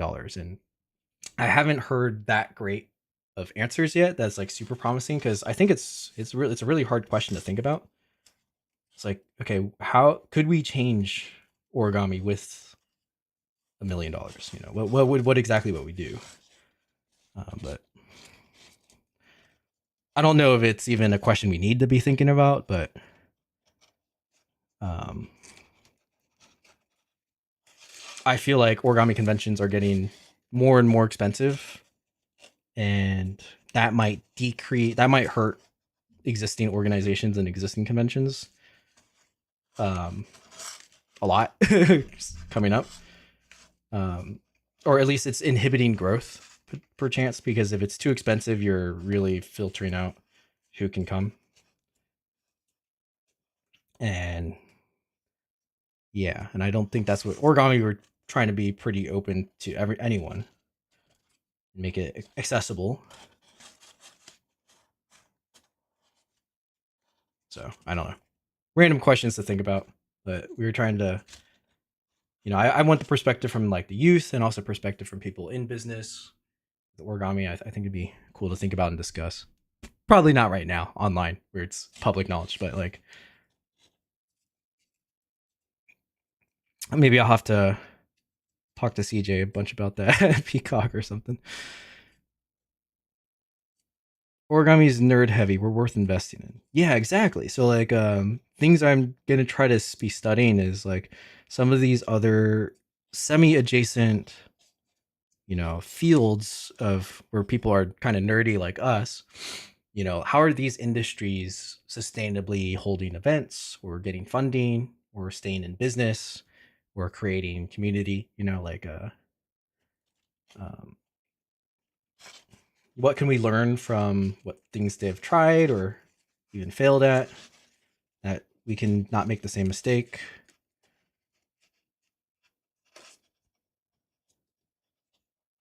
One of the reasons why I went to TwitchCon last year is I wanted to experience a niche convention, but because I feel like TwitchCon is very much catered to people who are in the industry of content creation, not just fans of content creation. Like a lot of the people there are people trying to become streamers, so it is fairly niche. But like, how do they execute their convention? Because they are selling advertisement floor space at like $100,000 per section. Like if someone wants to host a table there, that brand has to spend $100,000 to purchase that at the event. Like they have that much power in offering those advertising positions. Obviously, because it's so direct to consumer that it's probably most is worth it for most of those brands. But it's like the TwitchCon ticket was like a third the price of an origami convention ticket, right? So there's way more demographic of people there from all economic backgrounds able to view these vendors who are spending crazy amounts of money advertising. So it's like, that was really enlightening to me on how they're just the convention setup and operates. Twitch is obviously a way bigger business than origami is, but like, what can we learn to enable that? Because it still doesn't, I think it doesn't make sense to that I have to spend $300 and then spend 9 hours teaching, right? It's like I'm paying money to do a service I normally get paid for. I'm not complaining about that. But like, if that system isn't sustainable to me, or in my thoughts, like, there's not many people who would be willing to do that, or there is, but like very limited. Like, what do we do to fix this? Because other industries don't do that. They budgeted so they can pay other people to come in and then somehow still reduce ticket cost for the attendees. You know what I'm saying? Like, so I feel like there's some sort of I don't know. There's things that could be improved that we're not doing right now.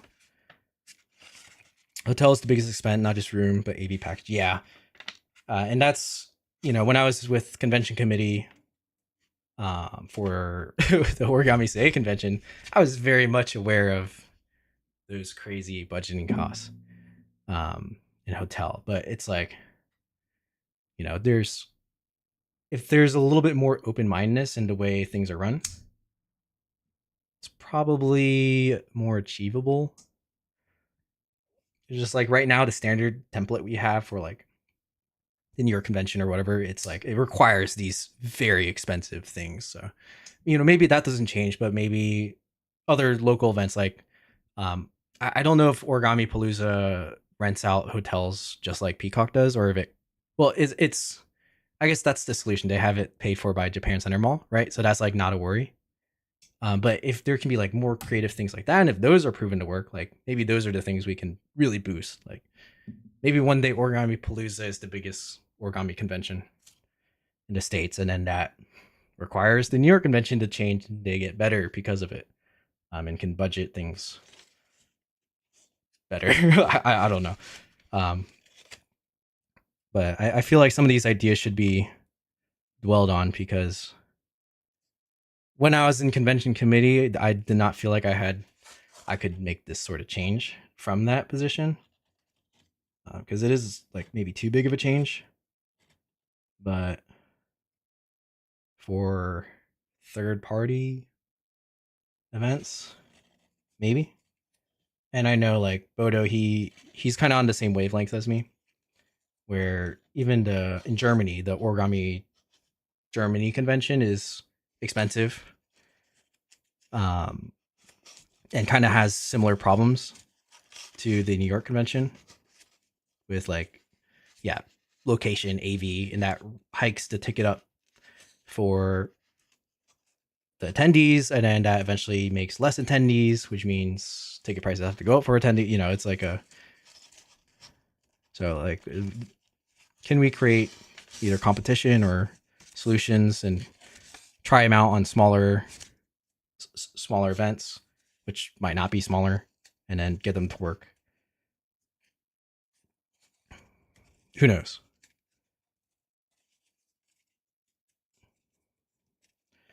I mean, already things like Origami, and I mean they're in a special case because that's a college student run thing.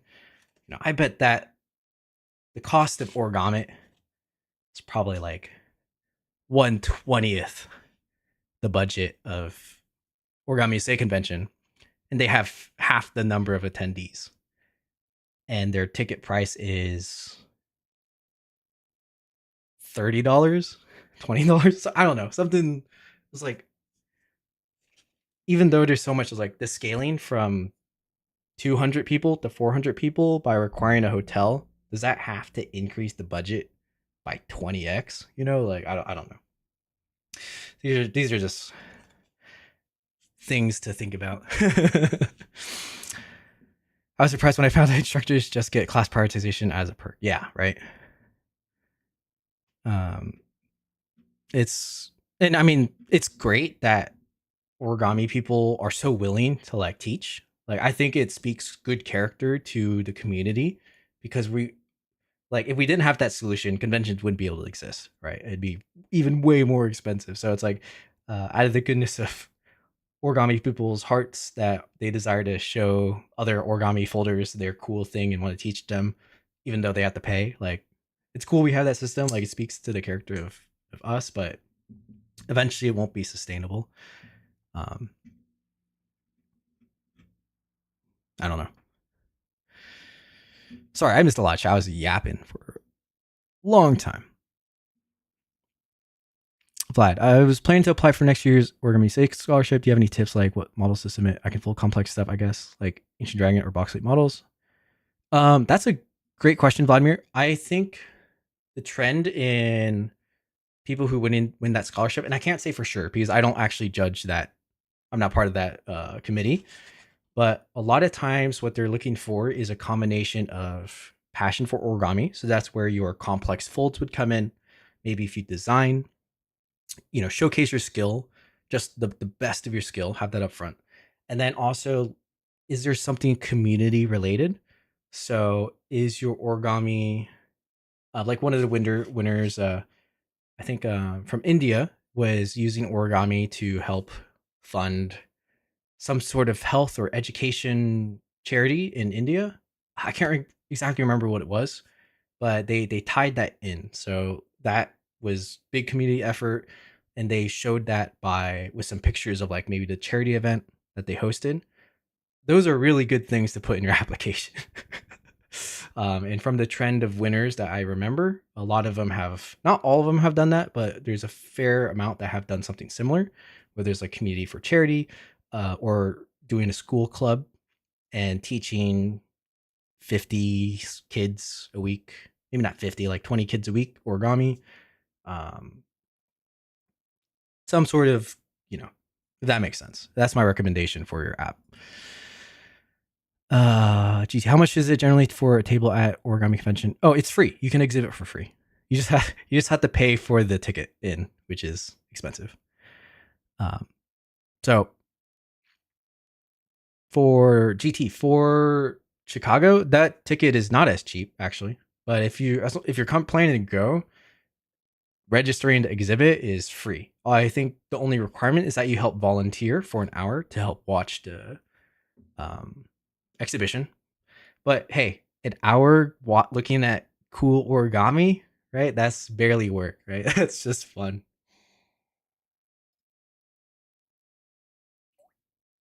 what product am I bringing to the origami convention? So product wise, I'm bringing my own books. This is going to help me make back my ticket price or my plane ticket. And then I'm going to bring this fold, and I've got like a bunch of those I'm bringing, but you'll see that next week. As an origami scientist, I vote we make cardboard based origami beds like in Japan Olympics. Yeah, I wonder what the budgeting would be for that. See, like my entrepreneur brain is like, if someone in the community was owned that company that made those cardboard beds. So hear me out. That's their cash flowing business that they can seek investors on, whether it's equity of the company or private investors with a rate of return. And then having a client like the Olympics, it's probably good return. They probably make good money on those beds. So that's where you get funding. And then that CEO, right? Maybe they use that funding to purchase a facility or host an event where simultaneously they can advertise or store their origami cardboard beds. But then have a space to do the convention at a cheaper cost or something like, there's like some type of backbone, and that's how, like, that's a much easier way to get funding into origami if you have some sort of business, right? It's like, okay, the company, they make the beds, they host the convention, but they they rent the beds back to the convention hosts, which is OrigamiUSA. So like they're doubling up, getting money, feeding money back in, and providing the play. Like imagine that's how, like, I feel like things could develop in the future if we have a lot of entrepreneurship people in origami, or if we got those CEOs into origami and pitch this idea to them. But it would need to be pretty fleshed out to execute something like that. And that's not my field, unfortunately. I hear these things, I understand it on a high level, but I've never executed something like this on my own yet. Feels like the origami community is too small to be big, important community, but too big to be a small community. Yeah, well, I think you would be surprised, like, how profitable some small communities are. Like, if you think about, it's big now, but think about how the Rubik's Cube community started, and now there's cubing events, or those like cup stacking, right? Those all started like super niche, and then they got into retail stores. They got big enough to host those types of events. Like I said, this tricking, they started in backyards. It's kind of like skateboarding, and then that became an industry. This is like parkour stuff. Now parkour is very commercialized, and in tricking, they're kind of replicating that system where gyms, rock climbing, that kind of stuff. So like very small communities can grow very quickly, and it's unpredictable. You know, a lot of times parkour was illegal to do, right? Climbing buildings stuff. It's like, okay, how is something illegal going to become commercialized? You know, there's a lot of insurance premiums because there's physical injury risk. Like, it's too small, but here we are. I don't know. You never know, basically. I taught my piano teacher origami. I started club in my school, so I think, that'd be perfect, Vlad, to, especially your school, club in school, super good for application. How's the drawing going along? Yeah, sorry, it's coming along pretty good. I'm working on the horns a little bit. This one turned out pretty good. I was sculpting it for quite a while, but this is no MC, no glue, Como. If you want a little example quickly of how I'm enjoying the paper, it holds its shape pretty decently. If anything, the edges get a little bit soft. So at the corner, that's where I would need to add some maybe MC to just keep that point shape pointed. Right now, it's a little bit paper creeped, but like that's a lot of papers are going to do that. So like not a bad thing. But the shaping is feeling pretty good. There's plenty of papers sold at other targeted towards origami that do not do this, basically. Like, yeah, there's other papers that will not do this for sure, um, that are more expensive than this paper. So this is working pretty nicely. You can hold a 3D crimp. It's always very useful.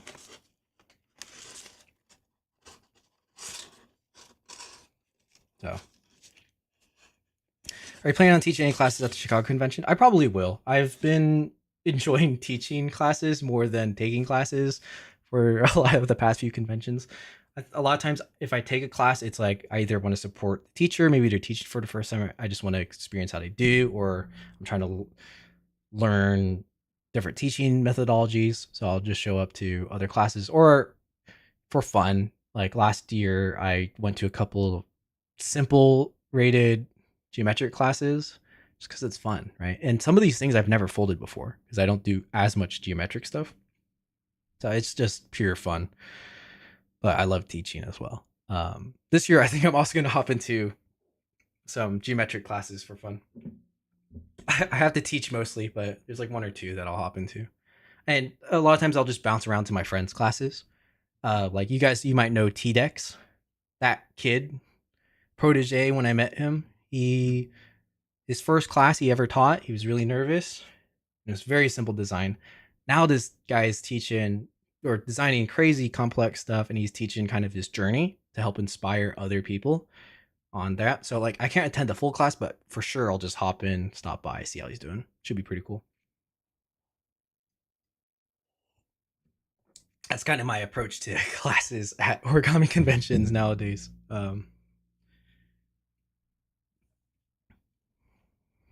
Krishanu, I was there. Your last Wyvern tutorial, it's so sick. I've memorized it by heart. Oh, thank you. Thank you. I'm glad you really enjoyed that design. Sonic, really good dragon. Thank you. Looks like we got a lot of India bros coming through. Let's go. Finish the wings of my frost dragon. Nice. Thinking of folding Ryujin 2.1. Whoa, that's a cool one. That's if you can do 2.1, you can do 3.5 after 2.1 if you're interested. But 2.1 is nice. The legs are very elegant. Maybe even more elegant than the 3.5, even though it doesn't have the full scale things. Infinite money glitch by folding it into two. Hello, it's me on the wings of the sky. Oh, what's up on the wings of the sky? Window crease pattern guy. What's up, dude? You deserve many more subs. Underrated. Thank you, Kian. I'm working on it. I've got plans for that because as much as I want to help the community, I have to remember that my personal growth will also help the community a lot because already I've been granted a lot of opportunities that I wouldn't have been granted if I was not pursuing social media like I am. And so I think I do have a strength by doing this. And if I can push this so far that it breaks into other industries, that'll be another route towards funding in origami. So yeah, I'll keep working for sure. And shout out Paper Tree for helping me out.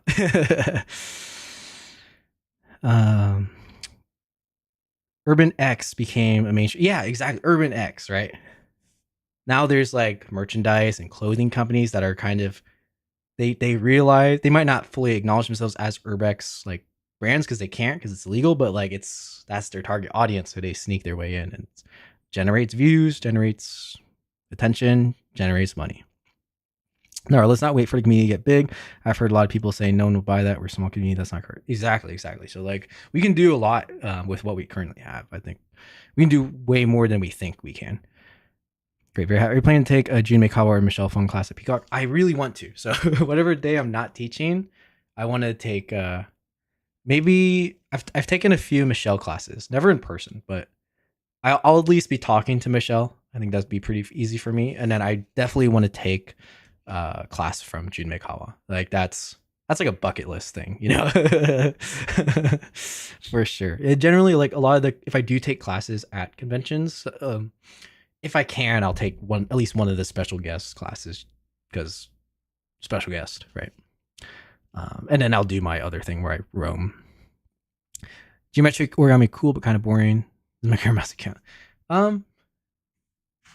I'd say once you start designing your own geometric origami, it gets way more fun and interesting than you might think. Um, it's not for everyone because it is a different type of folding. I will say it's a lot more interesting than you might imagine.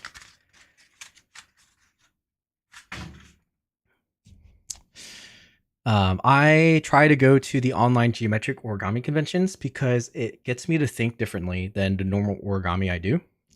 And I've learned a lot from opening myself up to geometric origami like that. So, maybe it's not for you right now, but I would not put it off because there's a lot of cool stuff in geometric origami. I mean, you can even see it with a lot of my geometric head. Like a lot of this stuff is inspired from John Montrol's polyhedras and John Zinger.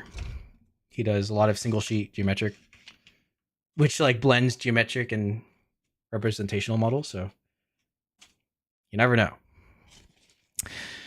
It's almost 3 a.m. I need to wake up 5 hours. Okay. Get some rest, GT. Thank you for staying for as long as you did. It was 4.5 hour stream. Thank you for tuning in. Good listening to you. Cool. See you later. What's Origami Darren? That's the Discord channel. If you make a quarter sheet flyer promoting your socials, Paper Tree would post it. Oh, okay. I will get back to you on that, Como. I will consult some of my branding, graphic design friends and come up with something. Quarter sheet flyer. Quarter of an 8.5 by 11. Is that the dimensions you're talking about? I'll probably hit you up about that later. And it's 2 in the afternoon. Nice. Discord. Yeah, it's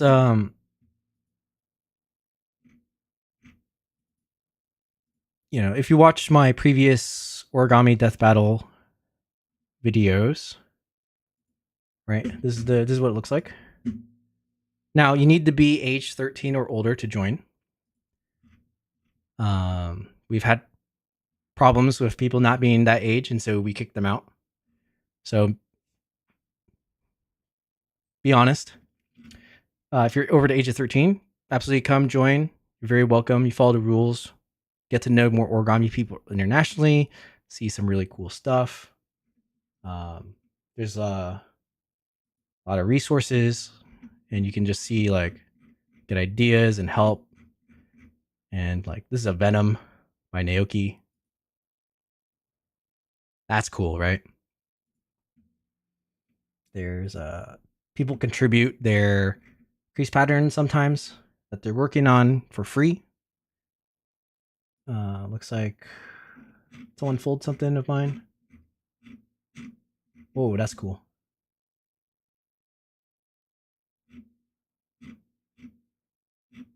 A Phoenix. Look. Realms folded my Phoenix. Thank you, Realms. That's really nice. The double tissue worked really well for this. That's great.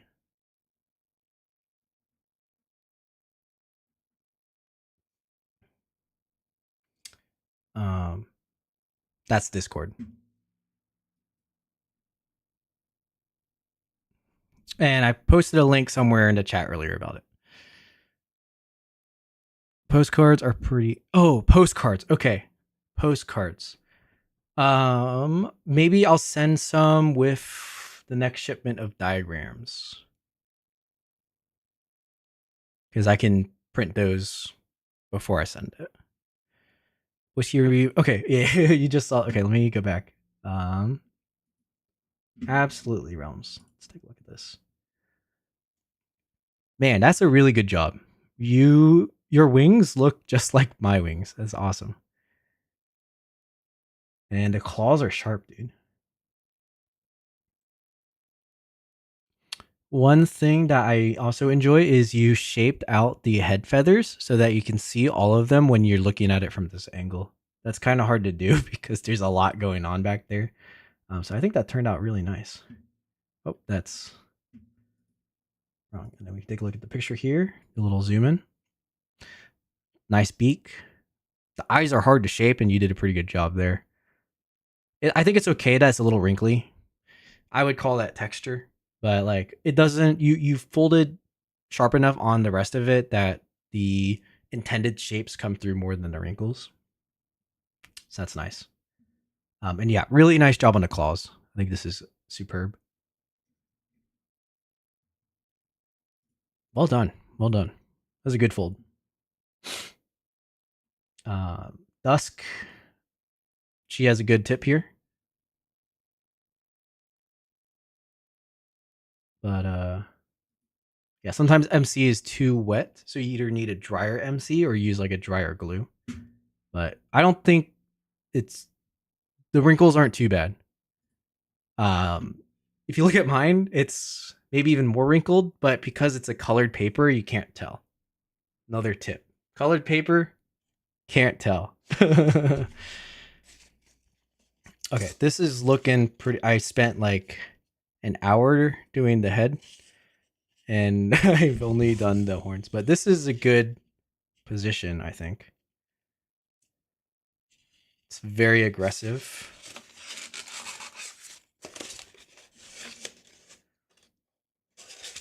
So I'm gonna need to glue this down. So like it looks weird when there's that gap right there, but if I glue that down, then it'll look a little bit more sinister. And I think I need to elevate the brows a bit, if possible, like a little bit like that. But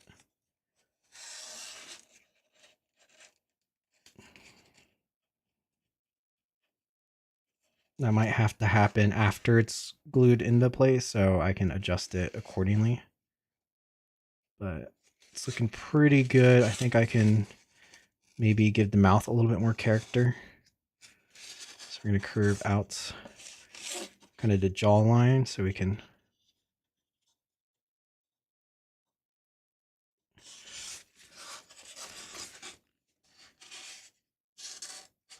looks pretty good. There's a fiber here I'm going to remove.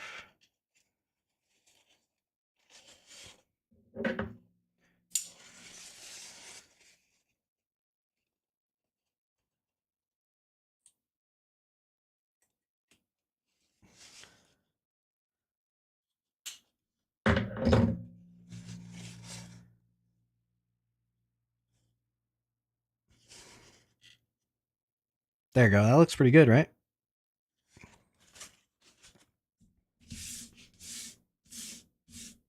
Okay, so this I think we'll pause on the head so we can focus on some other things. I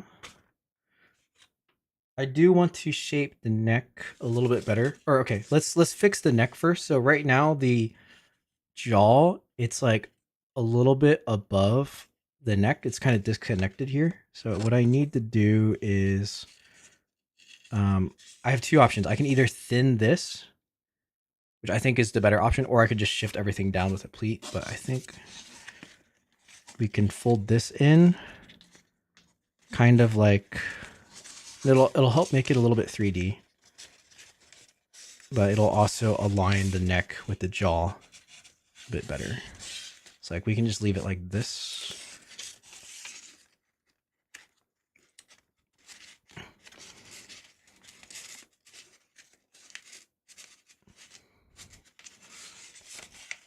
It's beautiful. Thank you. Sadly, I don't have Discord because my laptop's dead. That's okay. Nara Origami Original celebrates 19 months of membership. Member of OBB group. Dude, thank you for 19 months, dude. Thank you so much. That's a lot of support.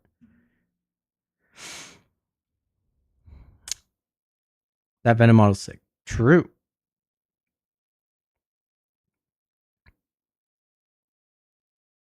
No, that's not cool. That's funny. Realms, thank you. Okay, super. How long will the stream be? I don't know.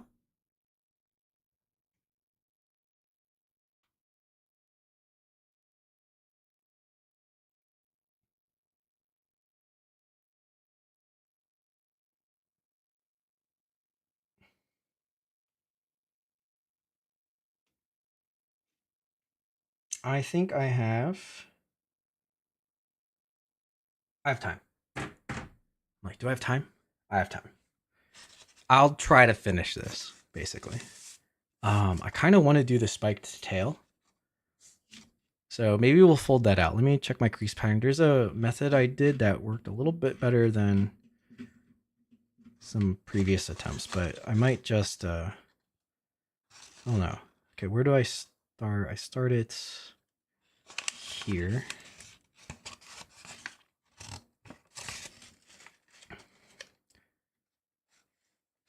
Okay.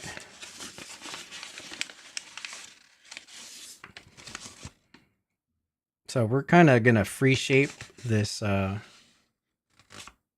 tail just a little bit.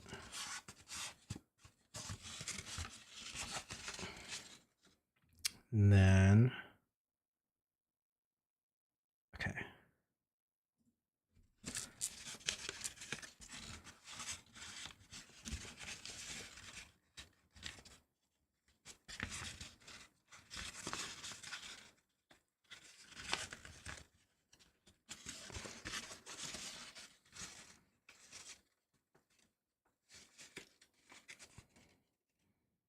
Oh, what's up, Brent? How are you doing? Thanks for tuning in. Head was worth the time. Thank you. Thank you. I'm glad you like it. Did take quite a lot of time, but I'm glad you think it's worth it. It's true. It's never a bad thing to spend a good amount of time making it look really nice.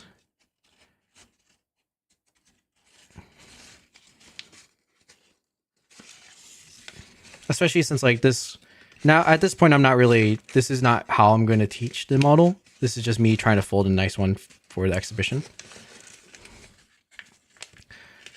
In which I can spend as long as I want. It's 4 a.m. I might have to leave you soon. That is totally valid. Get some good rest, Vlad. I'll be here probably a little bit longer, but it's starting to get late.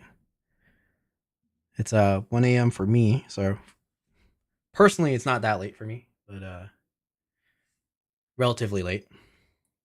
Yeah, perfect time in India though.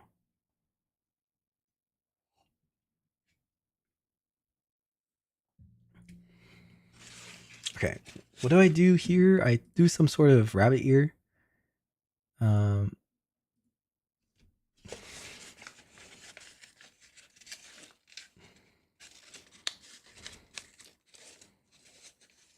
Okay, just kidding. It's not a rabbit. Well, it's kind of a rabbit ear, but it's a outside reverse fold like this.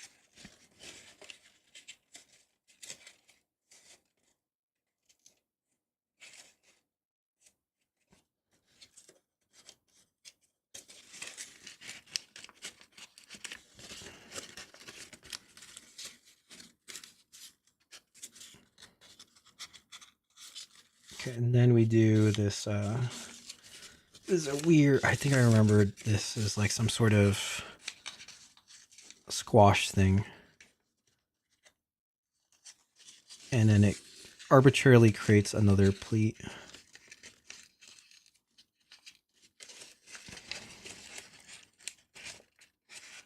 Oh, interesting. So this one lined up, but the other one didn't. I don't think it's supposed to.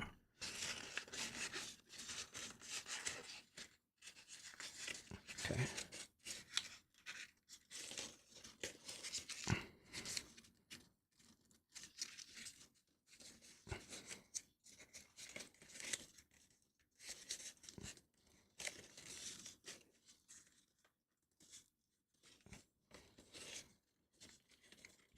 One a.m. here. What's up, Jason? Are you working on anything, Jason? Still? Or you just vibing to the stream at night? We do have quite the collection of night owls for people who are still watching from the US. I made your sword and shield origami with letter size printer paper glued into a big square. Nice. Um, honestly, that's awesome. That lets me know that the design is good enough to be able to do that. So resourceful. I like that. Nicely done. Also vibing. Sick. Design something for losers bracket. Do you want to spoil what you're working on to me in the stream? Do you guys have a topic for losers bracket? Like, is it kind of the same as the winners bracket? I actually haven't really caught up with the losers bracket death battle stuff.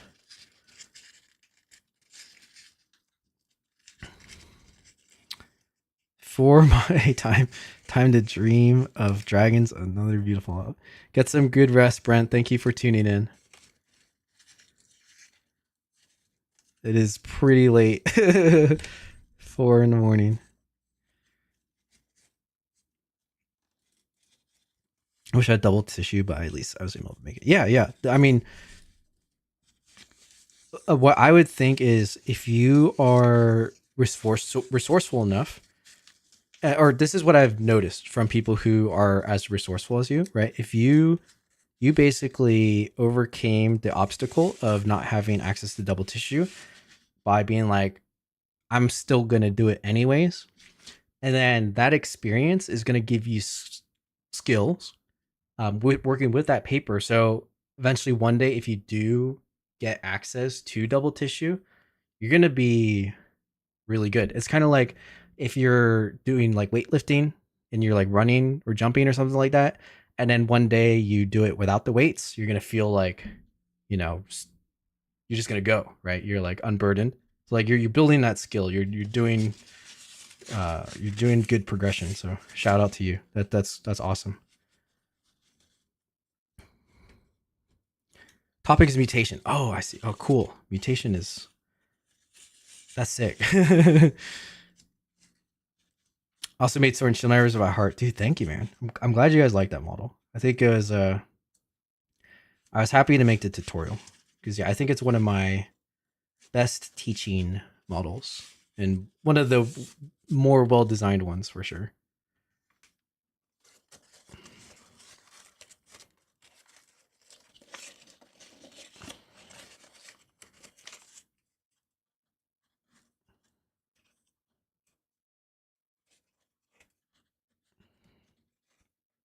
We made it long enough for Bodo to arrive. What's up, Bodo?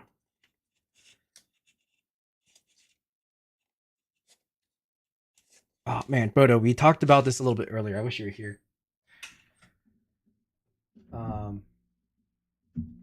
It might be worth discussing because even some of the people in India might be able to relate to this a little bit with how spread out.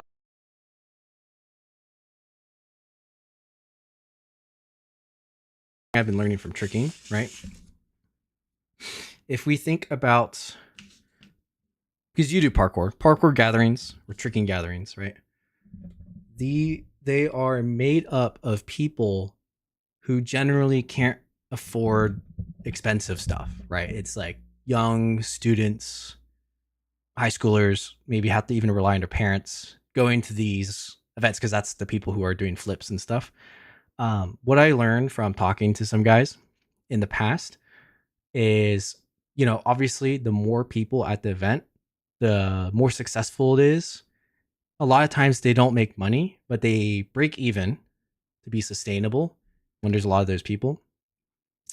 And things that happen is basically like certain gyms would make agreements with other gyms. So it's like, okay, we have this event we're hosting this year. You promise to send this amount of people to our event. And in return, we promise to send this same amount of people to your event when you have yours. And so, sure, it still costs like whatever it costs to send those people, plane tickets, housing, whatever. but it guaranteed numbers. And by guaranteeing those numbers, it actually grew a lot. So some of these events are like super, super big now and they're profitable. And at least it made it a lot cheaper for ticket prices. And there's just a lot of people there, which is like the ultimate goal is just have as many people there as possible. Um, and they did that because, they're hosting gym sessions. So they have some sort of revenue, income, cash flow that they're using to build up to budget to send their people out and then have people come. I don't see that in origami local groups, right? Normally it's just library, come for free, but it's just strictly local. It's like, can we somehow change that? Because there are some local orgs that can access either government funding from culture stuff, or if it's near a university, maybe some school funding. I don't know what the situation's like in Germany, but maybe one or two groups can do that, and then they can multiply more quickly by collaborating with the other local groups, set up these chain exchanges for their local conventions or small conventions. Like we had that idea. It didn't make it like a lot more economically feasible to like guarantee people there. So like maybe we might be able to, I wonder if we can take that similar idea and like what would that look like for origami, or how do we do that for origami? And then that would be a way to really start those small level conventions that you have talked about wanting to do. Obviously, it's going to be hard country to country, right? It's not like I can be like, hey, Bodo, I'm going to send 5 Americans to Germany if you send 5 Germans to America, because that cost is like way beyond. But at least between local stuff. So like for me, I'd be thinking my Oregon group down to Paper Tree up to Oregon if we host something, or even something that's relatively affordable or close by. In Germany, you have all those locations. I don't know if it's something you could integrate between those local groups, but that was like an idea I was trying to throw around. Basically, there's a small fee to pay to room. There's no exchange between different local conventions. Right, exactly. So it's like we, with collaboration, it's probably possible to offset the fee for the room. And like I know, right? I assume right now the small fee, it like the local groups probably don't worry about it too much. They're like biting the bullet because like, oh, it's okay. We at least get people in to have this event. But eventually that's not as sustainable. Like what if the person in charge, or what if the venue just wants to charge more? There's like a lot of unknown factors. Like, is there a way to build some sort of system in the back that can offset these what ifs or even the costs, or even start a fund to then support the next local group, and then that makes the next local group get bigger, which then that local group feeds back into the original one, and then it's a lot of exchange, and then it's more unification between the local conventions, because I'm sure for most people it's hard to go between all the different local conventions. But if it was like a trade agreement and it became much more regular to do because there was some sort of funding involved, maybe it could be a school field trip. They can write a report about culture and origami and their experience. There's so many, I think, options that could help this, and that would be like one way to start changing conventions and start changing the definition of a local group. Because right now the productivity of a local group is like purely local, and it's hard to scale that to the greater community. But one of the best things about tricking and parkour, I think, is how willing people are to travel to build connection. And then you look at parkour today. Maybe tricking's on its way, but parkour for sure is like super commercialized, right? These young teenagers are going across countries to compete at events on a regular basis. They kind of have that culture where it's become possible without necessarily a whole lot of funding. Um, and sure, a lot of these kids are okay sleeping on the floor of their friend's room, but it makes it work, right? Like we could have that for the young people coming up in origami too, if it's worth to them. Um,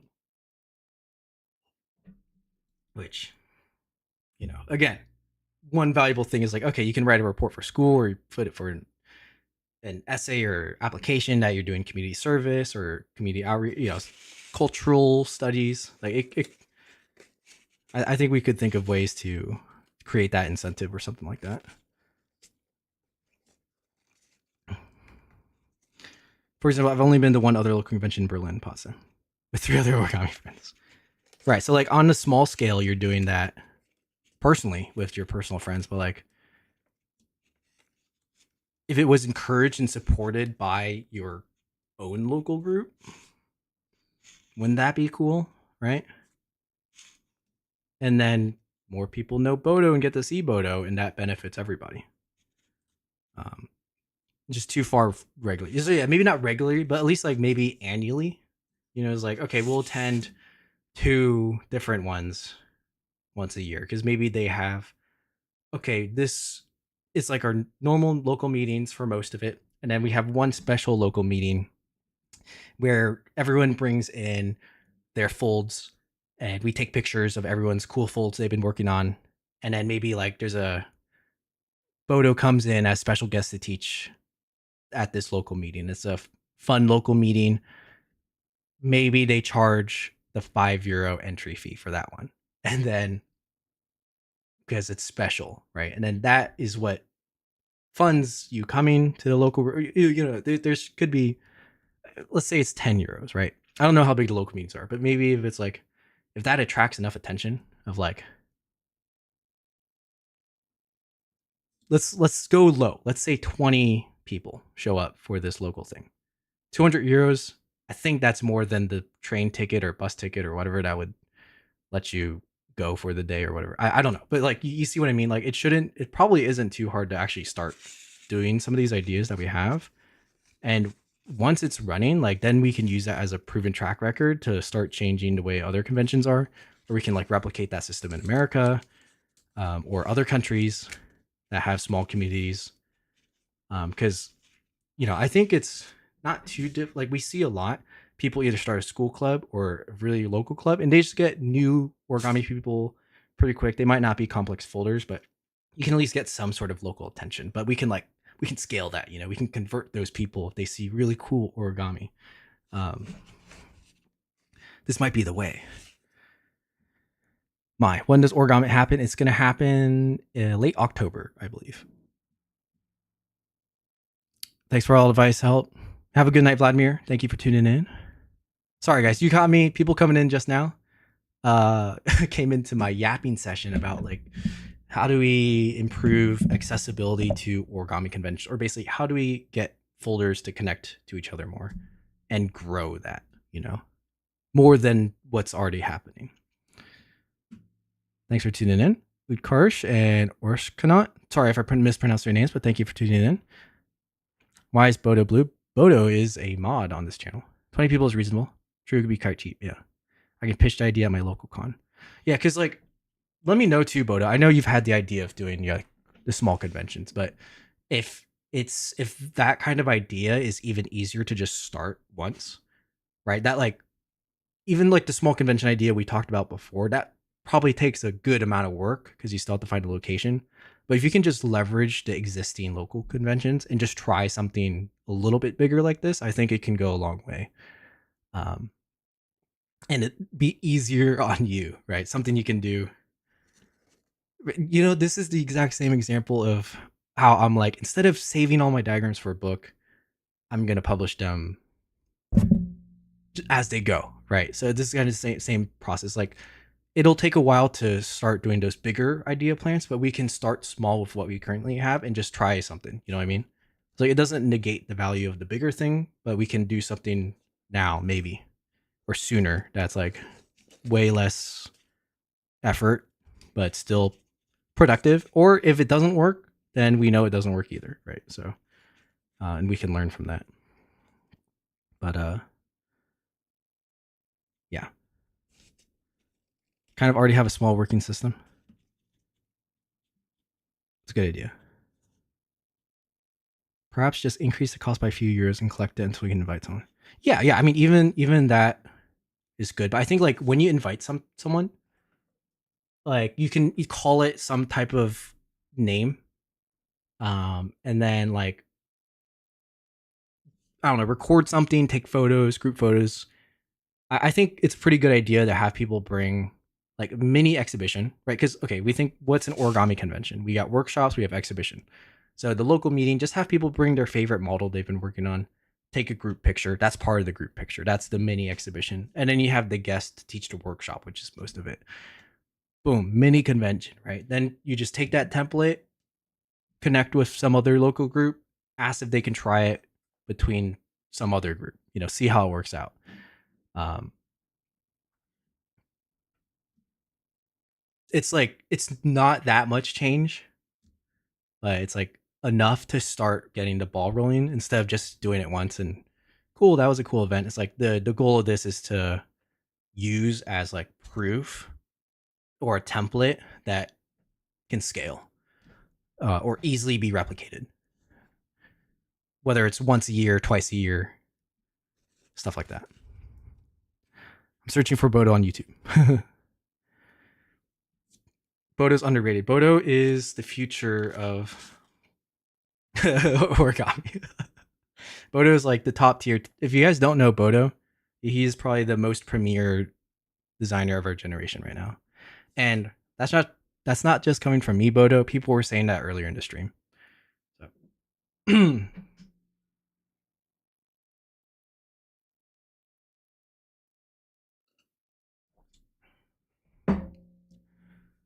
okay. What was I working on? I was working on this. Okay, I have to do a sync fold here.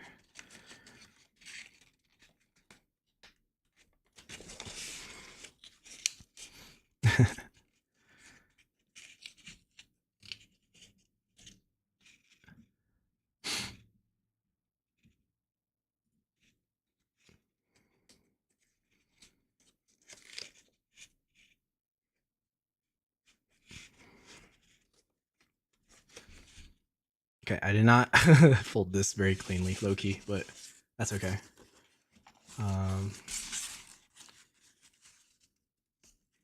We are just eyeballing the sync fold.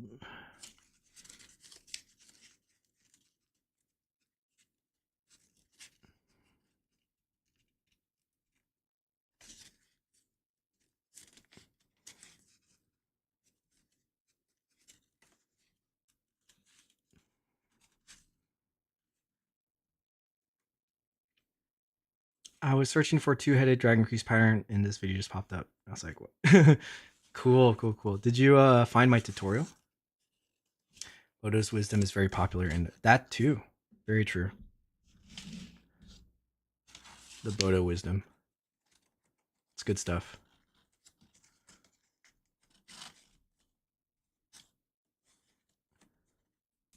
These tail spikes are like a little bit weird, but it's just like this one's above. It's like from the top view, it's kind of okay. Except it's a little messy right now. But from the side, it's like I don't know. All right, let's close sync this, lock it in place.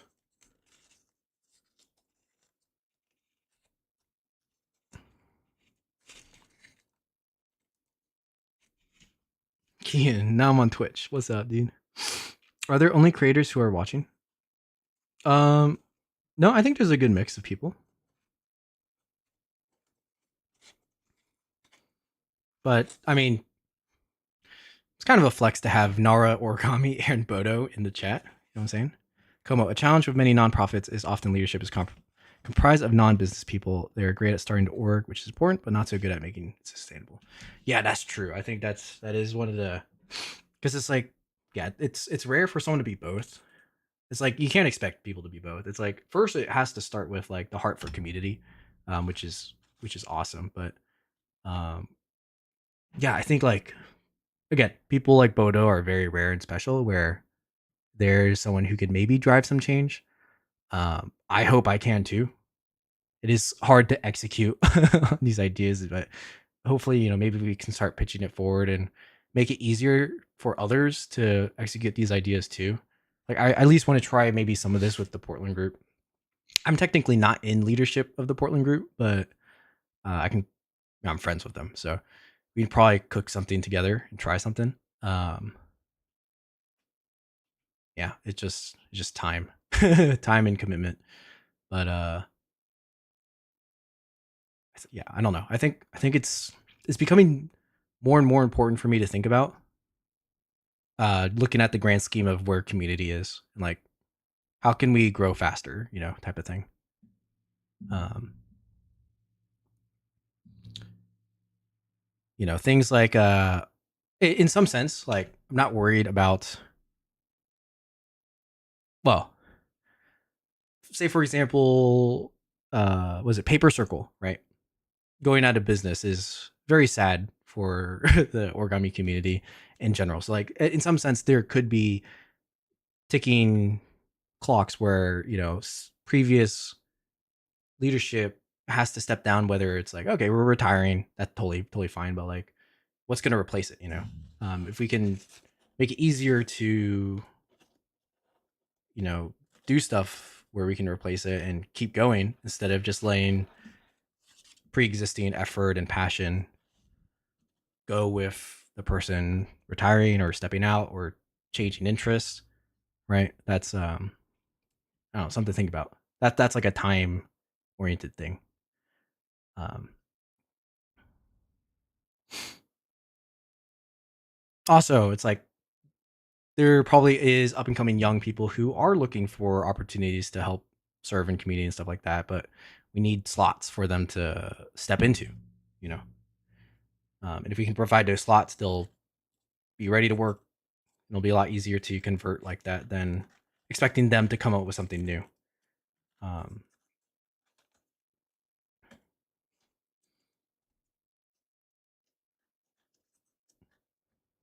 Gotta go. Being back in 15 if it's still okay. I think we'll still be on, Kian. I'm not super sure, but yeah, I think I'll still be here. I'm still gotta shape this more. Just fully design is also an investment for me. Yeah, exactly. That's the other thing. Is like obviously me and Bodo are gonna be cooking origami designs and doing our own things too. But like that's why I'm much more on the what's it? How do I phrase it? I lean towards the ideas that don't require as much effort and are smaller to execute. Because I help plan conventions. I know how much effort it takes, right? It's crazy amount of effort. So that's not something I can commit to without sacrificing my origami. But is there something smaller that maybe takes 20% effort that gives still, you know, productivity? That idea is something to try, for sure. Um,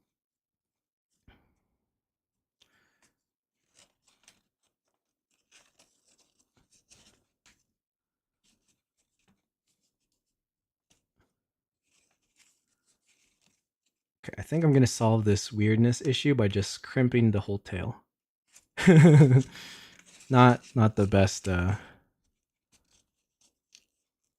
solution, but I think after I crimp it, we can shape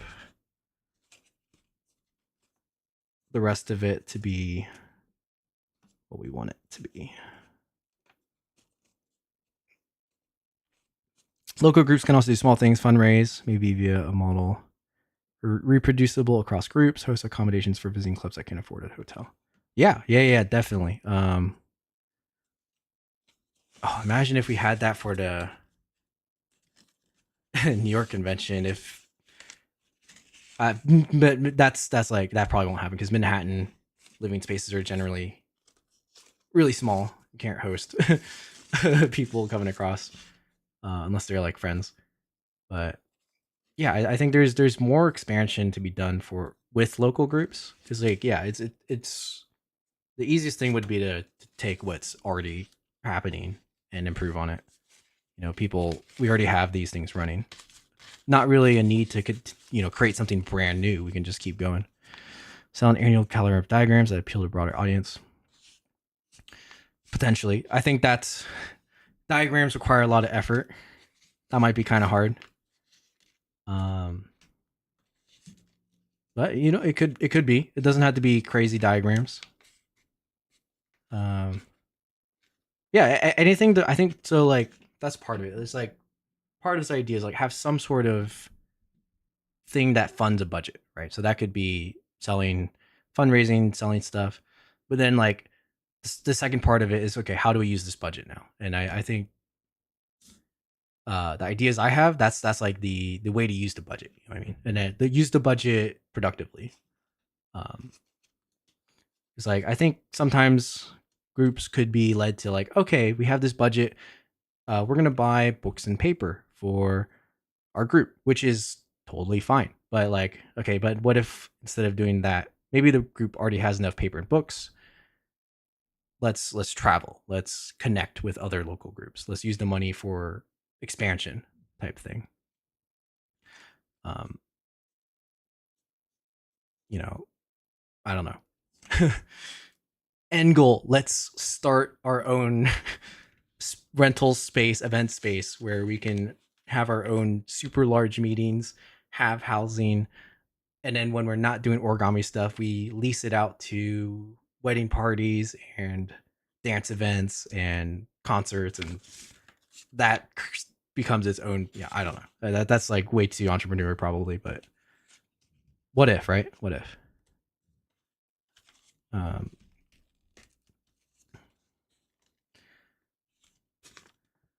Okay. I feel like I should just start gluing the head and then see if I can shape the neck a bit more and go for. I think the hardest part will be what do I do with the legs?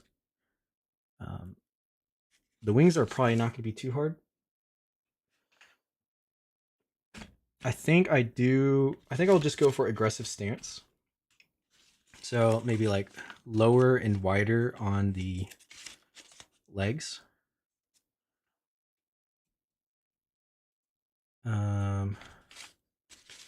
Let's not have this here yet. Okay, these legs are a little bit restricted because I have the claws. So, we're just going to not do the claws and we're going to make the legs a little bit longer.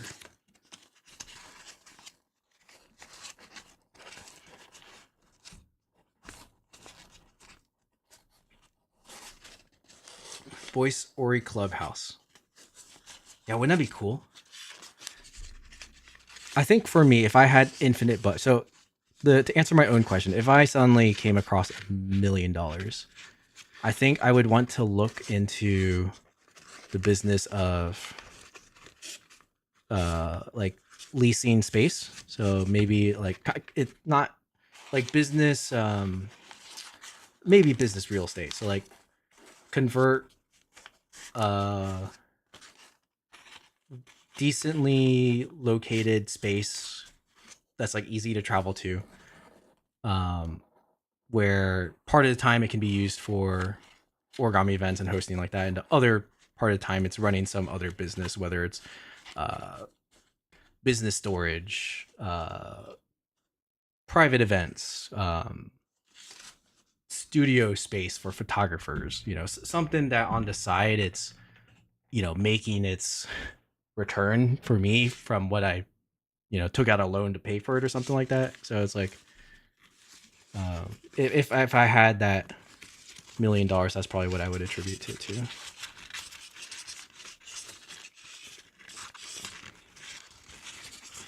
And especially being West Coast, I think there's enough people to that would use it, right? It could be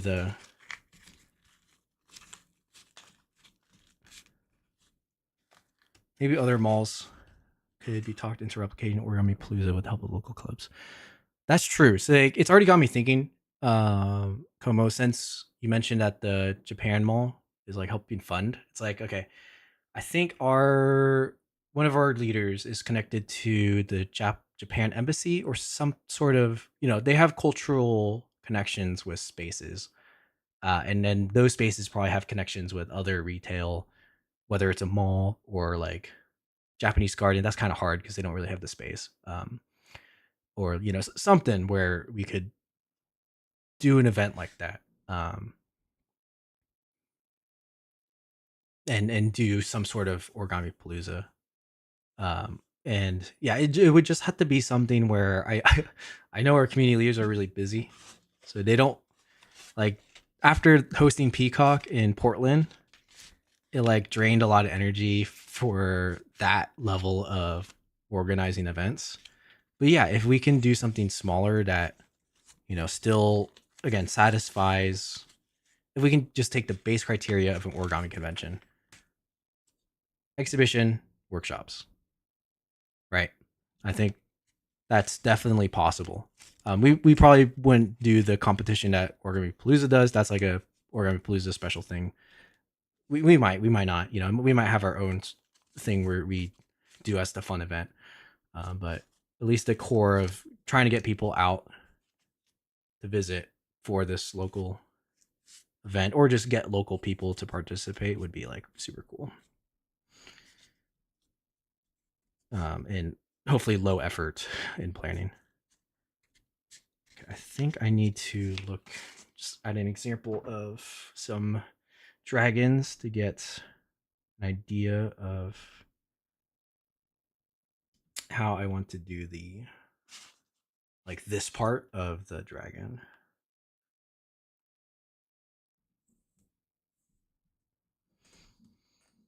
Hmm.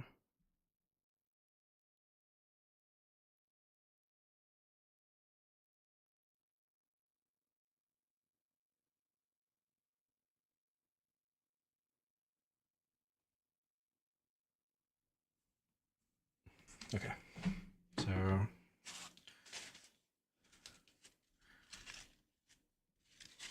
I think I just need to define this.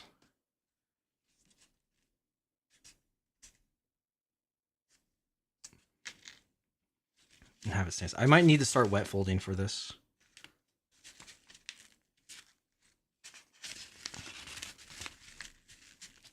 Let's see if I can do it dry just for now. Let's untuck these.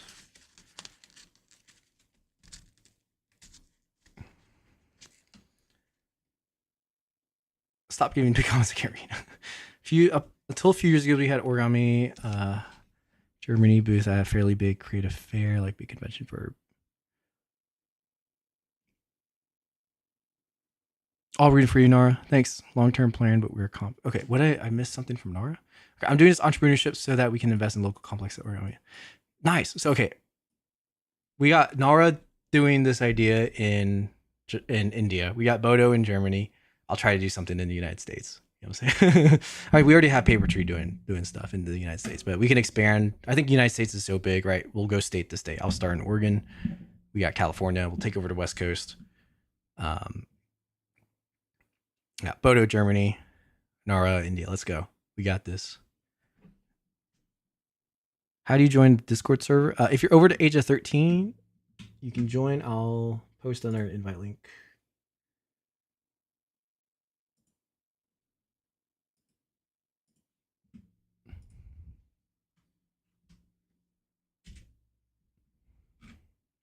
Please read the rules once you join. And just be a nice person and enjoy.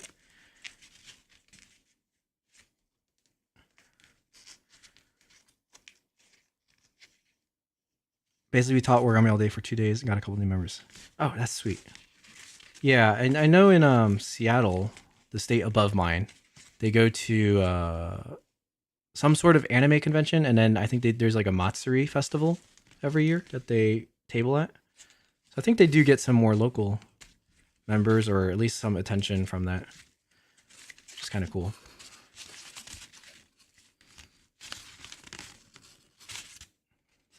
So yeah, we have like these small things we're doing. It's like, okay, we just need to keep expanding on them.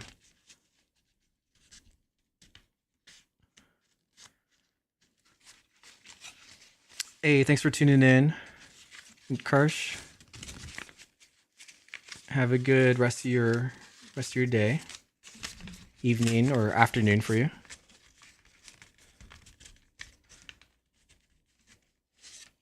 It's far away from me. Anime convention. I see.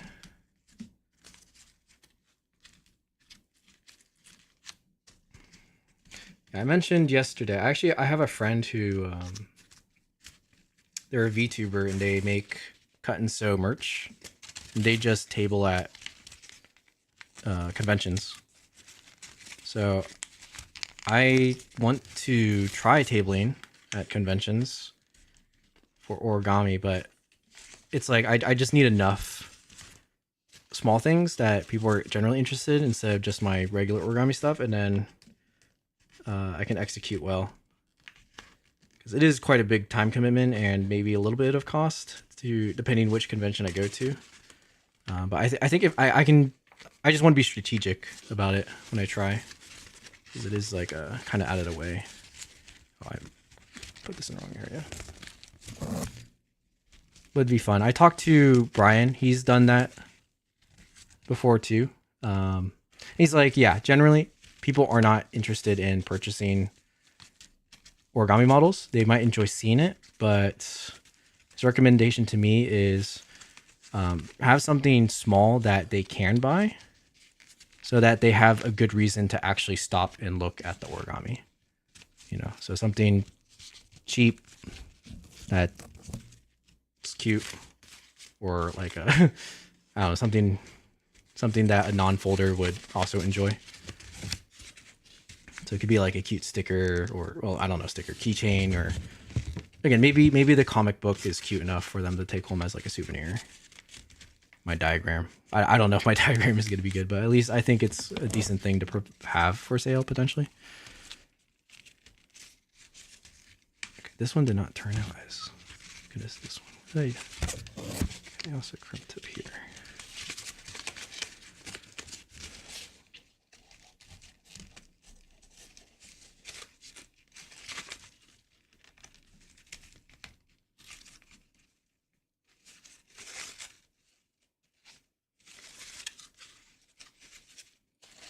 Man, that's way better. What I do here? I don't remember what I did on the other side. How to make it look the same. Okay, that's a little close. I think that's a good idea.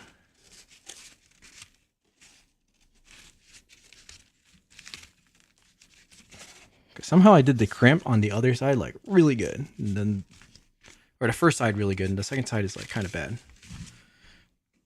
In France, we have two conventions. One organized by MFPP, leans toward easier, more accessible bonds. The one that were from Lyon, James Moore. Yeah. Are the Yeah, you know, I'll talk to Nicola how his conventions are going, because I think Lyon is like relatively cheap, at least in the grand scheme of conventions globally. It's like on the cheaper end. So yeah, I want to ask what works for his convention. What's his main problem with his convention, or like what does he want to see from his convention? How large can it be? That sort of thing. Get some ideas. I wonder if the Japanese AM Museum of Portland would partner with you and or Japanese Garden. Yeah, we've done small things with Japanese Garden. I think if we have a good, like a sought after plan of like, this is the event we want to do, this is what's happening, this is the point, this is the dollar amount we're trying to exchange, and or like this is the proceeds we could get in either revenue share, like that is like would be easy yes for some of those, whether it's like dollar amount to then go to your charity or go to your fund. At least I think the garden is for profit. I'm not sure about the museum, but I think the garden is for profit because you have to pay like $20 to enter anyways. But yeah, surely we can. It's like right now our only interaction has been, okay, we do a little workshop there for the guests, but like, can we do a workshop for our folders? You know, make it for our community, not something we're servicing for them. It's like, this is for us, and then also anyone around that wants to join in can join in. But I think that would be like the difference between what we've done in the past and what we could do now.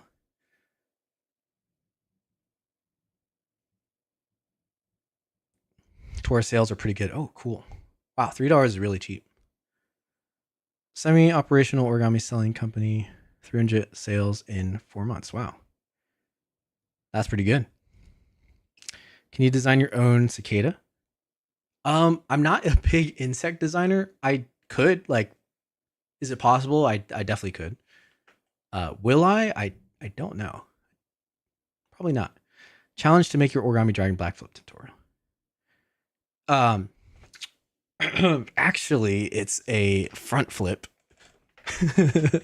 Wait, is it about? Yeah, no, it's a front flip. Good news for you.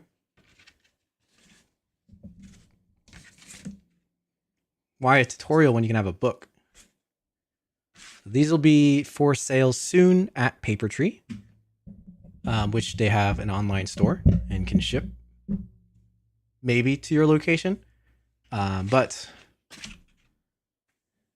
coming soon, like within next week, and maybe an online option as well for international people interested.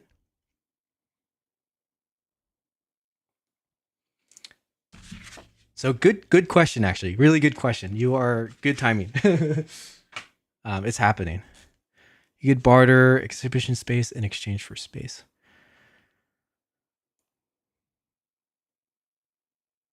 How can we buy internationally? Yeah. So there might be a collaboration with Bodo for international people who want a digital copy. Likely physical copy is going to be hard. I'm also going to ask Terry if he'd be okay with stocking some. I don't know if he'd be interested in doing that. But if so, that'd be easier for people to buy a physical copy in Europe, which I know there are some people who have messaged me that they want some.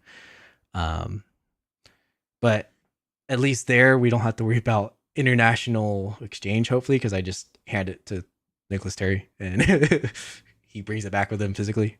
Maybe. I don't know. Oh, we'll see. We'll see. That's my problem for tomorrow to figure out. What is the hardest origami model I've ever folded? Probably the Ryujin.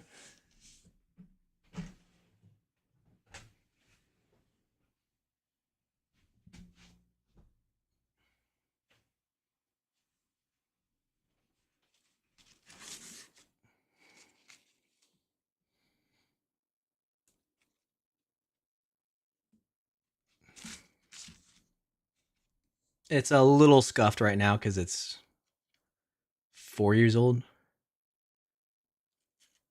So falling apart little bit by little bit.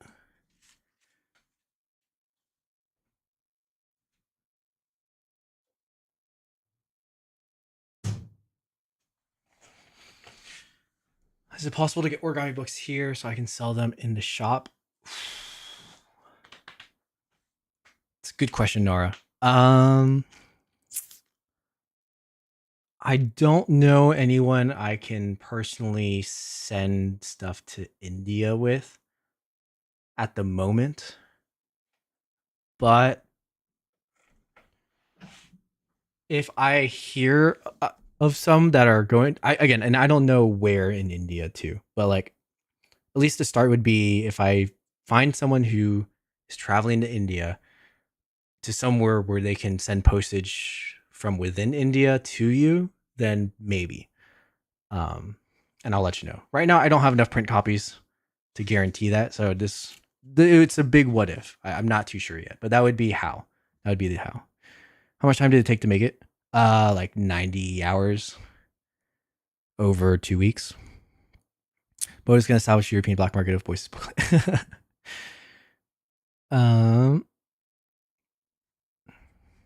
Okay. What am I doing? Wet folding.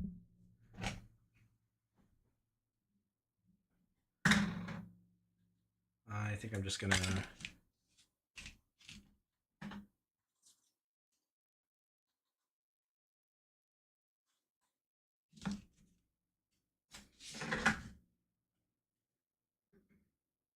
As much as I want to just use my methyl cellulose, I should probably use Actually, I can probably use a mixture of both. Let's see how this paper takes methyl cellulose. Just have a little bit longer drying time. Will you make a tutorial for Wilder? Yes, I will. It is coming, or I start work on it in 2 weeks. So after the OrigamiUSA convention, that's when I start on the tutorial. So I'm shifting a little bit. I'm contracted to make short form content for another month. So I don't know how fast I'll be able to make the Wilder tutorial, but I'll try to grind hard to have both short form content and the tutorial releasing at a steady rate.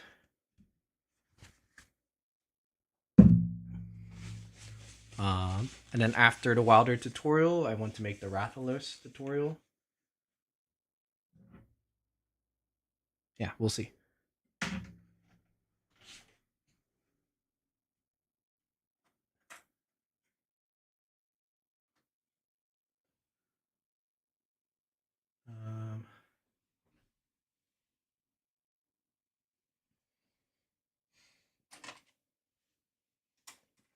I think my brush is in the bathroom still.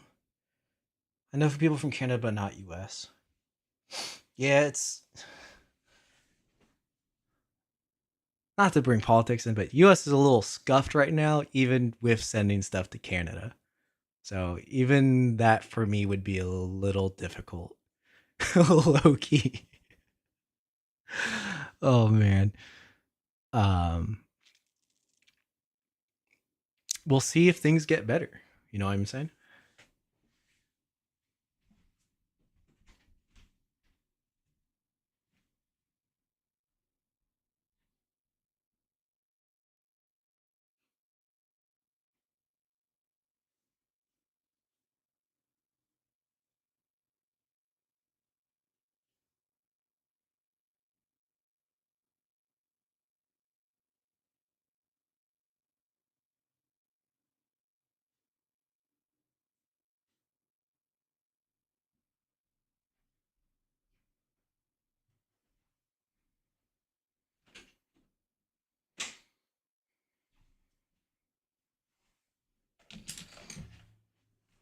Does anyone feel like they design 100 times better at midnight or just me? 100% me. 90% of my designs are designed after midnight.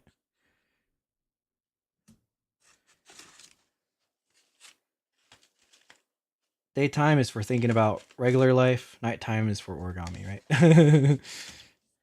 Because there's less distractions at night. At least that's how I feel. Okay, that's small. Let's use the bigger brush.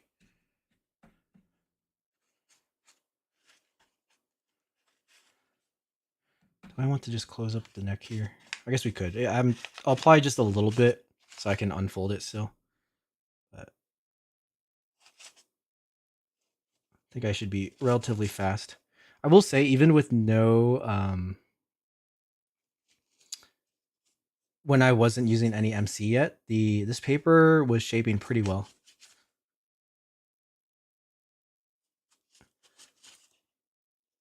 It's just, I think because I want to be so extra on this particular fold,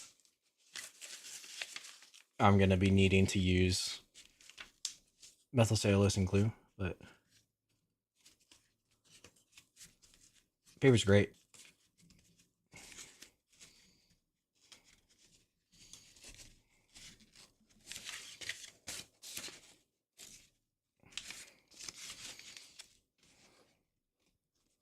Very curious how you did wings. Yeah, me too. Me too, Jason. I don't know what I'm going to do yet for the wings either.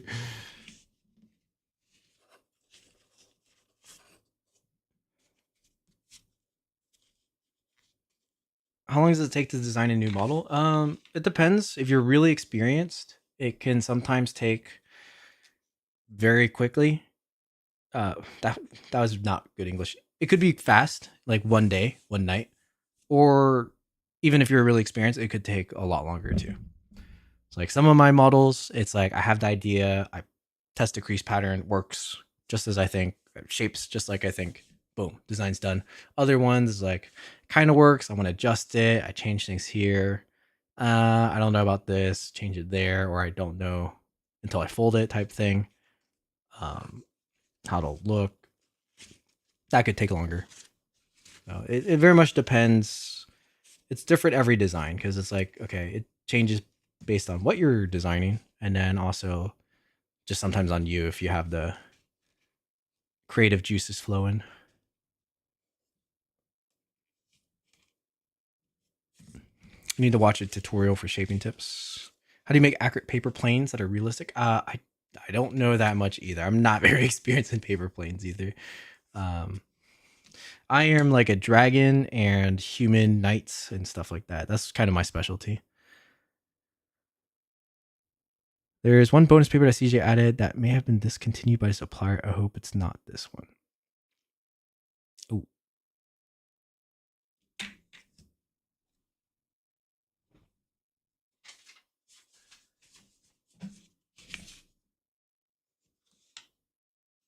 I think it's this one, Como.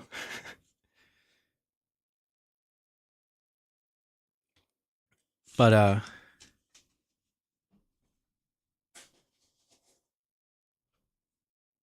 very sad. There is a sheet of black Kozo that was included that will probably outperform this paper. So when I do my ultimate comparison video, I'll probably talk about that. Which is good because it's like the two black colored papers. One of them's the Kozo, I think, and then this one. It's like, oh, this one's great, but discontinued. But other one, even better. Probably I have to fold it first. Fold with it first to know. And you can find it at Paper Tree. The Kozo softer, yeah, it's gonna be a little bit more flexible than this for shaping, but man, this is nice paper. I will say.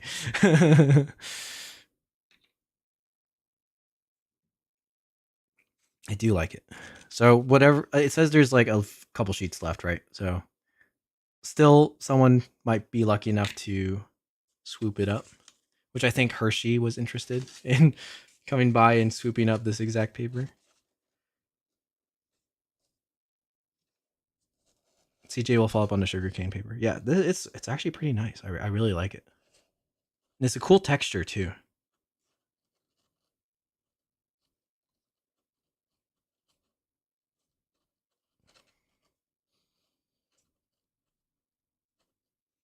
Um, like I will say, this paper is probably a lot more usable than the marbled Momi paper for folding. It's also probably a more attractive paper to use for folders as well. How do you design a new one? There's some videos from my friend, the plant psychologist, that will help you with that. But you can also, I would recommend watching some of my design vlogs. It's a little too complicated right now for me to explain, but I've talked about it in those videos with a lot of detail. So that'd be a good place to start. Or maybe it's just that I'm bad and I can't tell because I'm sleepy. That's funny.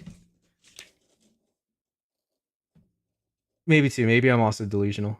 And if I actually designed during the day, it would turn out even better.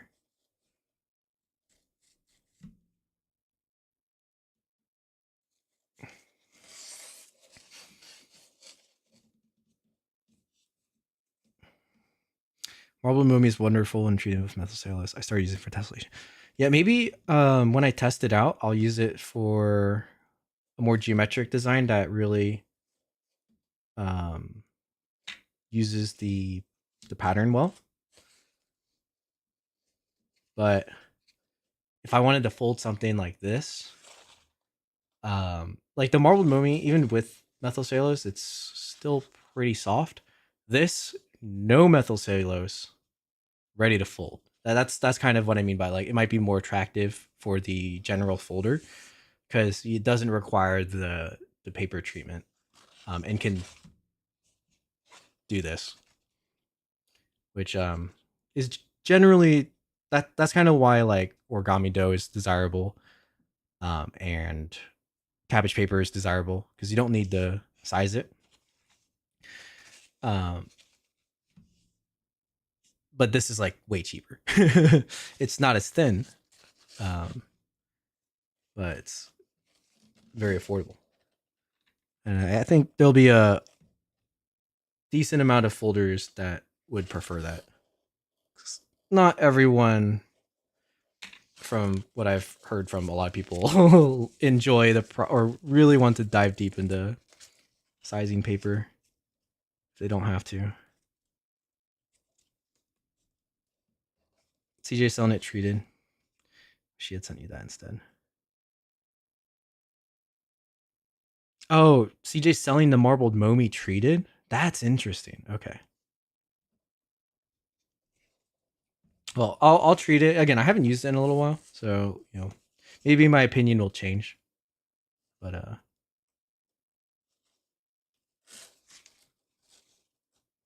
this paper's good. Currently folding some cabbage paper, and yes, it's so nice to fold. Yeah.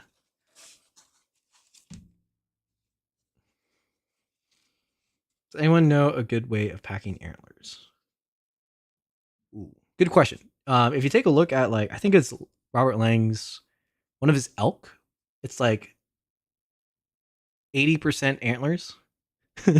So if you want really large antlers, just know that use most of your edge space for the antlers. And if you can, as much of the corners as you as possible too. That might be a good structure to reference. Obviously, you don't want to copy it, but might give some inspiration at potential packings.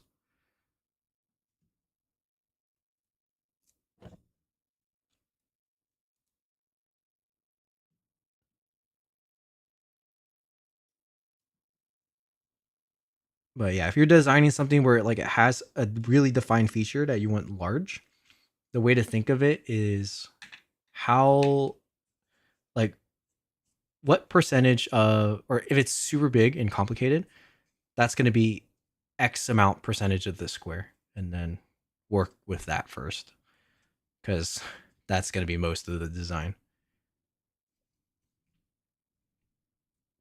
So far at just 11 inches, but there's been interest in larger sizes, so we might do that. Best if the sheet only has light metallic handmade. Some have heavy, some light. I see.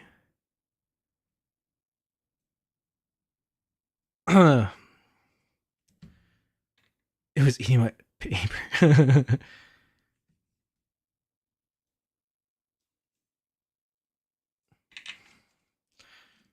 Is this paper expensive? The one I'm using right now is $5. So some might think that's expensive for one piece of paper, but compared to other papers, this is pretty cheap.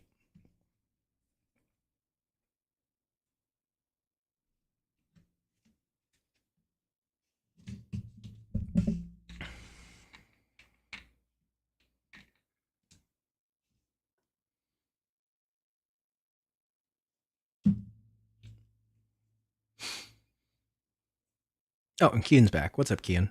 I totally missed that.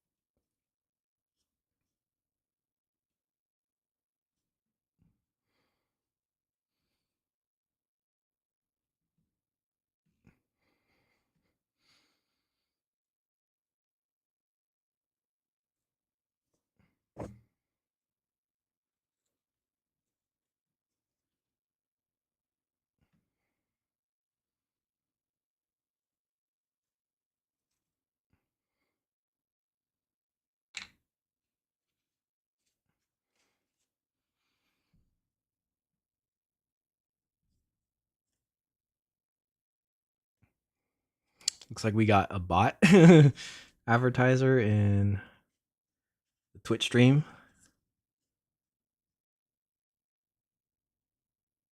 I'll add the ban that user later.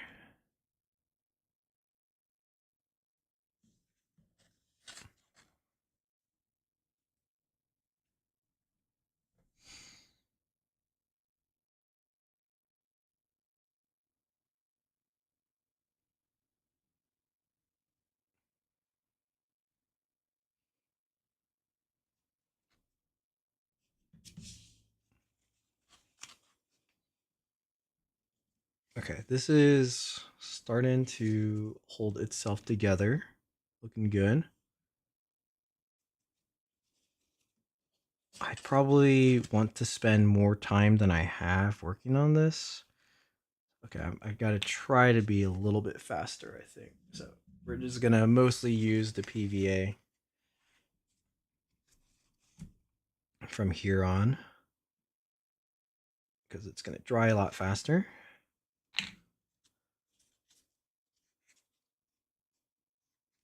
Jason, also my first design designing with a mouse. So much fast.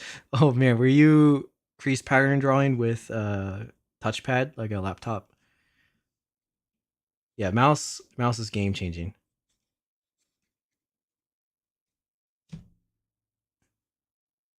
Why is the fish the logo of your channel? Well, one of the reasons is it was one of my first designs. And I really liked origami marine subjects like fish and sharks and crustaceans, stuff like that. So originally, that's what I was designing before I really knew how to design. And then it's definitely changed since then. But that fish is I think it's a decent design. It's got a tutorial, so if you want to fold it, it's very easy to fold, and it's got cool color change. So it's just kind of stayed my signature for a while.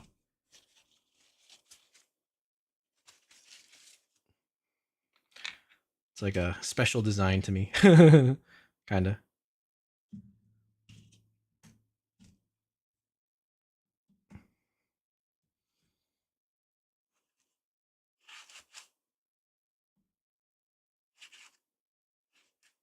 Imagine, yeah, maybe if I only did fish, there would be no origami samurai. This dragon wouldn't exist either.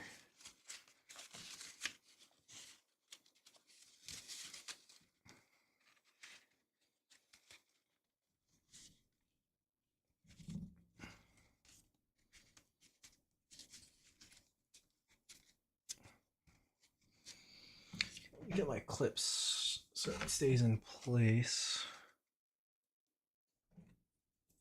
I got this area a little bit too wet originally.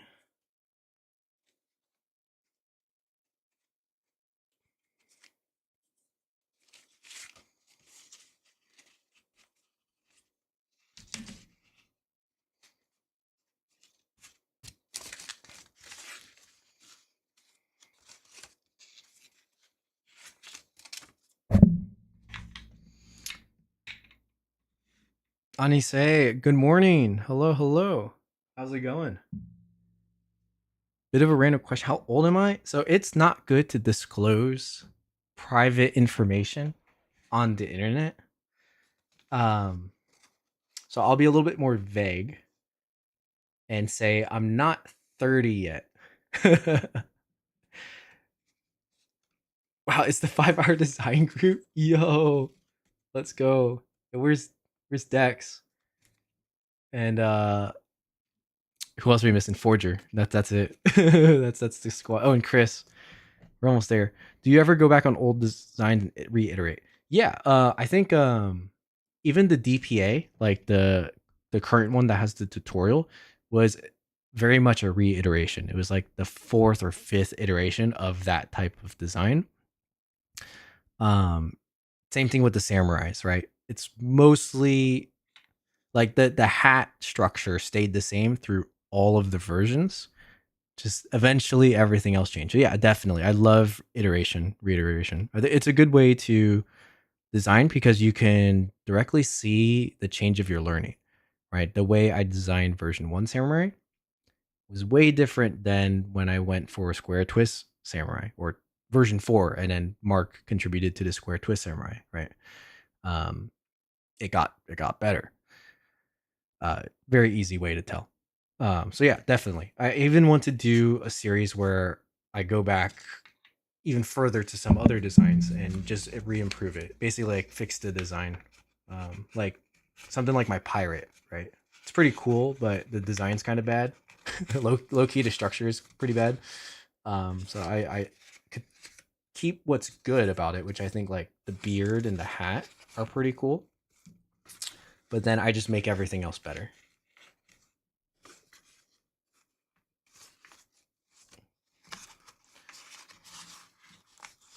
Your US friends are asleep. Oh yeah, that's a good point. Well, so Dex sometimes wakes up early. He's East Coast, so he might be awake in like an hour or two. But Chris is for sure asleep.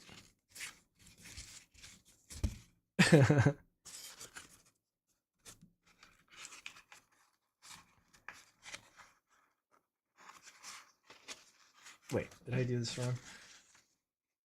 I think this is right. I keep hitting my camera while I'm folding this because the legs are too wide. But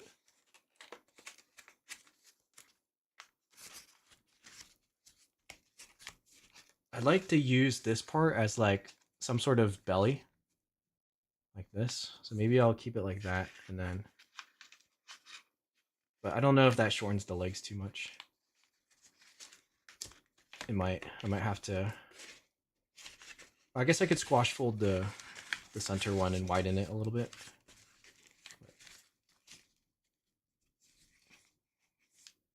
We'll do that later.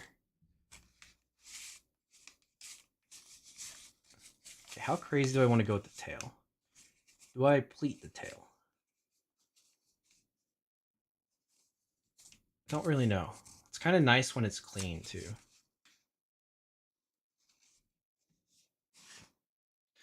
Let me look at some inspiration. Very crazy. Always crazy. Jason's still awake. uh,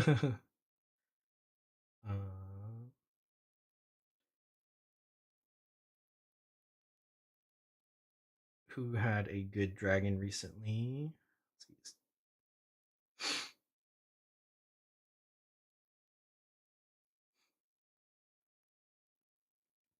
Let's go through Origami Dan. Hall of Fame. Let's look for dragons. Well, this is Dragon Head by Asano Origami. That's pretty crazy. But we need to look for tails. 5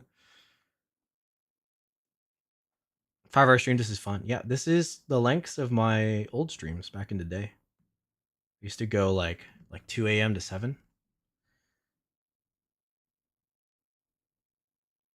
There is one time where I went to like 10 a.m. I think when I did the super large samurai, I folded and like the stream got to watch the sunrise in the background. That was something. That was crazy.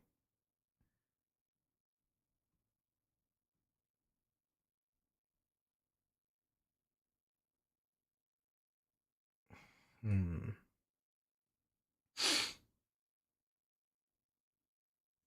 Let me just look up dragon.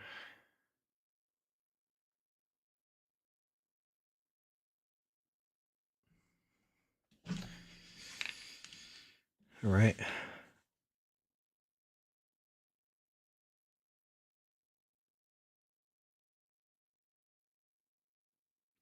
There's people folding my two-headed dragon. It's pretty sick.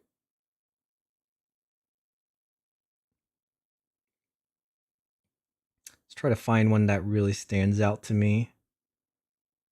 Oh, honestly, Plant's Hex Pleat Dragon has a really cool shape to it. I can't really see much of the tail. It's not a whole lot going on. Okay, here's an Ancient Dragon. I do like the Ancient Dragon tail. It's pretty sick. I don't quite have the same structure that would enable me to do that.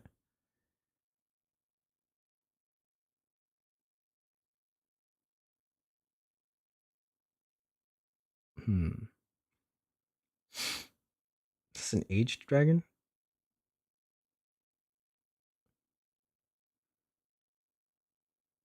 pretty cool. It's thin pleats on the bottom. Probably much longer than planned because your passion for local. That's true. That's true. That definitely took quite a lot of time. Although I gave myself space tonight to stream for a while.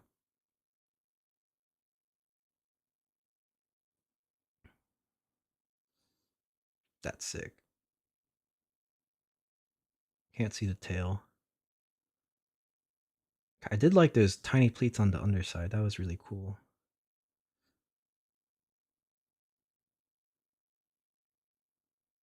Okay, the other reference we can use is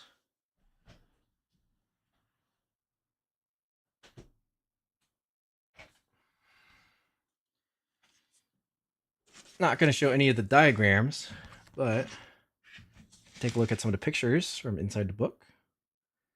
So this fold actually, there's not a whole lot of, it's just cascading pleats and some 3D-ness. There's a Joseph Wu, color change in pleats. Simple dragons. This one just has a couple pleats too, so not anything too detailed. Maybe simple is good. Fiery dragon.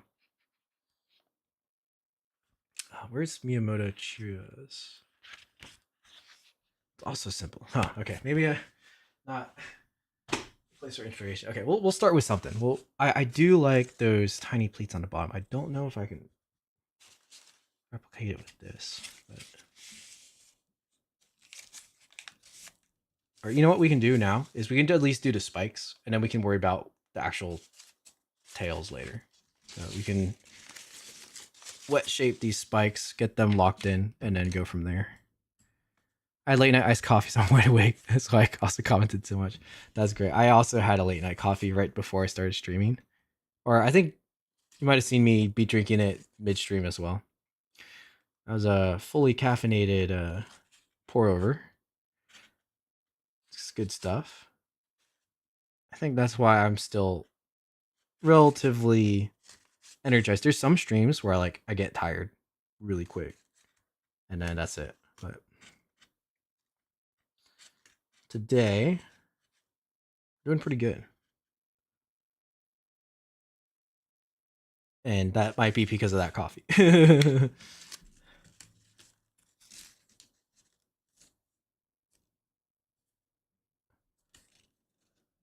Okay, so we got some of those bottom layers.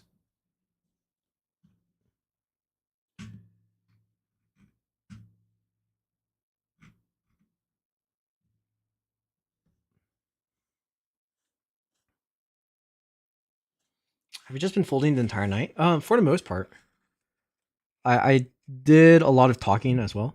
And in the beginning, we did like 1 or 2 reviews for the Origami Darren death battle.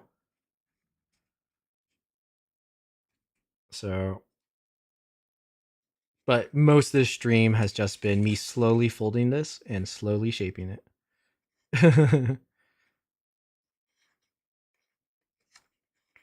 It's funny because like comparatively, this is longer than the 5-hour design challenge. And at that point, I had fully designed, folded, and shaped a brand new model. Whereas in this stream, I'm just like, this is a model I'm about to teach at a convention with a time limit. And I'm just like very slowly working on it, which is like totally fine. But it's because I'm like actually just shaping and making this one a little bit more special.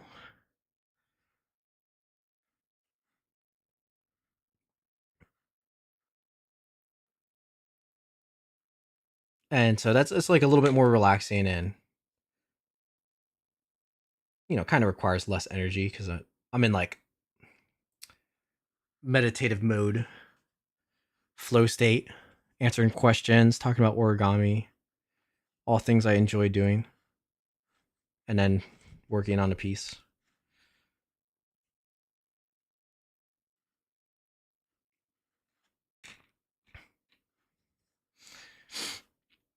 Are there tactics to waste less space with rivers? You make the river smaller. Um, Jason, if you DM me a screenshot of what you're working on, maybe I can give some advice. Are you like maybe you don't want the river to run through the entire model? Is that what you're concerned about? Because like you can manipulate where the river goes if you want to add some more details. If you don't want it flat across, but sometimes it's like it's still used. You know what I mean? But um, it could also probably convert to something else if you need it to. But you know, if it's seen, unless if you're pleating through the river, the whole river, that's when there's problems. Like, okay, you don't need to pleat through the whole river. Probably, you can just make the river shorter. Would be the thing. But I made 3 1 meter papers in those streaming hours. Wow, hey, that's pretty good, Nora. That's pretty good.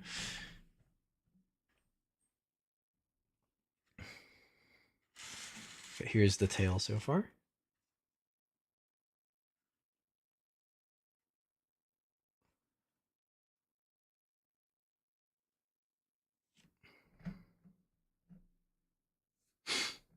This is actually almost too thin. I wonder if I can actually undo this and make it thicker. Where's the glue already starting to set? What are death battles? So death battles are bracket style design battles in the Discord channel where designers, origami designers, get a topic and they compete to make the best model within a certain time frame, which is like 2 weeks, and then the community votes on it. So if you go to some of my origami reviews, I've reviewed the past ones, so you can kind of see how they work. But this year's is going on right now, so that's why we were talking about it a little bit. It's pretty cool. It's one of the largest, if not the largest, design competitions because it's a bracket style over multiple weeks. And yeah, I don't think there's any other competitions like that. It also has a large prize pool of $700. Shout out to Paper Tree for sponsoring part of that prize and some other contributors that contribute to that prize pool as well. So the winner will receive quite a big portion of that prize pool for winning. So there's some stake there. You know, you get a good prize if you win, and you even get a good prize if you get second place. Yeah, everyone should try. It's free to enter. The applications are over now, but yeah. Bella asks, can you make an origami Quetzalcoatlus later? Probably not today. I do not know what that is.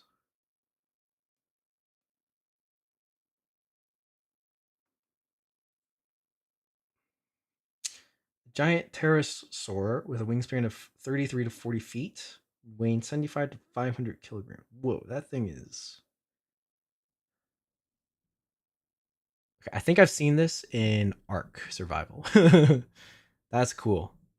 I don't particularly do dinosaurs, but it's similar to a dragon. Um, so maybe not yet, but that'd be interesting. Boys, did you watch Squid Game season 3? If yes, how was? I have not even watched season 2 yet. I've only watched season 1. I've seen like some clips of season 2, but I've been a little too busy to watch Squid Game. I heard it's good. I heard it's really good. Um, but I unfortunately have not seen it. Pretty much the only thing I watch right now is some anime, but not much live TV, not much movies. I have seen The Ballerina because I really liked John Wick series because I know some of the people in that stunt studio that helped produce it because they're trickers. And I just like those movies in general. They're pretty fun. But yeah, that's the last movie I saw. It's amazing. I loved it. Okay, it is on my list to watch because oh, excuse me. I very much enjoyed Squid Game, and in general, like Korean dramas are pretty well written and entertaining. So I like those too.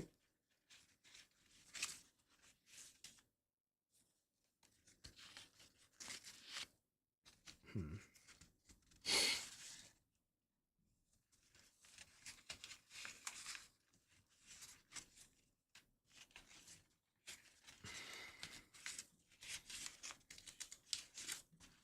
Maybe these become back to spikes.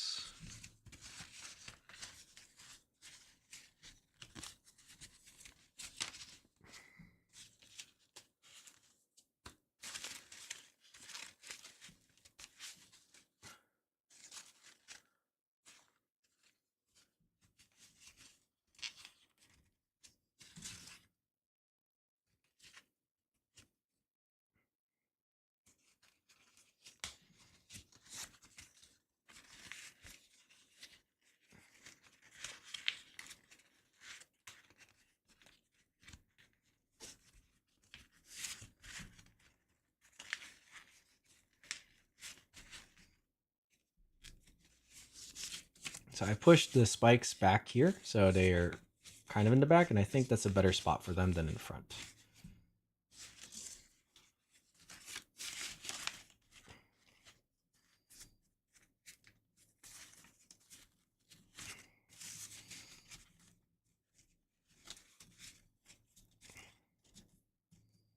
I was wondering why my crease pattern looks strange. Turns out I forgot to add the neck. Oh, that is pretty important.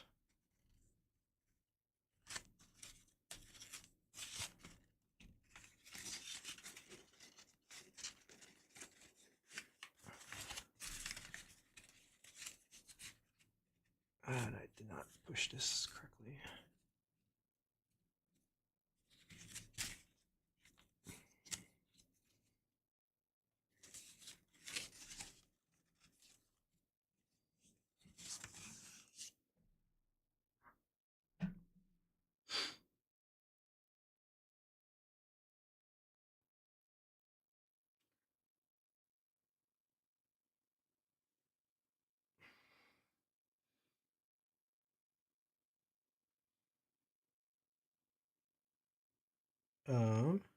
Did you send me the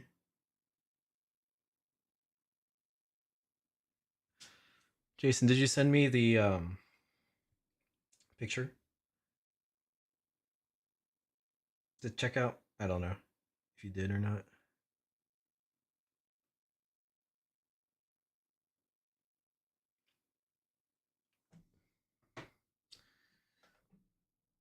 How long does it take to make this dragon? Not as long as I spent on it. So going fast, you could fold it in under 3 hours for this complex version.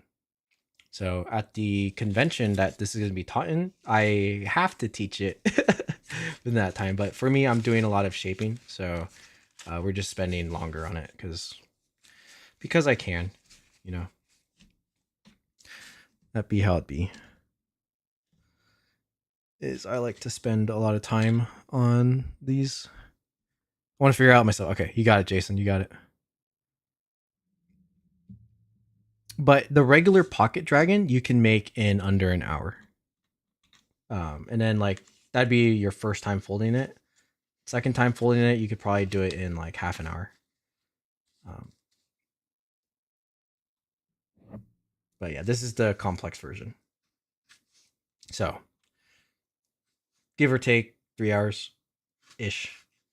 For me, I'm talking and shaping slow, so 6 hours. But like you can see it's like 90% done, right? I'm just shaping it and gluing it into its pose so that it can be nice on display in New York.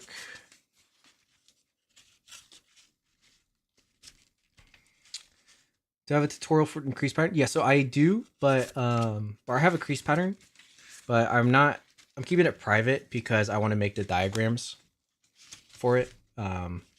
So for the intellectual property or the security of that product, I'm not going to share it unless you learn it from me in person.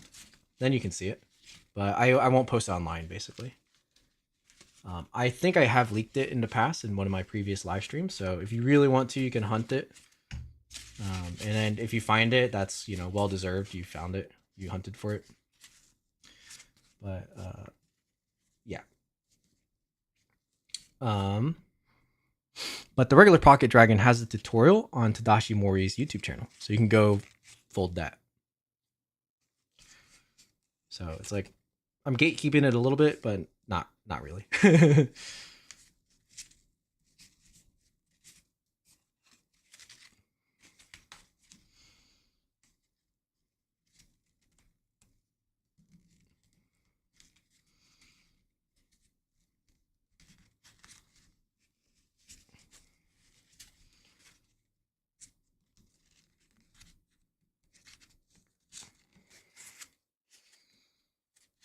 Boys, do you like anime? Yes, I very much like anime. I think you can probably tell from some of my designs.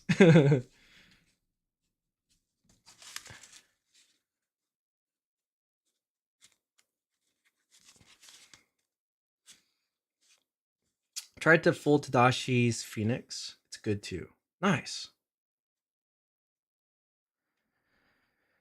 Bro, I live halfway. Yeah, Kiana, you might not be able to access it. So if you want, you can go hunt for that crease pattern on one of my previous live streams. Probably the one that's around the time I went to MIT. Bintu, hello. Thank you for coming to the stream. How's it going?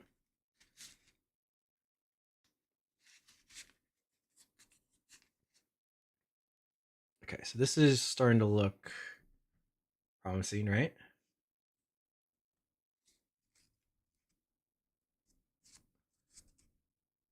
I think this is like a good thickness for the dragon. I kind of want to look at the joint of the dragon leg a bit more to see if I can get that looking a bit better. It's like really defined, almost like there's muscles around it. Okay. So we have the muscle definition on the top, but not as much on the bottom. So we can take this joint, give it a little edge, and then maybe a tiny little crimp back here as well.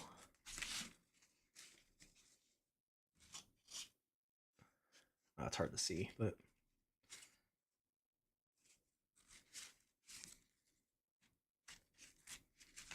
we'll start with that.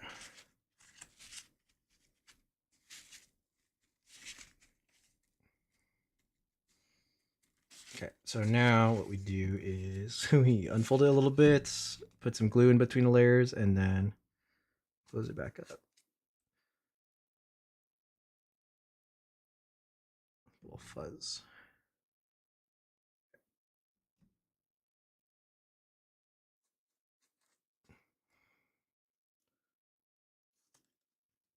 I want to make that Samurai Viewers too, but it's too hard. If you want to try something easier, you can try the Sword and Shield tutorial.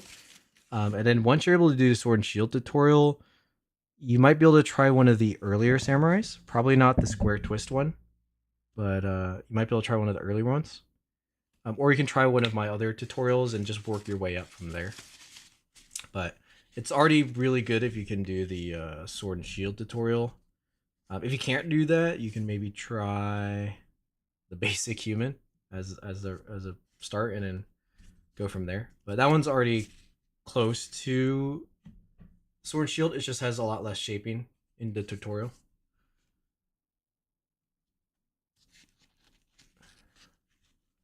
Gotta get ready for bed. Okay, Jason, that makes sense, dude. It's late.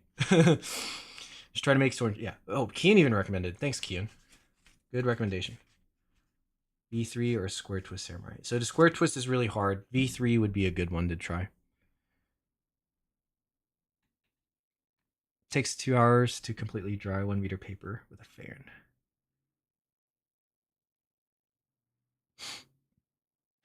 It's been fun. Thanks, Jason. Have a good one. Good having you as always. Okay, I think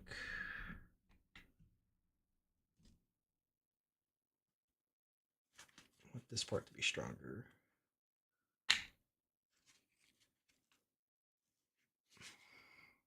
Okay, so see we have like that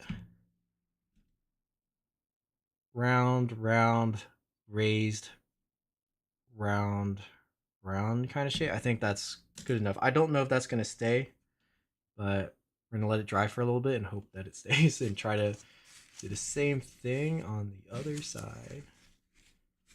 I think I just need to know where to start the joint, like right here. It's around the same, yep.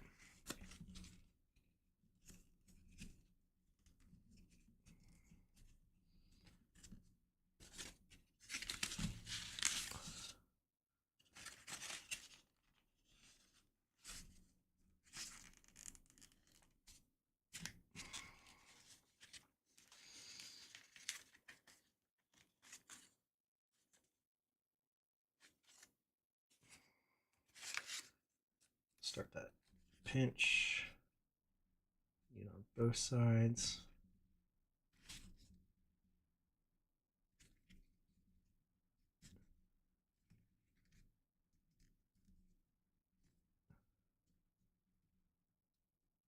It's not exactly the same, but I have a little shape forming from that crimp, which is good enough for now.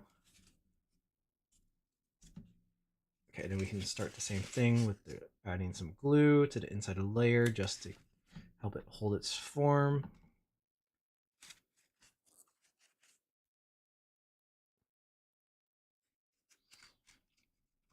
Bro looks sleepy. Yeah, I'm starting to get. I ran out of coffee, right? So we're on a timer energy wise, but I want to finish this. Like, even if I stop streaming, I still want to fold this, right? It's like, do I really have time to work on this tomorrow when I gotta work on other stuff? Not really. So let's get as far as we can now, right? While I'm still awake. Because when I sleep, I'll probably be sleeping in a little bit just because I didn't sleep as much during the work week. Is that work? But tomorrow, I don't really have to wake up for anything until a lot later.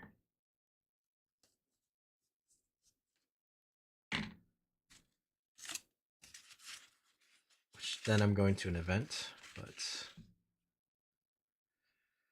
okay, not bad.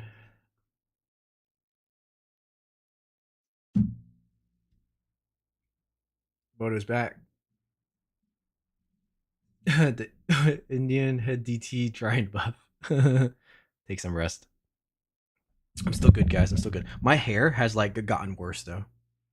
Like, I styled it before the stream and now it's undoing itself. Just kind of funny. I bet you could like time lapse this stream and just watch like this side of my hair just slowly droop forward.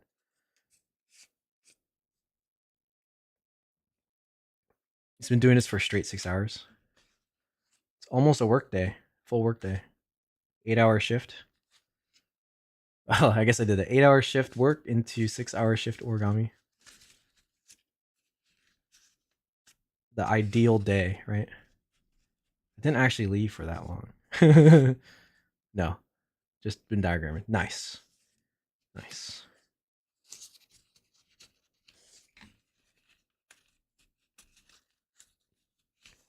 Bella, if you want to fold something, you should fold a Bodo model.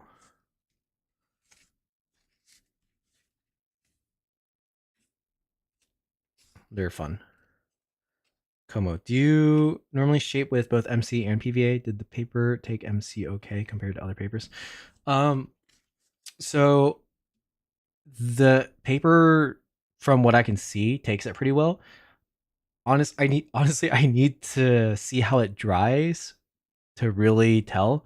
And normally, if it's pure MC for shaping, it's gonna need a lot more time to dry. So like, I would tie it up in the pose I want, leave it for 6 hours while I sleep, come back when it's dry, check on it, and normally it's rigid. It's taking the PVA really good. Um, like this is staying, which is great. Um, that's what I like in papers. So I assume it would. And then also being foldable without being sized, it's already a plus.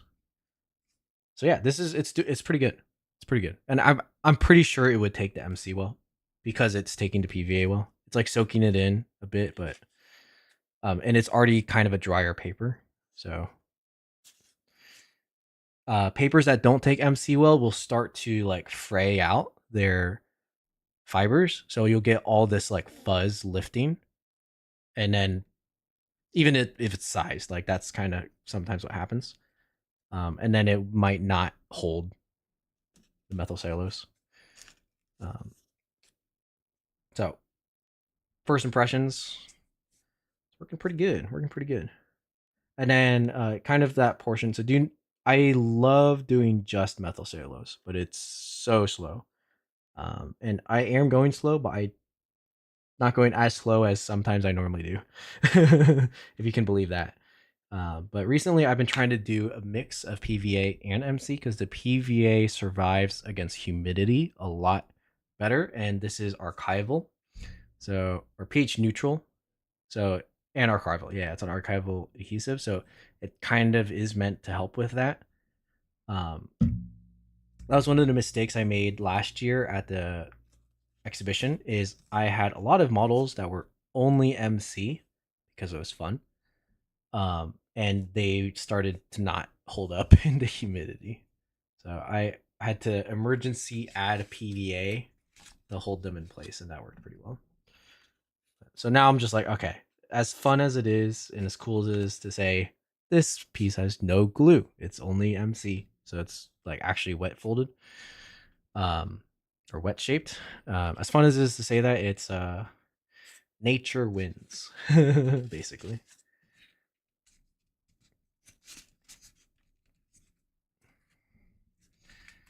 So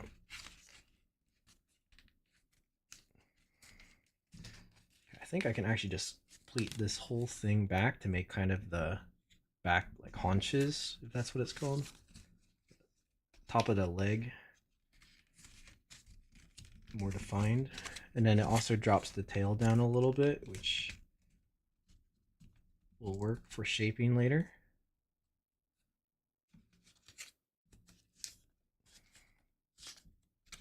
I just have to go around this pleat somehow, which I can just tuck that in as well, but at least we have the start of the shape.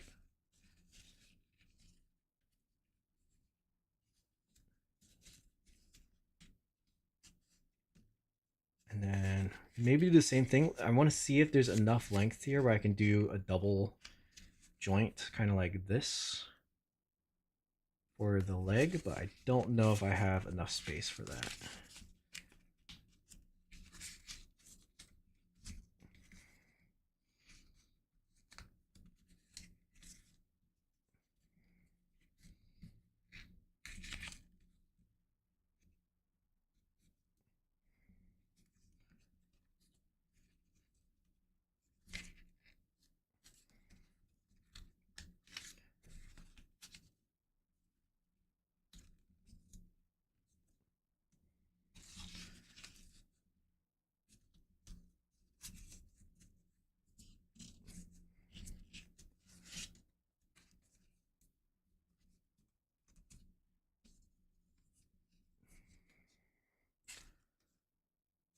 Because if I do this, it's going to be a lot thinner than the other leg, the front leg, and It's not always a good thing.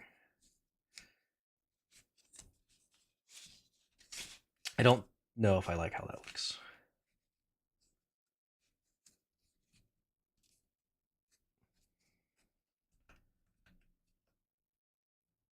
Interesting. Lost the source. Photo diagram. Nice.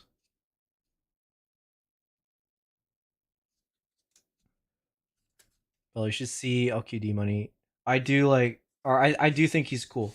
LQD. He's does like a composite origami or more modular stuff, which is really unique.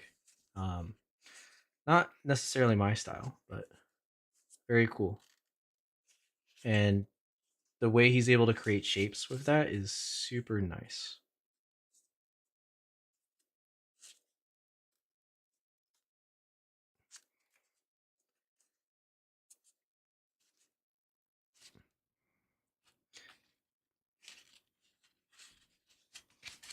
Congrats on the cease and desist. Looks like you were successful and fairly quickly. Oh, on the yeah, I think I know what you're talking about, Kobo. Thank you.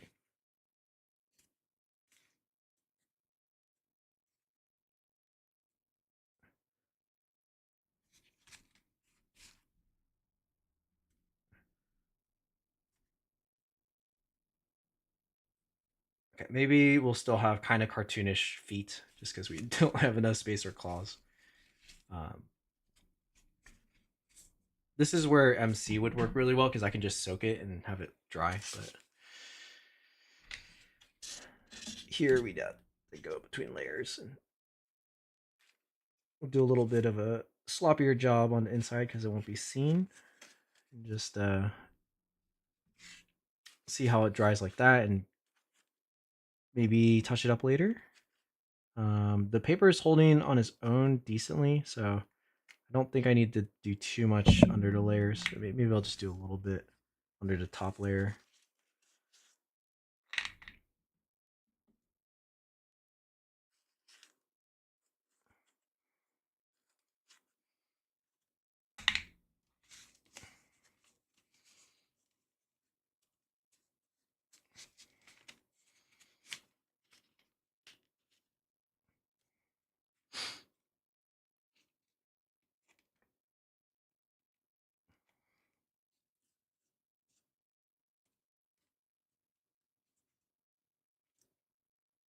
I'm literally making paper and chatting here while it's drying.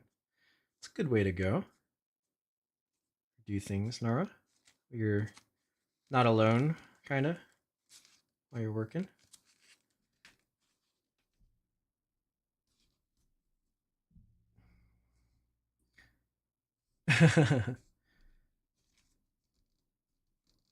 Would be pretty cool. All right, so I think now I can also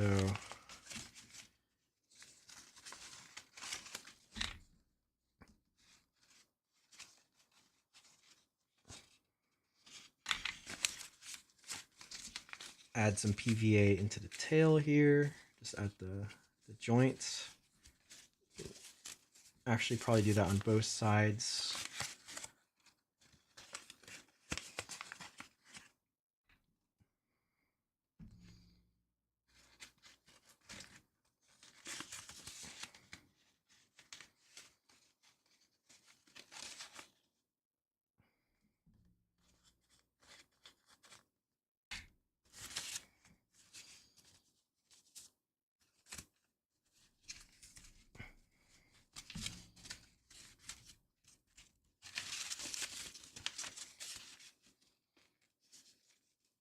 Okay, and then we just have to shape the other leg.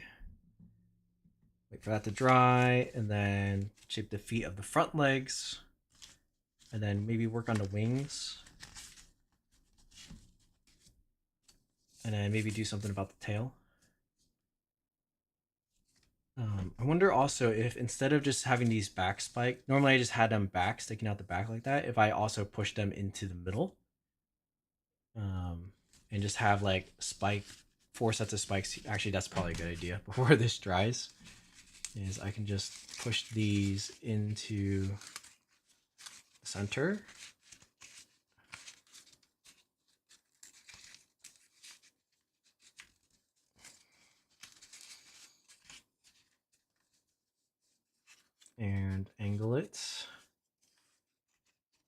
appropriately.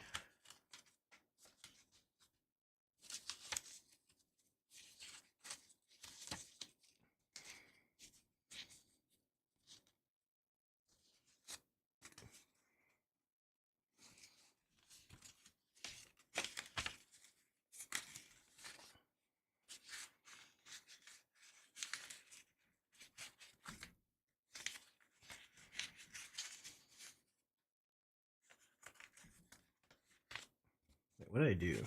This way?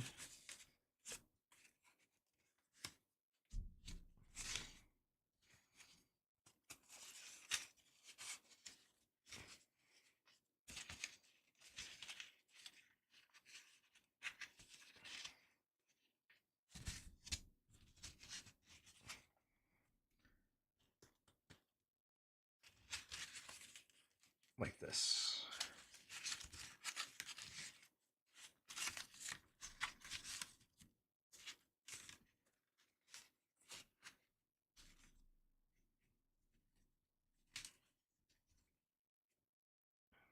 How can you design stuff like this? Well, I've designed quite a lot of things. And then I've also studied a lot on how origami things can look.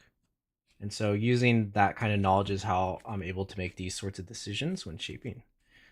So like part of it's like shape theory, part of it is just having seen enough dragons and origami dragons and then understanding what you can do with paper. So that's why I'm like, okay, instead of those spikes being back here, I can just push them here and then they'll fit nicely. Like I can kind of shape them to match these ones and it'll have a spiky back. Right. Relatively straightforward decision. But yeah. But that comes with experience. Okay, let's try this leg.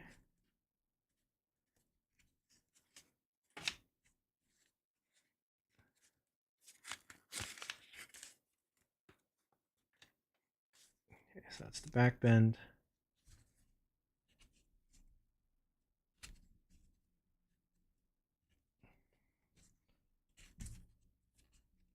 Oh, this one's actually turned out better than the other side. Oh, we mostly just see your table. Yeah, I know. I'm like, when I'm pinching really hard at the paper, I just completely go off frame.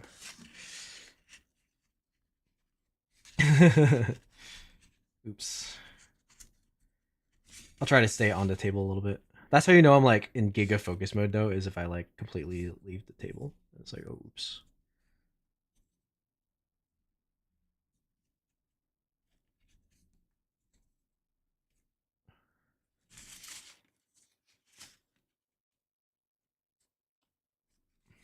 Maybe I want to redo this one then.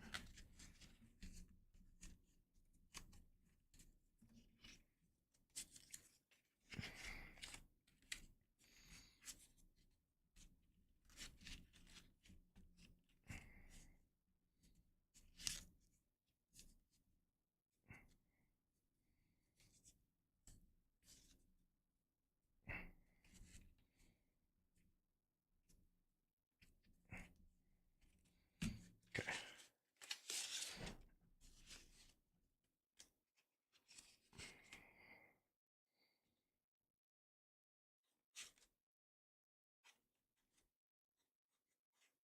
There are so many things behind your back. I kind of want to fold the phoenix.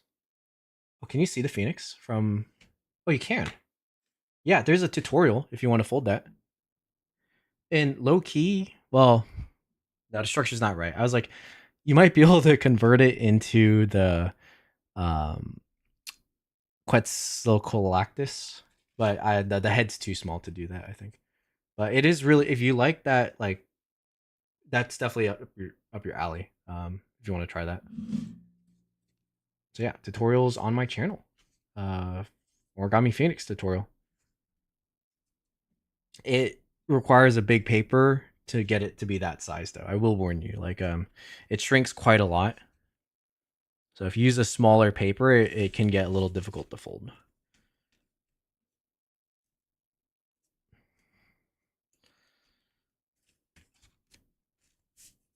Okay.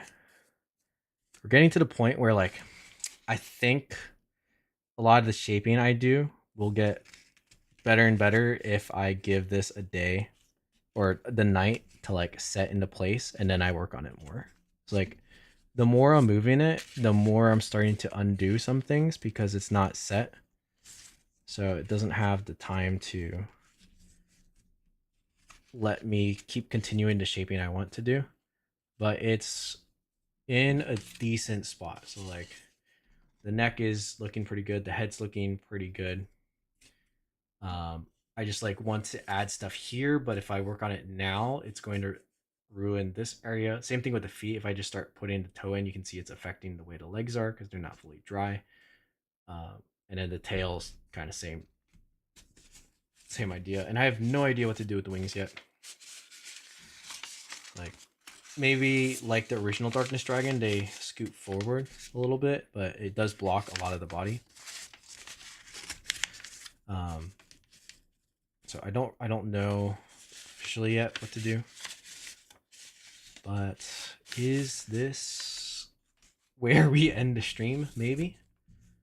I think I can also, I don't know. I want to do something with the tail. I think cool pose is always like this, and this is really compact. And then you can see like most of the model from one angle. So maybe we pull one of those, but there might be something else a little bit more grand we can do too. I don't know. What do y'all think? What do y'all think? How's it looking so far? You know what I'm saying? Okay, Como, with it not being fully dry yet, the after putting some tension into the paper and a little bit of glue, you can see how the layers are staying together at the folded peak, and then it's actually staying on its legs and it's pushing this way. So a bad paper where it doesn't take methyl cellulose or glue well, the top layers would expand out, kind of like a what is it, accordion, with the bottom. Like that would mean it didn't hold its memory.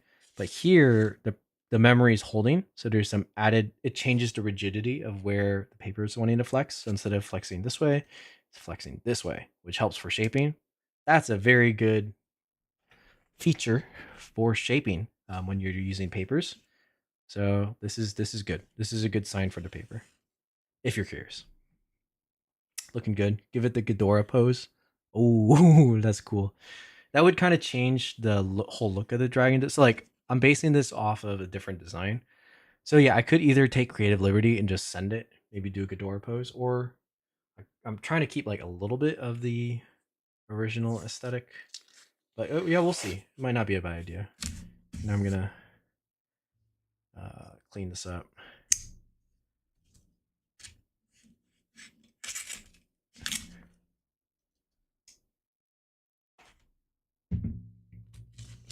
I think the main negative of this paper is just the fact that it drops a lot of the fibers while you work on it, but that's not really, you know, that's not a real negative.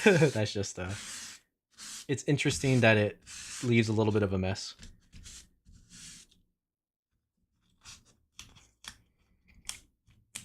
Not a bad thing though, just interesting.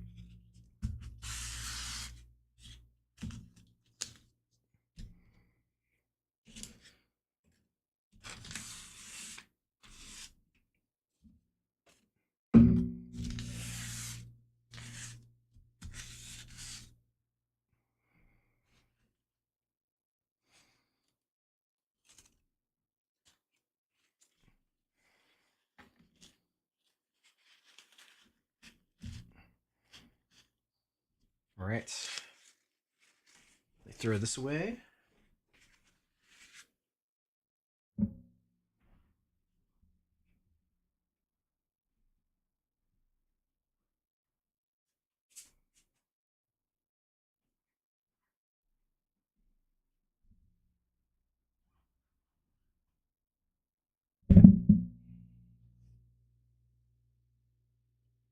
Bodo, hairdryer time.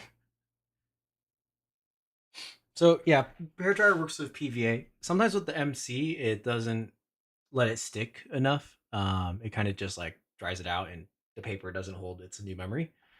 PVA, it should work. Like we could just hair dry it, if I wanted to continue, but I think I'm just gonna let it naturally sit like this and dry, and then sleep. um, Bodo asked what paper is it? It is sugarcane paper. Where did I put the thing?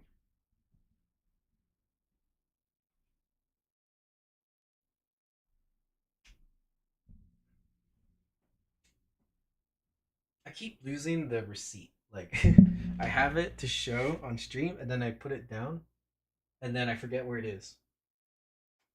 But it's a sugar cane with an onyx dye. I think sugar cane paper from Paper Tree. Yeah, I have no idea where I put the receipt now. By the way, Bodo, while you're here, you know how I've been making my transport boxes. I got a very compact one for transporting the Jaguar. Look at that. Isn't that pretty cool? And so it's like partially supported by its natural standing pose, and then partially supported from the underside. Like hopefully thin enough that I'm not making it widen out too much. Um, that's why I'm still letting it be on its paws for the most part. But at least side to side, like, won't shake. And then just the top part is supported by these kind of pressing a little bit on it, but like not too hard. It's just so when I turn it upside down, it won't move.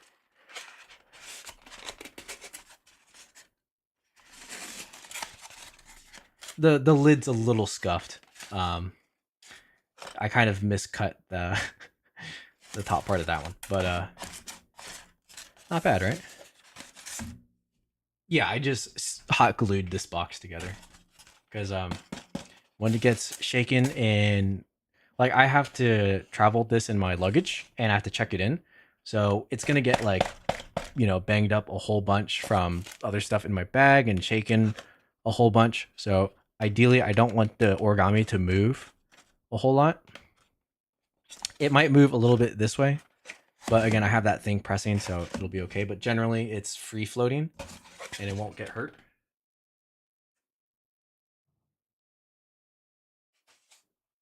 Same thing for like something like this. But the thing is that it takes more space. I'm trying to find like what's an optimal way to like protect it well without losing too much space, you know? This one is a little bit risky. I think I need something up here to be pushing down on it a little harder. But at least from different angles, it's not going to, like, it's got pretty good protection.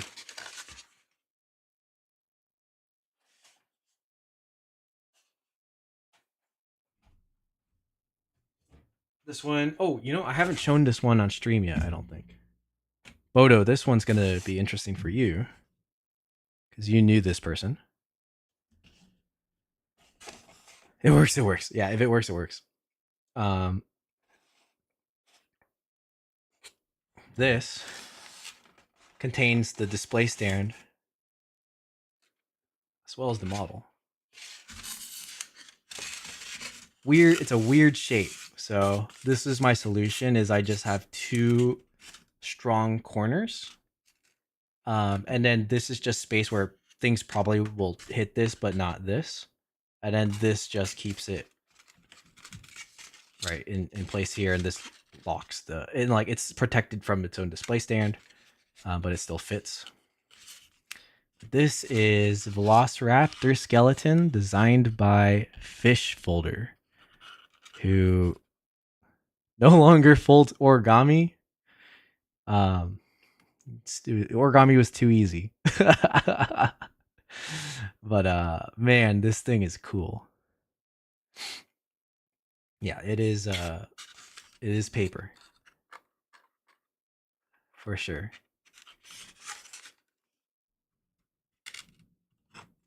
Pretty cool stuff. It's very delicate as well.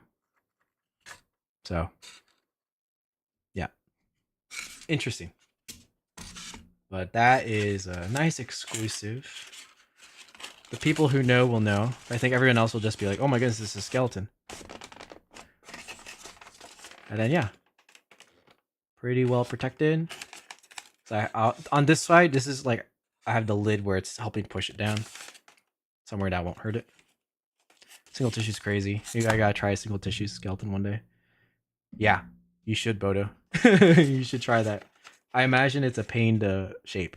Like, fish had so much patience to get all those claws that thin. Crazy.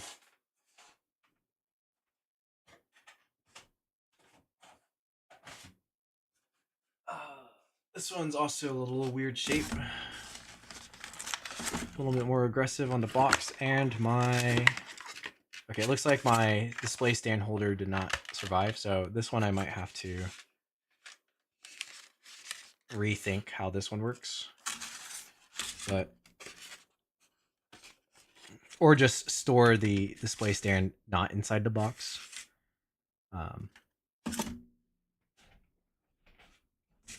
But interesting, right? Let's actually take this. I mean, maybe it. I just have to reglue it, I think.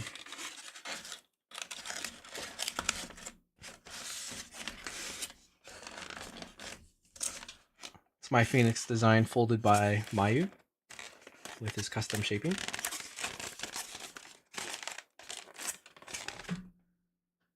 Imagine taking this to the airport, right?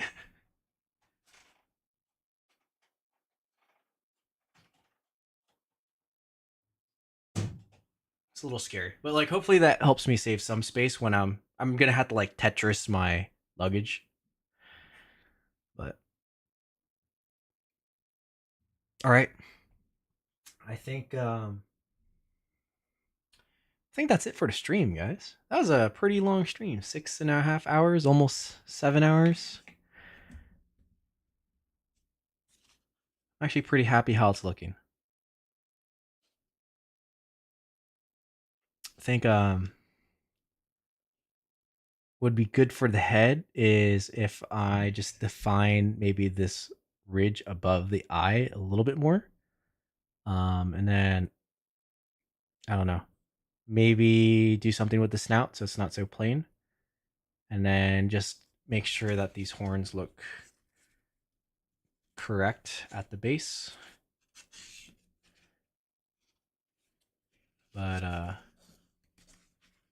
very much looks like Darkness Dragon, which is the vibe I'm trying to go for. Top view looks really cool, for sure. I was here for 5 minutes. Yeah, you caught the... It's okay. This is all recorded, so you can go back and watch or skim through the past 7 hours if you want. But yeah, okay. Thank you, everyone, for tuning in. This is the last live stream before next week, which I will be in Times Square for the OrigamiUSA convention. I'm going to be filming a lot at the convention, but normally I do some sort of live stream at the exhibition to show everyone. That will probably be morning time, Eastern Standard Time. So for India, that will be a little bit later for y'all. Hopefully it's not too late. It'll be a little late. What is that? No, maybe it's not late for you guys. But the timing might be weird. For Europe, should be perfect. Check out the exhibition. And I'll be having some announcements about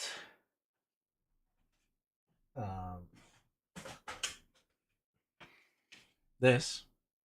So if you want to get your hands on this, whether it's a digital copy or in person, stay tuned for updates on this because this is very, very cool. Take it from me. I think it's pretty cool. So Be excited for that. That will be for everyone else, and there will be some special stuff attached to it. Hopefully, if I can set everything up in time. But yes, thank you everyone so much. Shout out Paper Tree for sending me this paper. This is the sugarcane paper, and I've got a lot more cool papers to fold with and kind of review. So you know what you can fold with many different types of papers at Paper Tree, and that'll just give you a new option, to get cool papers if you'd like. But with that, I will see everyone later. Great stream. Thank you so much. Have a wonderful rest of your day.